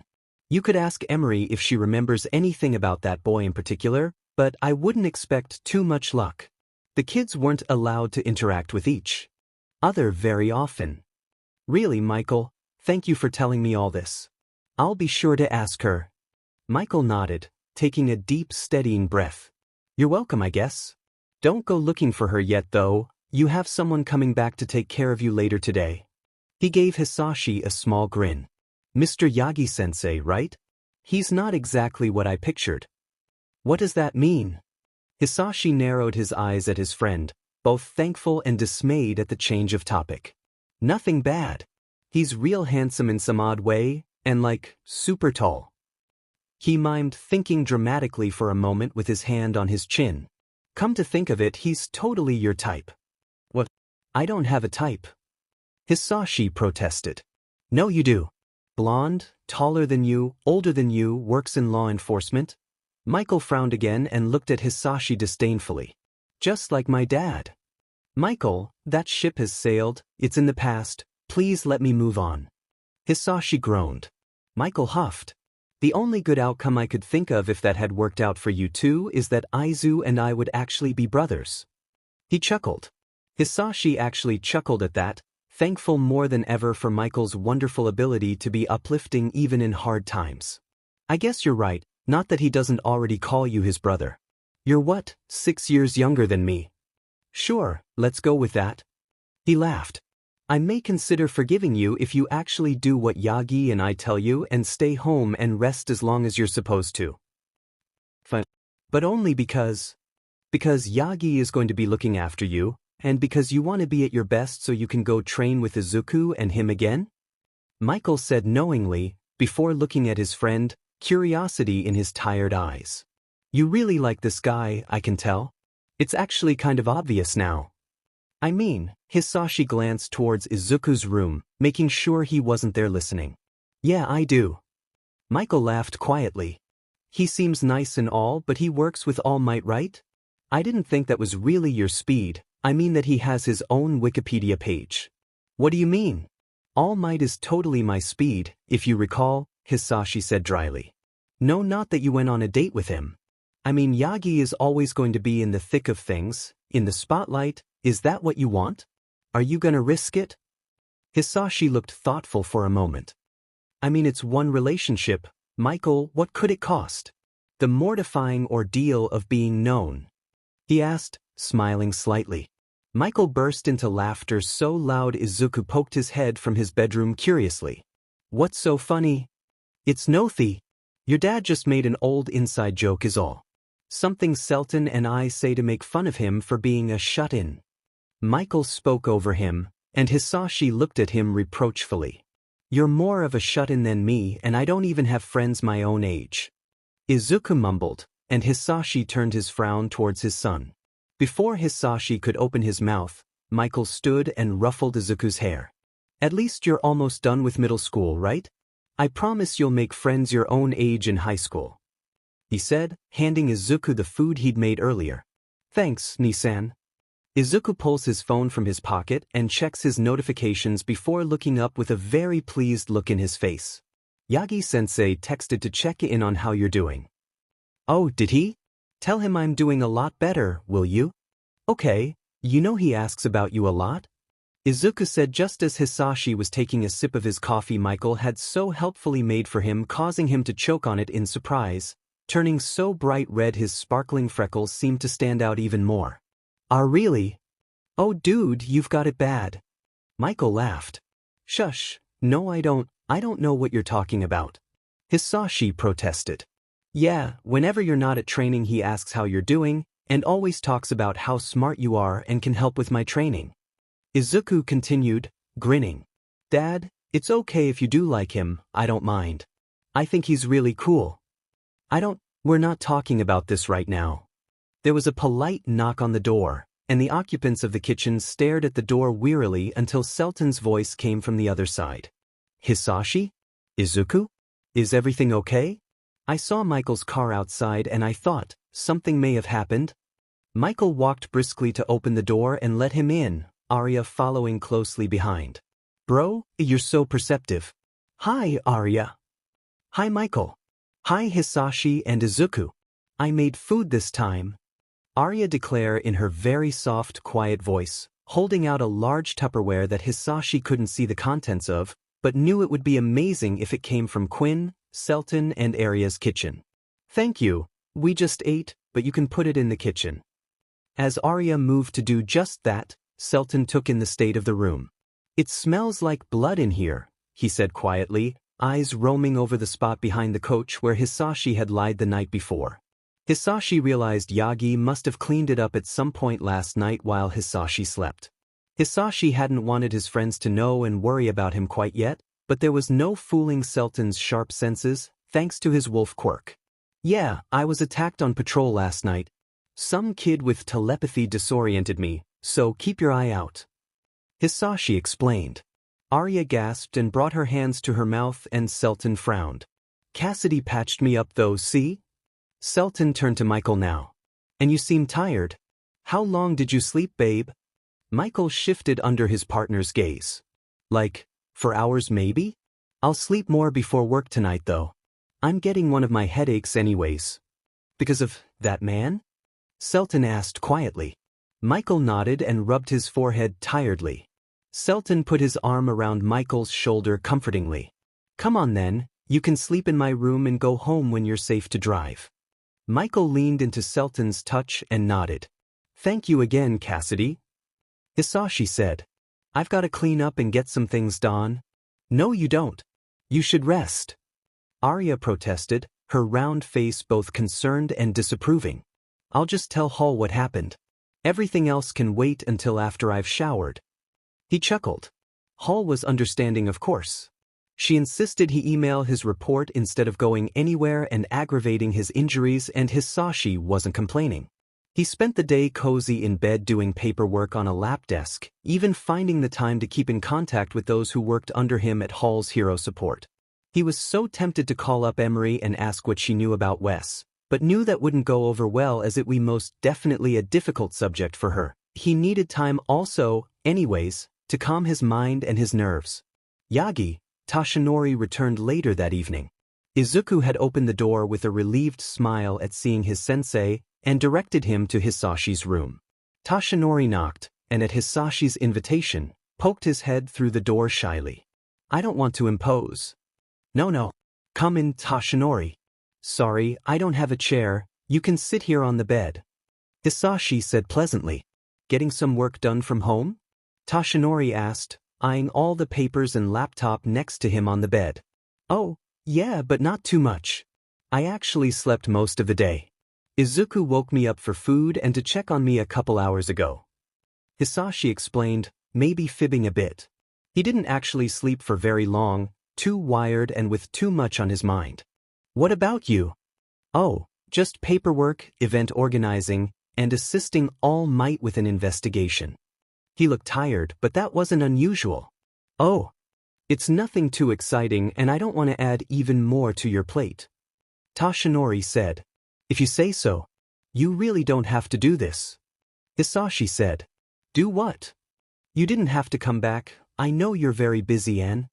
I've told you this, Hisashi, I'm here because I want to be, because I care about you. He said so earnestly, a large hand on Hisashi's shoulder, leaning forward slightly. Hisashi noticed his eyes were so bright blue they almost glowed, and he had that weird feeling like there was something he was missing. Care about you too. Tashinori leaned back quickly and straightened up, cheeks turning red. Anyways, I was going to ask your permission to take your boy out to do some training. Nothing too strenuous yet, but it would probably do him some good to have some normalcy right now. Normalcy? You're right. He was hit with another wave of guilt for scaring his son. No one needed to see their own father bleeding out on the floor. I know that look. Tashinori said. What look? You're blaming yourself for scaring Izuku-kun. You shouldn't. He said firmly. But, Tashinori, I feel awful, Hisashi admitted. With everything that happened, what he'd learned today, he felt vulnerable.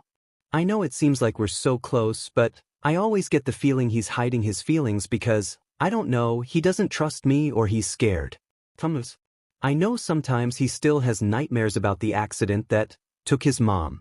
By the time I go to his room to check on him, he's pretending to be asleep again. Hisashi, I know he doesn't distrust you. Tashinori kept his voice low. Deep and gentle. He simply doesn't want to worry you. And don't feel bad about coming home last night. Don't blame yourself for looking after the safety of your family first. Hisashi inhaled and tried to take Tashinori's words to heart. But he remembered looking up at Izuku's tearful face as his son begged him to get help, and felt like some had a fist around his lungs. Always know what to say, don't you? Oh, I don't know about that. He chuckled. No, you do. Can you stay just a little while longer? Hisashi asked quietly. He didn't have the energy at this point to feel embarrassed. Tashinori gave that radiant smile of his. Of course. Here's a Michael artwork I did a while back. This is based on a super specific meme I found at LMAO, and it's one of my fave artworks I made for this highly self-indulgent FIC, and if you know the meme let me know cause I can't find the original Arin. 3 days pass and it's early evening in the Midoriya apartment. As such, Tashinori was visiting. He had done his hero work for the day during the afternoon, and brought his laptop and paperwork with him to the Midoriyas. The two men didn't have any real plans, which was usual. They sat together in the living room, papers spread out around both of them as they exchanged pleasant conversation and occasionally helped each other with puzzling paperwork or complex case questions. When Quinn knocked on the door, Hisashi and Tashinori shared a knowing look. Quinn smiled at Tashinori as she walked in, but she had that uncomfortable look on her face that said she wasn't used to being shorter than anyone. How are you doing? She asked Hisashi, who shrugged from his spot on the couch. Cassidy said I could probably go back to the office tomorrow, but not on patrol for about a week. He's a miracle worker. Quinn chuckled, hands on the hips of her dark skin-tight hero costume. You mean an angel? Hisashi huffed.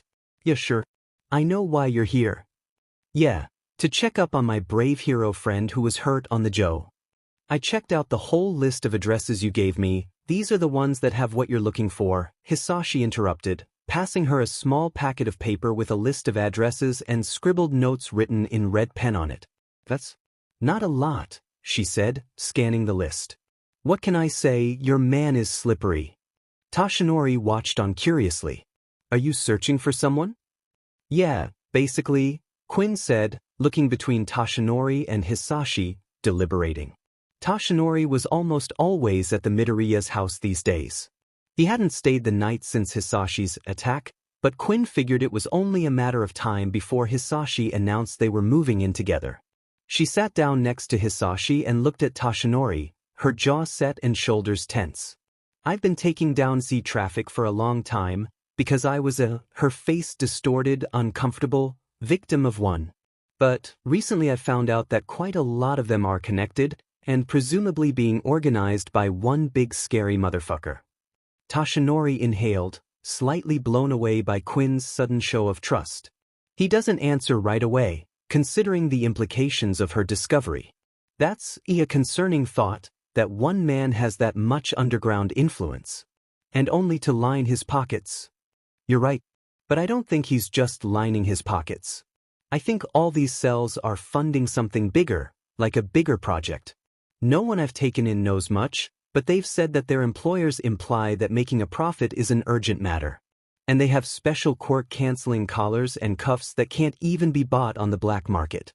I think I need to figure out where they come from. That should tell me, something. Quinn rubbed her scarred wrists absently as she spoke. Hisashi placed a soothing, calloused hand on her wrist. Do you want me to take a look at them?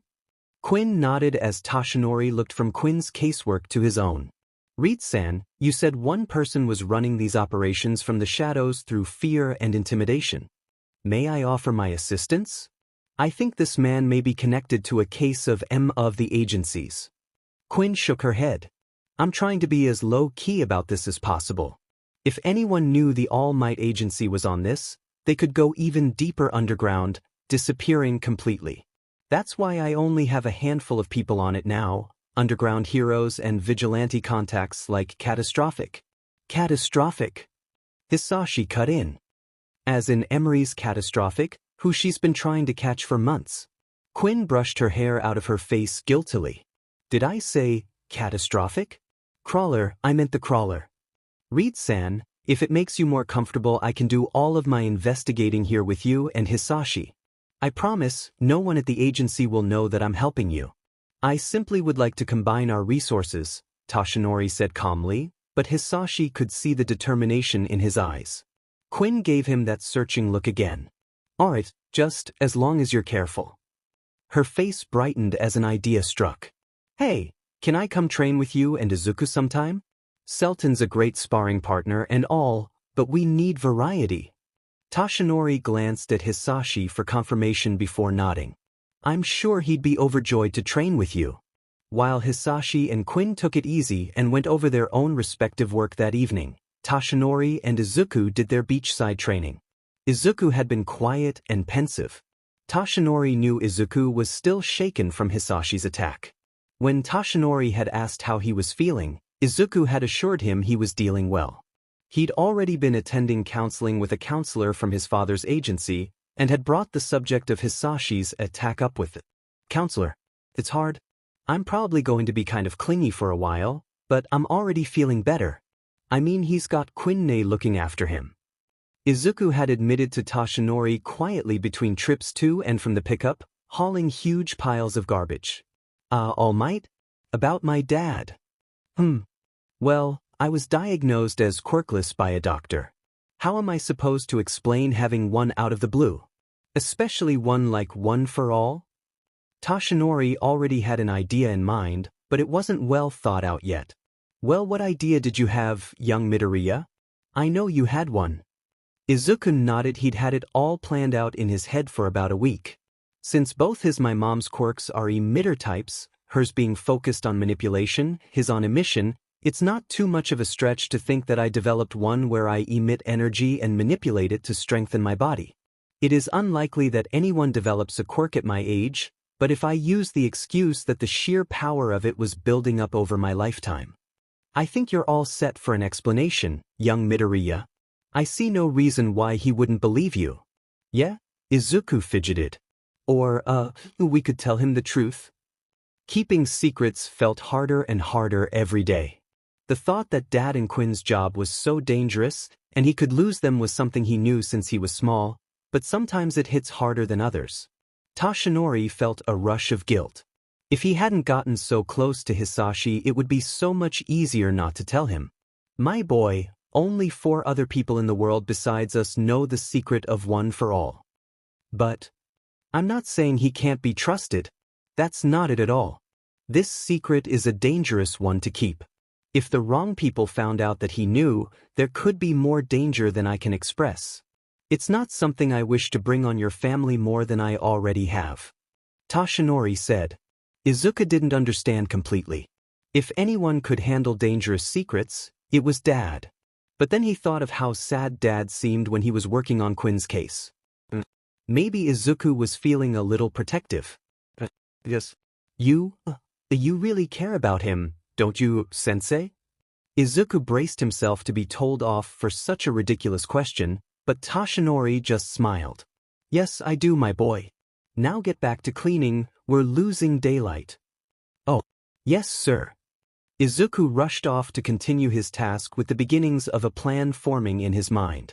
If he was somehow to get All Might and his dad on another date, he realized he would have to pull many of the strings himself. The problem was Izuku may have jumped the gun a bit. When he'd returned from training that evening, he'd asked if they could invite Yagi-sensei over for a nice dinner as a thank you for all the free personal training. I don't see why not. Maybe next weekend? Hisashi had said from his desk.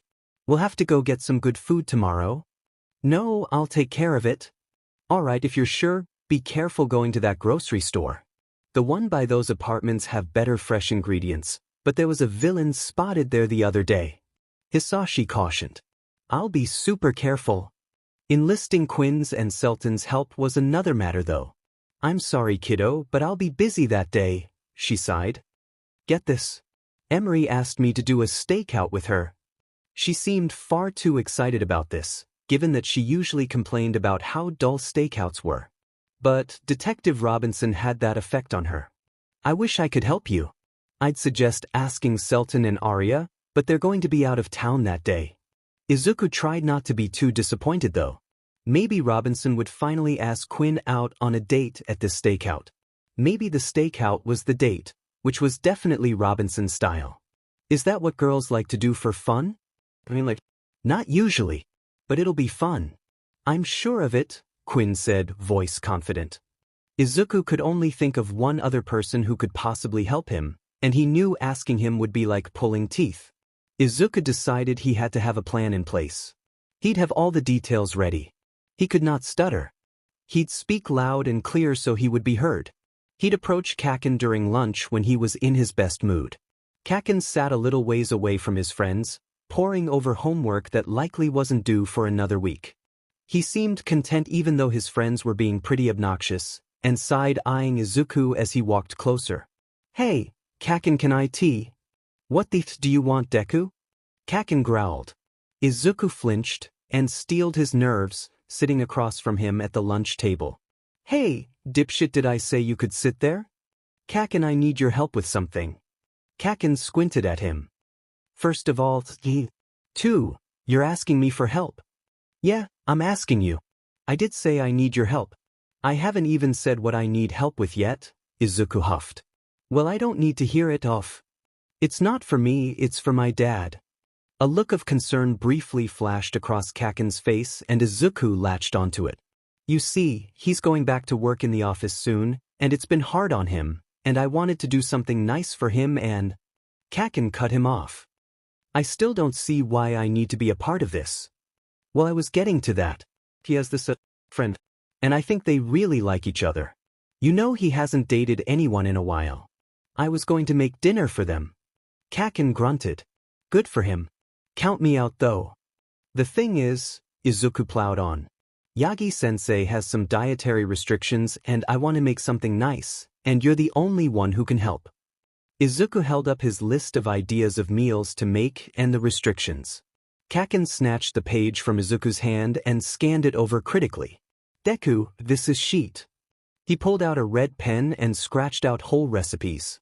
You can't replace ingredients in this and have it taste nearly good enough to serve on a date. You're iffy hopeless. Well, that's why I'm here. You're one of the best cooks I know, and Dad loves your cooking. Don't mumble. I wasn't. And don't flatter me either. I'll do it for Uncle Hisashi, alright? You attempting any of this will just scare this guy away. I'm coming over and prepping too, Kaken grumbled, flipping the page over and writing down recipe ideas on the back. Really? Thank you so much. Don't thank me, dumbass. I said this isn't for you. I just forgot to get him a get-well gift like my mom said to, that's it. He insisted. Yeah, Kaken, thanks. Meet me at 4 on Friday. I gotta go to JSL lessons now, thanks again. Izuku quickly grabbed his bag and backed out of the cafeteria. Hey dipshit. Since when do you take sign language?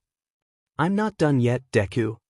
Kaken shouted, drawing the eyes of the rest of the cafeteria, not that he cared.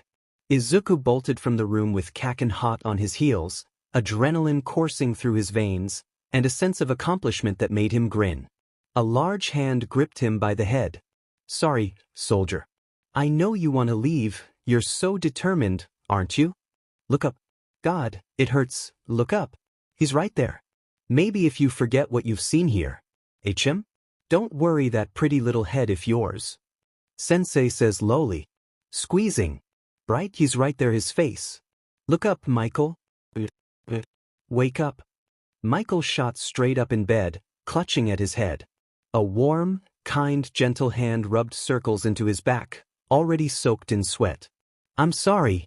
Sorry, Michael said, breathing deeply. It's just a nightmare, and headache again. Selton sat up and gently pried Michael's hands away from his head. Don't apologize. Is it about your time in the service? Do you want to talk about it? Michael nodded jerkily. Yes, it is, sort of. I don't know if I can. It hurts more when I do. Because of what he did. Who? Selton asked softly. That's what they called him. He made me do these awful things. He covers his face in his hands. You don't have to say. No, I have to tell someone. Emery doesn't talk about it, it's not healthy. He had me take care of the kids who he was changing. Prep them for more experiments.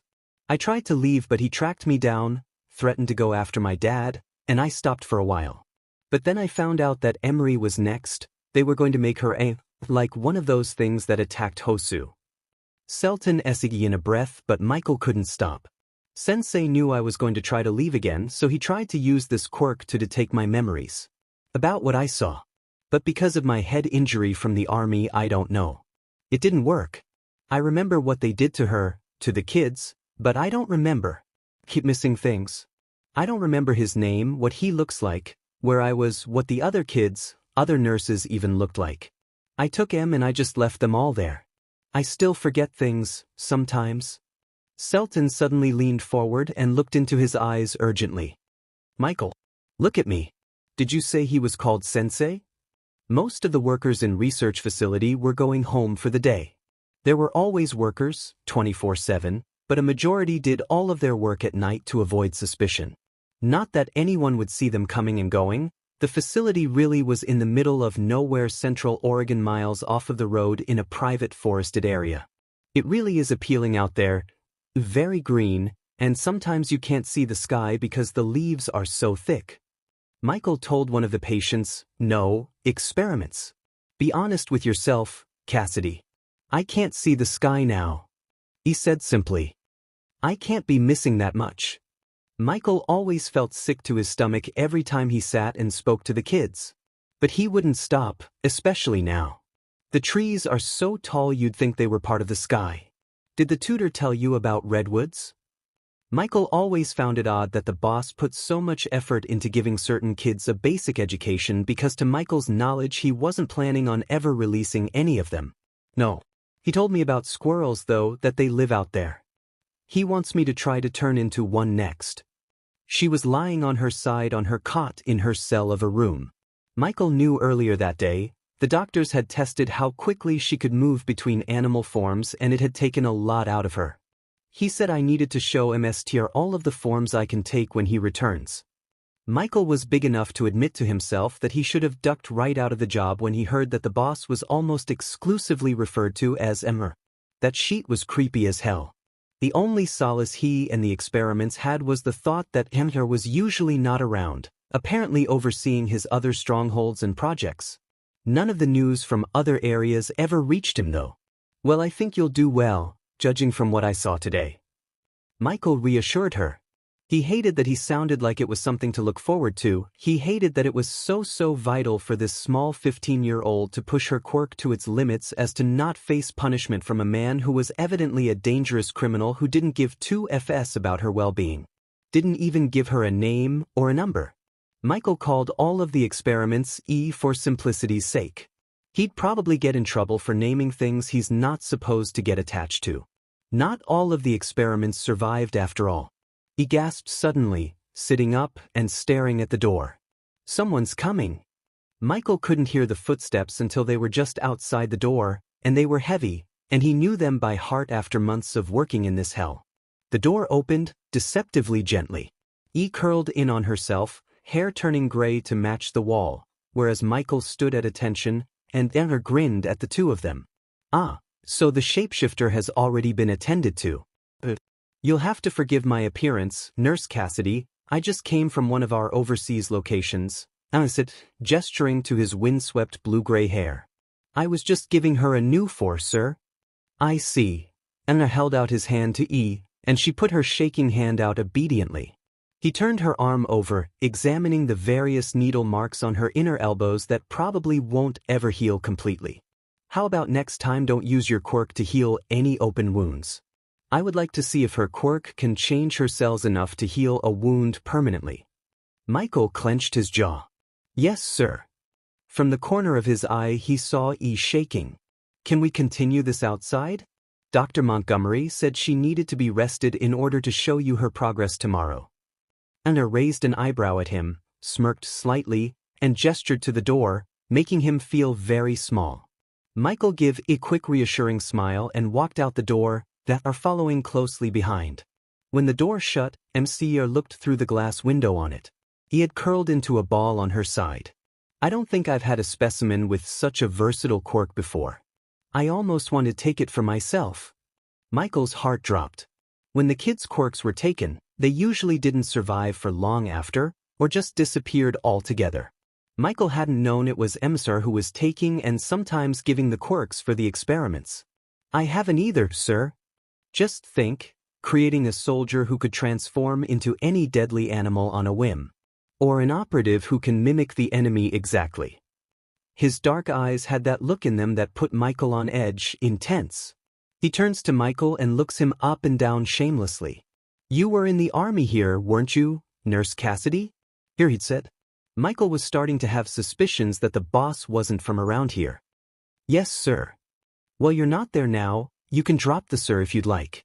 Employees at other locations call me sensei. What did you do in your service, Cassidy? Not even his drill sergeant had made Michael want to crawl into a hole this much.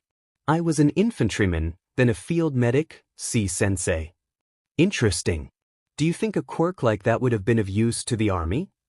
Use of offensive quirks in combat is highly regulated, sensei. Maybe after a lot of vetting. He actually did have someone in his unit with a similar ability to ease, but he could change the age he appeared as. Not that he was going to tell Sensei anything about him. Perhaps she would be of more use to me in the money-making part of our operation. Sensei had stepped closer to him again, but was looking at E through the glass. I'm sure our clientele would love that quirk of hers. Perhaps even without it should I decide to take it. She's terribly scarred without it though. Sensei looked at him again, eyes rolling over his face.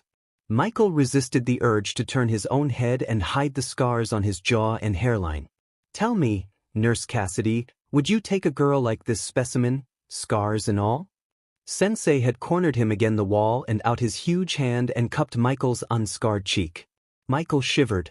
I'm not into, he felt like, saying women, but that wasn't quite true, and didn't want that to bite him in the butt later. I'm not into children. Sensei actually smiled. You're a better person than most of our clients. I'm sure you wouldn't mind scars anyways, would you? The hand moved to grip his chin, tilting his head up. After all, wouldn't that be hypocritical? How'd you get these, Nurse Cassidy? Shrapnel from an explosion head injury. I was honorably discharged. Michael ground out, staring into Sensei's dark eyes defiantly. He'd hold his ground here, he had to. Surprising, really. Considering, well, you're a bit of a flight risk, aren't you? So sentimental. You just want to save people, don't you? You think you can be a hero? Michael didn't know what Sensei wanted to hear. No, sir. You have another chance to prove yourself to me. Don't waste it. Sensei finally let him go, and Michael stood, staring ahead as Sensei walked down the hall, out of sight. When he finally disappeared, Michael slid down the wall and sat on the floor, breathing heavily. I can't do this. He cut himself off, hands over his mouth. Nobody could hear him. I can't do this. I have to get. There was a small knock on the other side of the wall in E's room. Nurse Mike? Are you there? Did them sir hurt you? Her small voice came from the crack between the wall and the door, quietly. She could probably hear him where he was. No, E. He whispered back. He hated everything Sensei had told him. No matter what he did, Sensei was going to hurt the kid's take E's quirk, possibly making him unstoppable, make her into a Nomu, some mindless, skull-less monster that? What? Michael didn't even know what Sensei used the Nomu for, and he didn't want to. And what was her other option? Be used for what sounds like Sensei's SEC trafficking empire? Michael felt like throwing up again. Is this what awaited all the kids? E, what did you hear?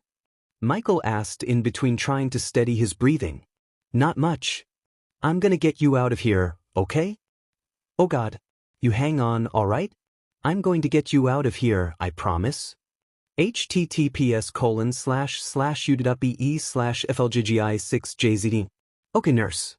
He didn't sound too sure. A doctor had told her that before, and then disappeared. That morning, Michael drove from the facility as far as he could until he could be absolutely sure he couldn't be heard. He rested his head against the steering wheel for a moment before taking out his phone. Hello. Dad? It's me. Are you going into work now? How is it over there? Mike asked. His dad was a small-town investigative journalist, but when Michael had tried to run from Sensei's job before, he'd received clear messages that his father wasn't safe as long as Michael could spill all of Sensei's secrets. When Michael went back to work, Jay Cassidy had packed up and moved his life all the way to Japan, moving up the ranks in local law enforcement there. I mean, it's fine here. People make fun of my accent, but I'm learning the language all right. You all right, son? Is your boss giving you trouble? No. Not more than usual, it's just. I don't know how much longer I can do this here. All these kids are going to die, Dad. I want to go home, be back to New York. I know, son. I'm sorry you got involved in this shithole. You'd like it here, much cleaner than back home. I don't know. I don't know how safe it is there, now. The boss. He said people call him Sensei at his other locations, and I figured, what if he finds you there? He won't, boy, I'm okay. I changed everything, my name on paper, my quirk registration, my job, dyed my hair, grew a beard, lad, I even wear contacts. Nobody is gonna be sniffing my butt out here. I bet you look like an idiot. Oi, watch your tone, boy. They're gonna make me a sergeant soon, I bet. Congrats, Dad. I think I'm gonna go visit soon. Might bring some friends. Good for you. Be safe about it. I'll try.